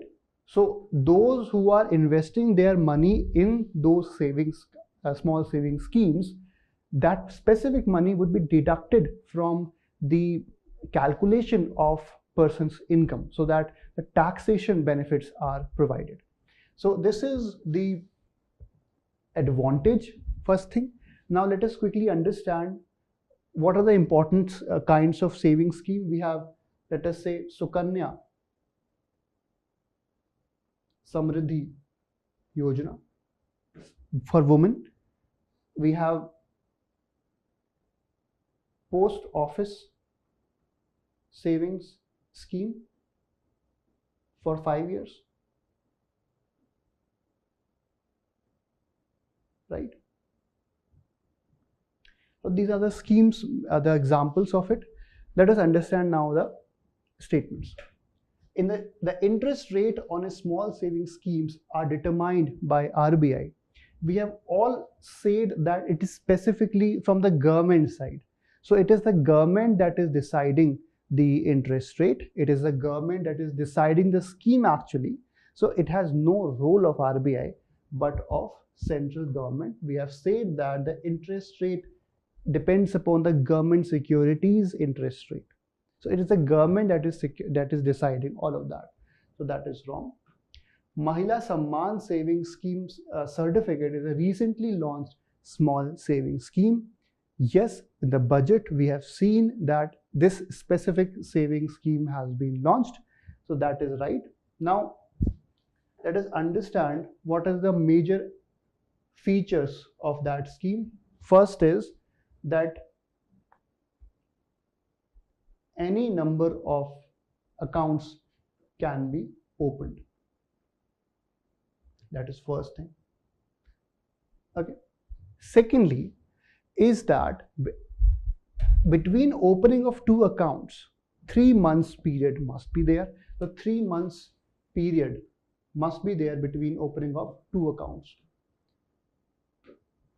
Thirdly, there is minimum and maximum limit that is there. So we have 1,000 as the minimum deposit limit and 2 lakhs as the maximum deposit limit. Okay, so this is right. Third statement, all deposits under small savings schemes are credited to Consolidated Fund of India.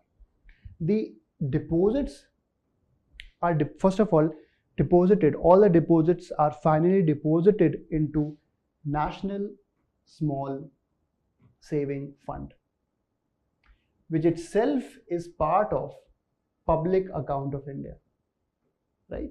So it is essentially public account of India, not the consolidated fund of India. So that is wrong. Only second statement is correct. Fourth question, arrange the following sources of income in increasing order according to their share in total estimated income of Union government as per budget 2023-24. Fairly straightforward, fairly data oriented question. So let us quickly dive into the data. Let us draw a pie chart.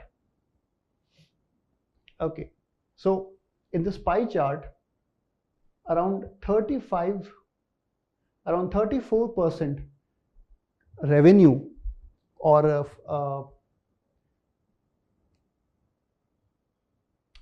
yes, 34% of total income is coming from the borrowings. Okay, 15% is coming from corporate tax, 15% is coming from income tax, we have 7% coming from excise duties, we have 4% coming from customs, right? We have 17% coming from GST, and for rest we have others, right? So this is the breakup of from where the income is coming. Let us see the statements now. Increasing order में पूछा है, तो let us first of all focus on which is the last. Customs has only 4%, corporation tax is 15%, union excise duty 7%. So 3, 1, 2 and 4. Okay, so 3, 1, 2 and 4 is correct. Fifth question, which of the following are the consequences of the Reserve Bank of India, India's decision to tighten the monetary policy? As the name tighten the monetary policy tightening, right? Conservative monetary policy or narrow monetary policy. What is the basic feature? It only means that the interest rate is going to increase. Okay. So the interest rate is going to increase. And with interest rate, what happens? Interest rate basically means if it increases, first of all is the borrowing cost would increase, because those who are taking borrowings would have to pay higher interest rate. So this is a disadvantage for the borrowers. It would deject the borrowers from borrowing. That is first thing. Secondly, but it's an advantage for the depositors, because those who are depositing their money in the bank account, due to the increased interest rate, they would be getting higher interest rate. So it's an advantage for them. So it would increase the advantage for the depositors. It is a very simple concept. Okay. Now let us see the statements. It may increase the savings rate in an economy. Depositors means savings rate. Certainly it would. It will essentially bring down the cost push inflation in an economy. Very, very carefully, let us understand this one thing. When we talk about inflation, we certainly mean that inflation and the interest rate, how they are related. If we intend to decrease the inflation, we increase the interest rate, and that is what is happening here. Interest rate is increasing, so by that logic, inflation should come down. Okay, that is fine. But we have to be very careful what kind of inflation we are talking about, because this tightening of monetary policy only works in case of demand pull inflation. Okay, only in case of demand pull inflation. So cost push inflation is not affected by increasing or decreasing the interest rate. Okay, so this makes the statement wrong. Third statement, it will increase the outflow of foreign institutional investment from India. We all know that when the FIIs, when FPI go out of India, they go out of India when the US Federal Reserve increases its interest rate. Why? Because same logic, if the interest rate of US Federal Reserve is higher than of India, it would provide an incentive for the investors to pull out their money from India and invest where they are getting more interest rate. Very simple. But here opposite is happening. The interest rate of not of US but of India is increasing. So it would rather increase the incoming of the investors, not outgoing of the investors. Okay, so that is wrong. Fourth statement is talking about the bond yields. So bond yield is a very simple concept. Interest rate, let us understand in this way. Bond yield equal to interest rate, okay, or interest divided by the face value of bond, which is nothing but the price of the bond, right? So bond yield is directly proportional to interest, as we have seen, and bond yield is inversely proportional to the price of the bond. Very simple. Bond price and bond yield are inversely proportional. Bond yield and interest rate are directly proportional. And here we are talking about the interest rate and the bond yield. So directly proportional. If interest rate is increasing, automatically it would mean that the bond yield would also increase. So that is also right. Thus A 1 and 4 are correct. 6. With reference to additional tier 1 bonds, which of the following statements are correct? So before diving into the additional tier 1 bond, let us briefly understand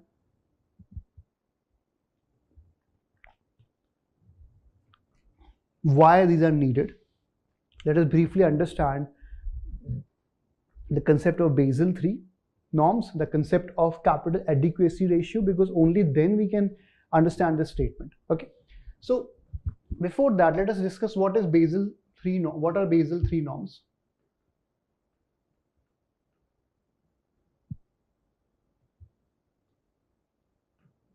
Basel III norms are the norms provided by BIS, Bank for International Settlement, to ensure that every bank of its members has the adequate reserve to deal with any challenging situation where it may have the scarcity of fund.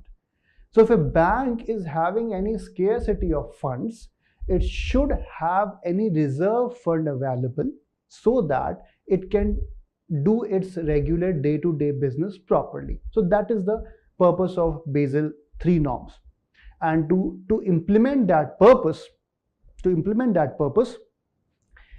under Basel III norms, there is a concept called capital adequacy ratio, which is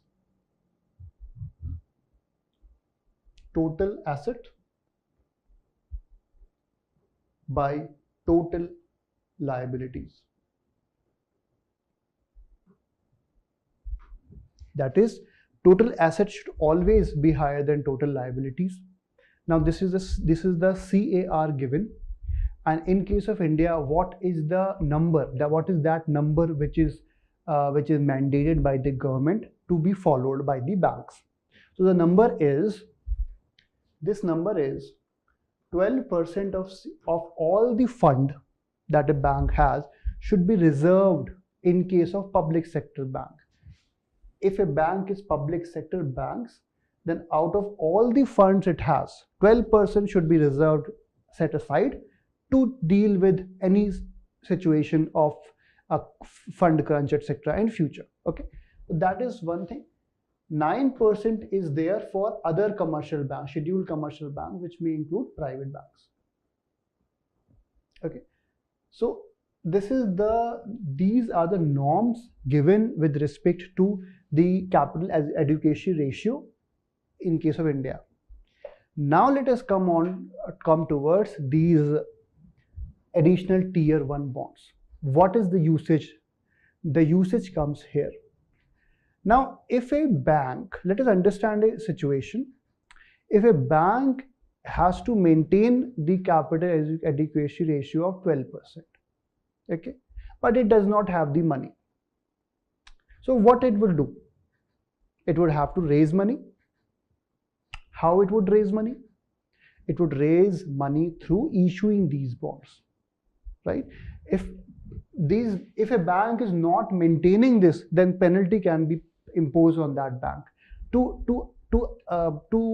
deal with the situation, to avoid any penalty, bank would be very, very seriously looking for maintaining that buffer.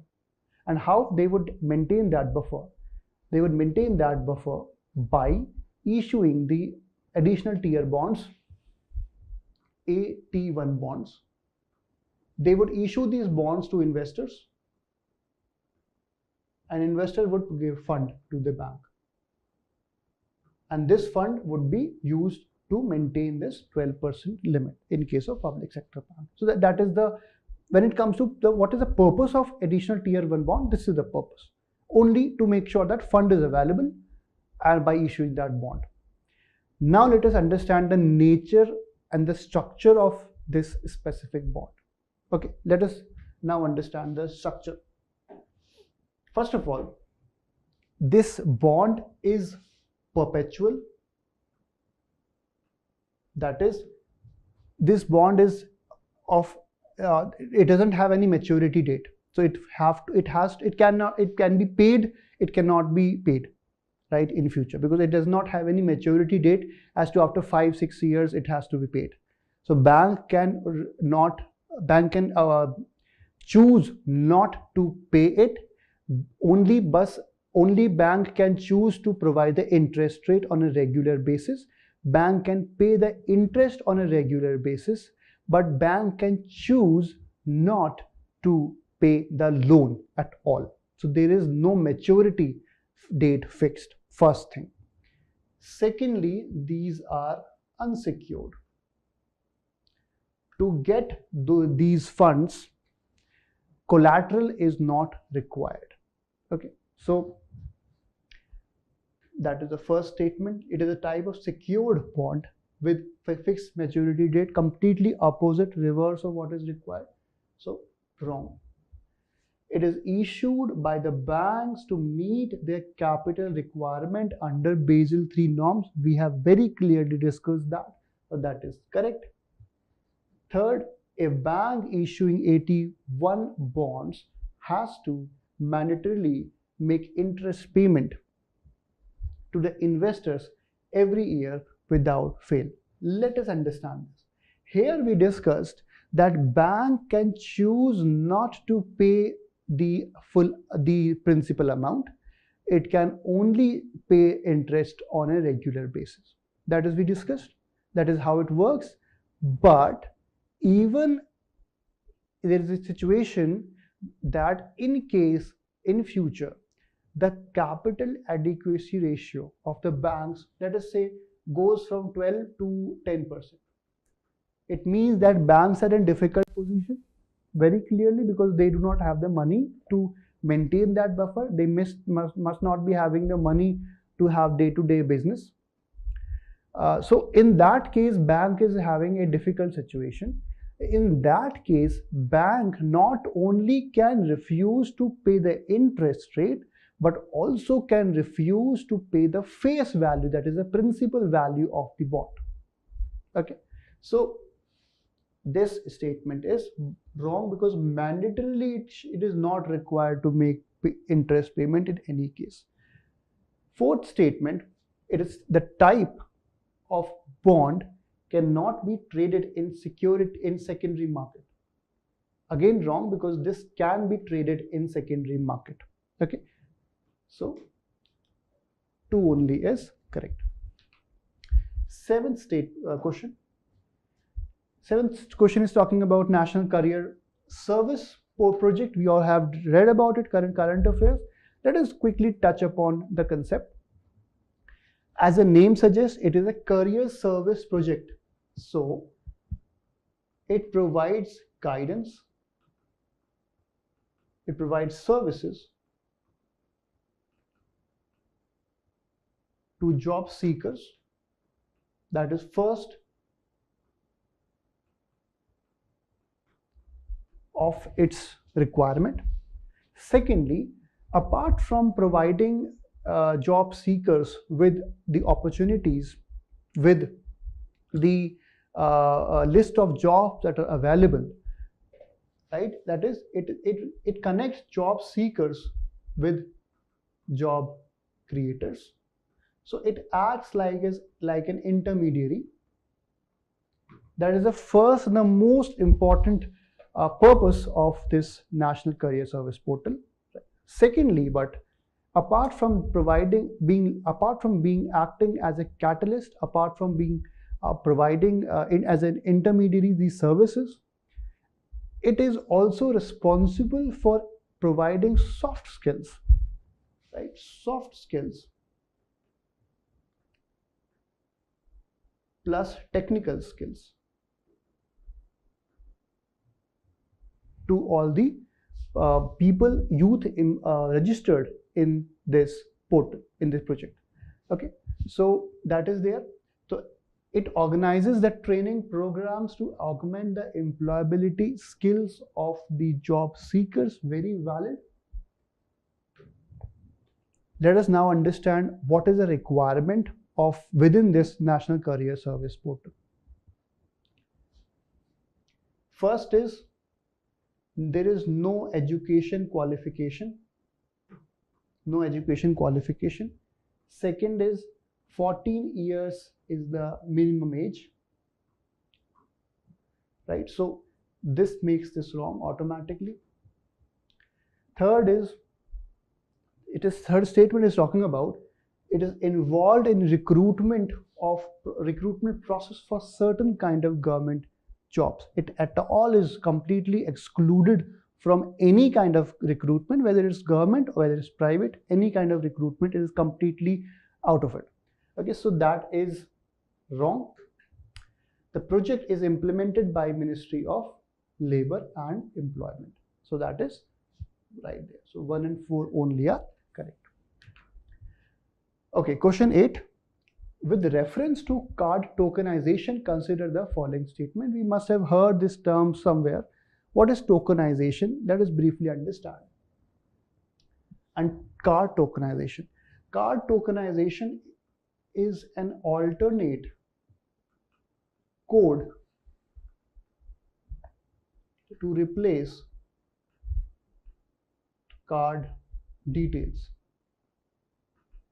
It's very similar to the virtual address of UPI, right? We have virtual address for UPI, xyz@ybl, right? xyz@UPI, etc. And we have these virtual address. These address do not clearly provide these address do not clearly provide the bank details, our name, our bank account number, etc. So that is a kind of virtual address that would help us to receive money, pay money without revealing our bank identity. Similarly, in case of credit card tokenization, if every card would be provided a token for every single transaction, a new token would be provided for that specific card. And this token only would be useful. This token only would be required for making a successful transaction. So that is the purpose of card tokenization. Okay. So let us understand, in a tokenized card transactions, details of actual card are not shared, very clearly, right? With the merchants to perform the transaction, that is right.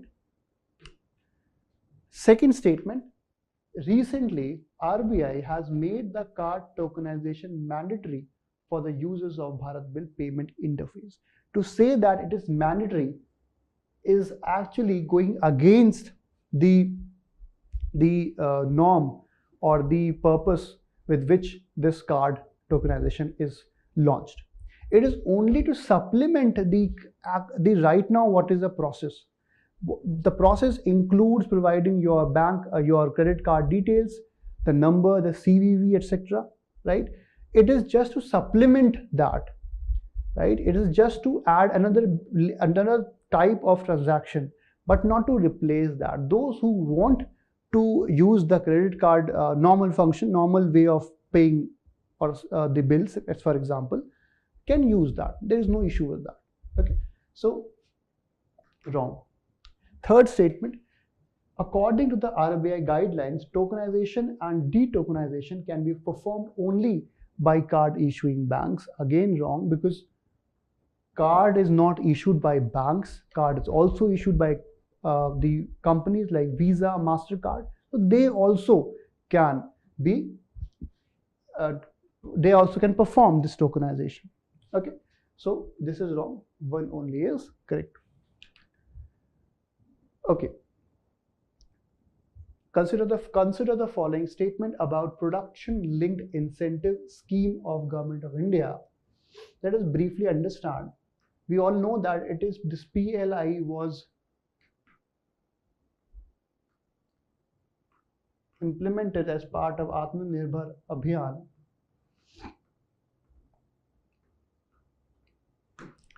And what this name suggests, production-linked incentive. It clearly means production-linked incentive. That is, as your production increases, incentive that the government provides you increases. Very simple. So production increases. How we calculate the production increase? By the selling numbers, right? That is sales. If the sales increases, automatically the incentive given to you would increase by the government, which is around 4 to 6%.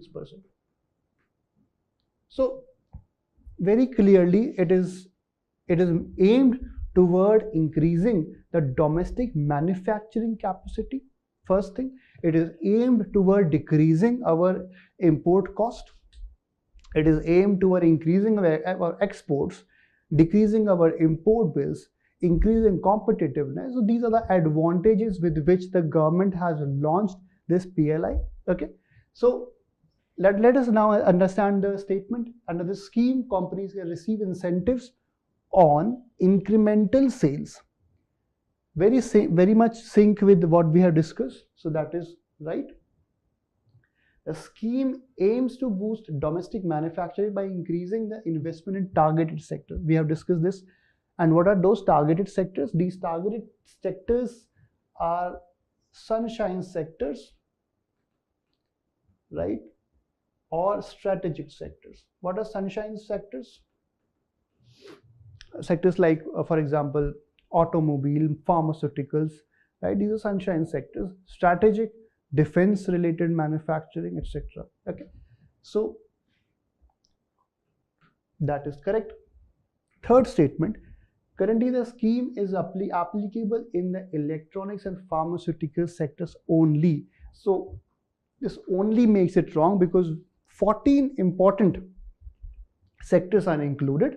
And what are those sectors? Yes, electronics, pharmaceuticals to hai hi. Apart from that, we have telecom, right?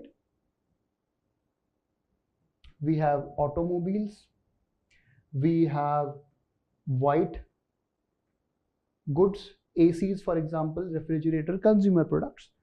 We have textiles, we have solar PVs, right?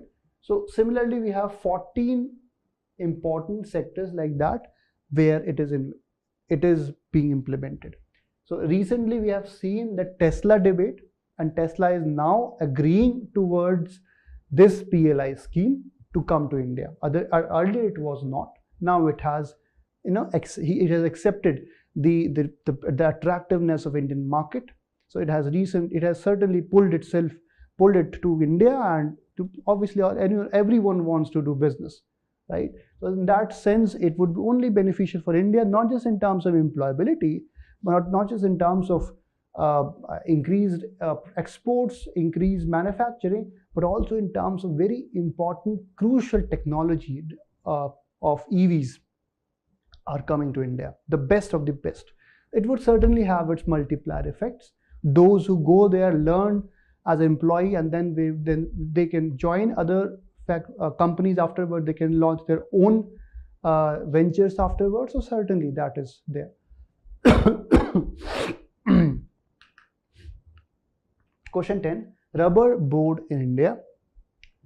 So rubber board, very simply, is a statutory body under Rubber Production and Marketing Act of 1947, right? It works under Ministry of Commerce, right? It has certain important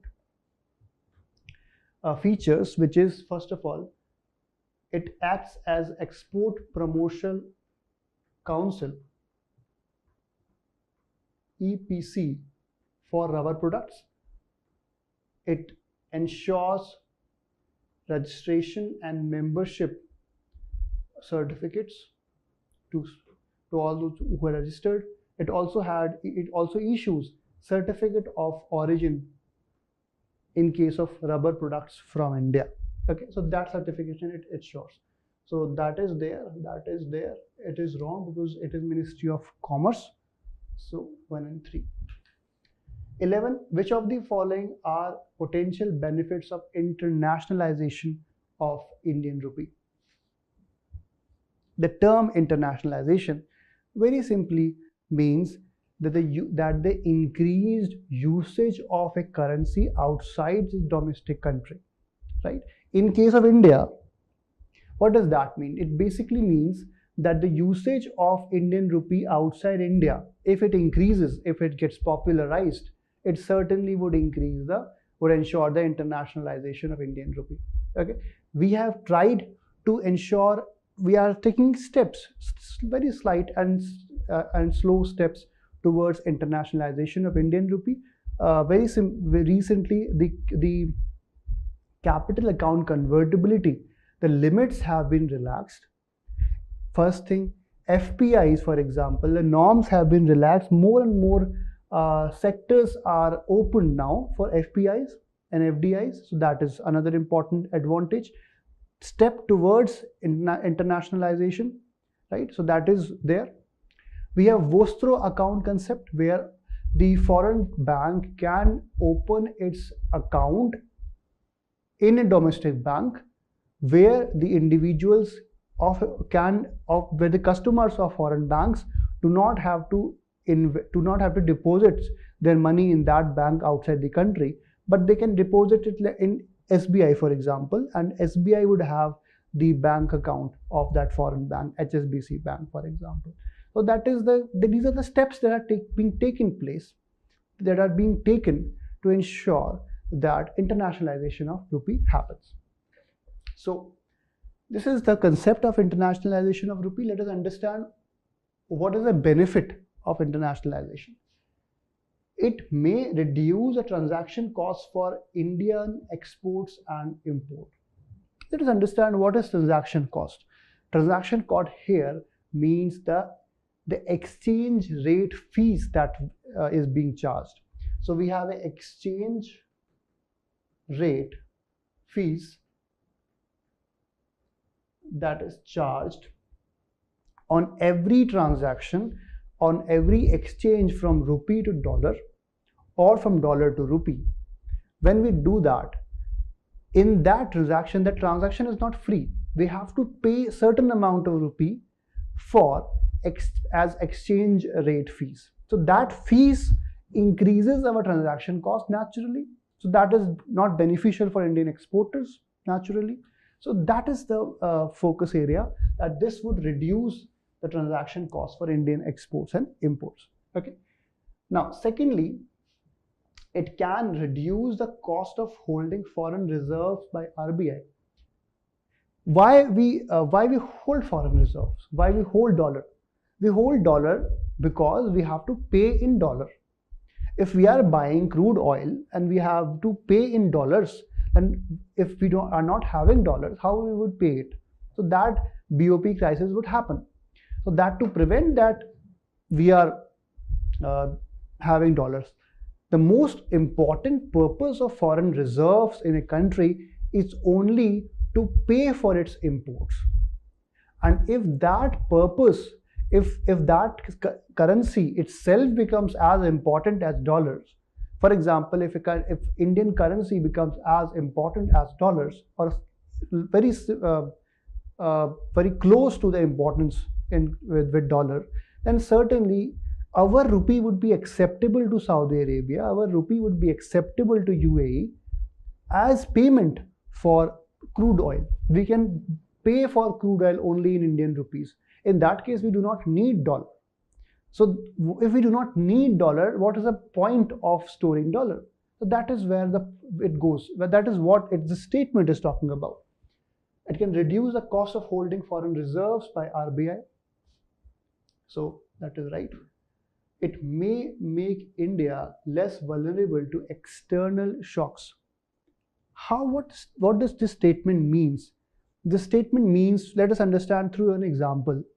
The US Federal Reserve increasing the interest rate. If the US Federal Reserve increases the interest rate, what does that mean? Basically means that the FPI that we discussed would go out of the country, because the attractiveness is there. So, and if it is increasing the interest rate, it certainly would have impact on Indian economy, just like in any other country, because dollar is such an important international currency. So if we do the internationalization, if internationalization happens of Indian currency, we would not be dependent on dollar as we are right now. So the vulnerability would be lesser. So that is right. Fourth statement, it will increase RBI's control over domestic money supply and interest rate. That is wrong, because the term itself, internationalization, means that the rupee becomes a commodity. Rupee as this currency is becoming more and more international. So in that case, the control of RBI on rupee would be lesser, because rupee value would be determined by other global factors, just like dollar. So only this RBI would not be the only entity which is having complete regulation over rupee. It would certainly have less power than it is now. So that is wrong. 12. Consider the following statement with reference to impact of inflation on Indian economy. Let us understand that.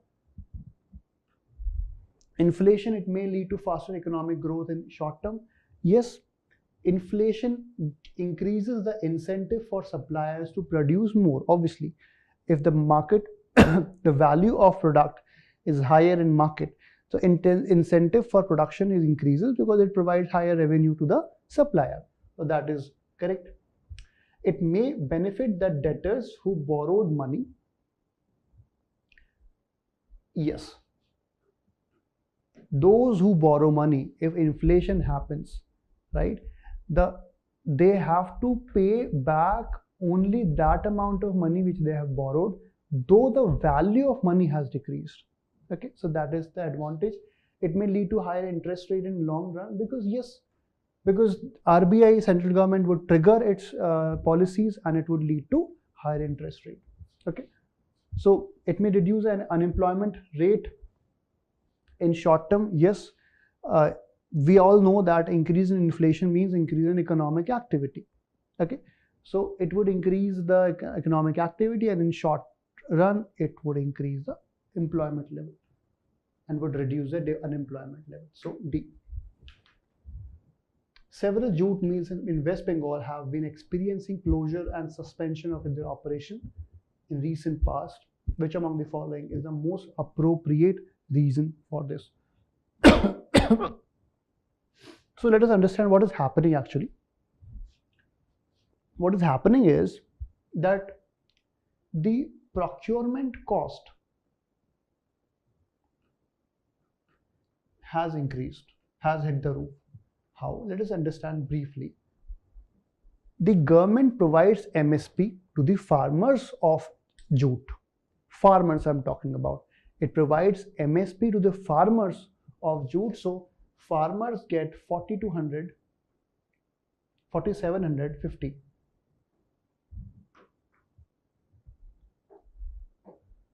Farmers get 4,750 as the MSP. Fine. Now, they are getting that MSP. Now, as soon as the product reaches the mills, okay, it reaches the mills, the value increases to 7,200. So the mill owners is providing 7,200 for getting the raw jute. Fine. But here comes the problem. The problem is that in the market, the final product is being sold at 6,500. There is a clear loss, right? There is a clear loss of 700 out there, right? So that really makes it uneconomical. Economically it makes does any sense. It doesn't make any sense to invest in jute for the mill owners, because they're not getting any profit, they're only getting into losses. There is no actual profit that is happening. So in that situation, it is very natural for them to close down their mills, right? So that is what is happening actually. Okay. And why this increase in product here? Because every farmer produces very less amount of jute, so a mill owner cannot directly procure all the jutes from one farmer. It has to procure some from here, some from here, some from here, some from there, right? And farmers, they do not have any link to the mill owner. Farmers have their own middlemen. So middlemen cost procurement from different areas, the cost of middlemen, the transport cost, electricity cost, all that included would increase eventually the cost of the final raw jute that is coming to the owner. Okay. So that is what is happening here. So this is and here the jute product, why is it lesser? Because imports are cheaper from Bangladesh, for example. So if cheaper imports are available from Bangladesh, so that really makes it economically no sense for the mill owners to continue to invest in jute production. So D. 15. Poverty Reduction and Growth Trust is financial facility established by which of the following international organization? Let us understand this. First of all, IMF, yes, has implemented that. It established that. What this is, this basically means it is for low income only low income countries, right? And it has certain three important criteria, three important differentiator. So we have extended credit facility, which is long term to medium term, right? Medium to long term to low income countries, right? We have standby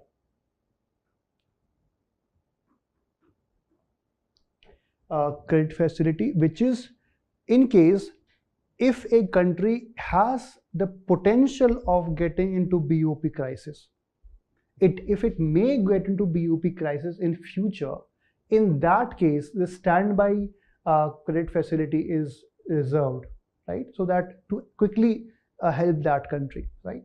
So it is specifically for potential BOP crisis.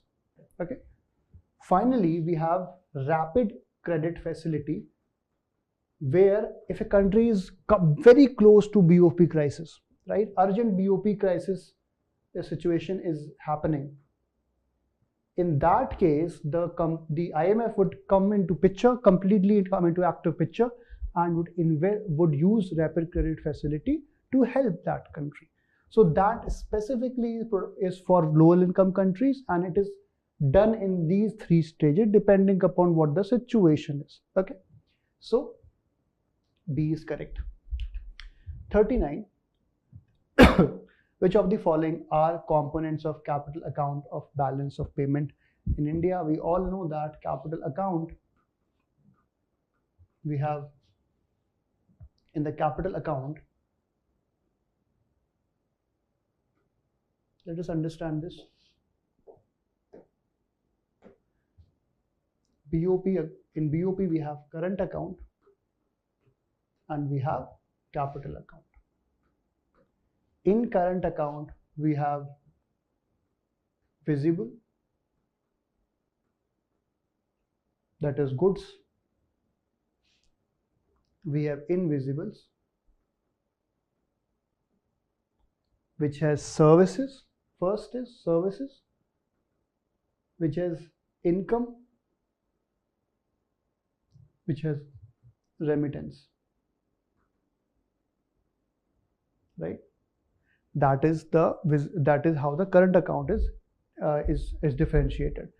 In case of capital account, we have these important components. First is with respect to the investment,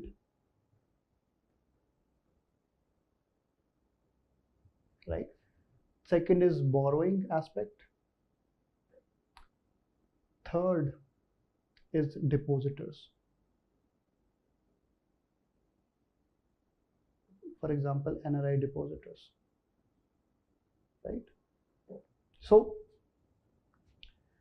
when it comes to question there, let us understand this. FDI is part of, is it part of capital account? It certainly is part of capital account. Under investment, it is part of capital account.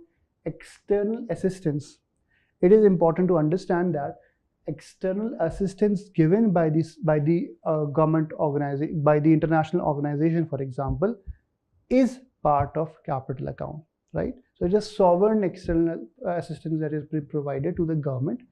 So that is part of borrowings. So that is also part of it. Trade balance, we all just know that it is part of goods and services. So that is wrong. Banking capital, we all know that under deposits comes the banking capital. NRI deposits are important part of it. So that is right. Private transfer receipt, the name suggests that it is talking about the remittances. So obviously it's part of current account. So wrong. So 1, 2 and 4 only are correct there. Okay. So that completes our discussion. Thank you very much.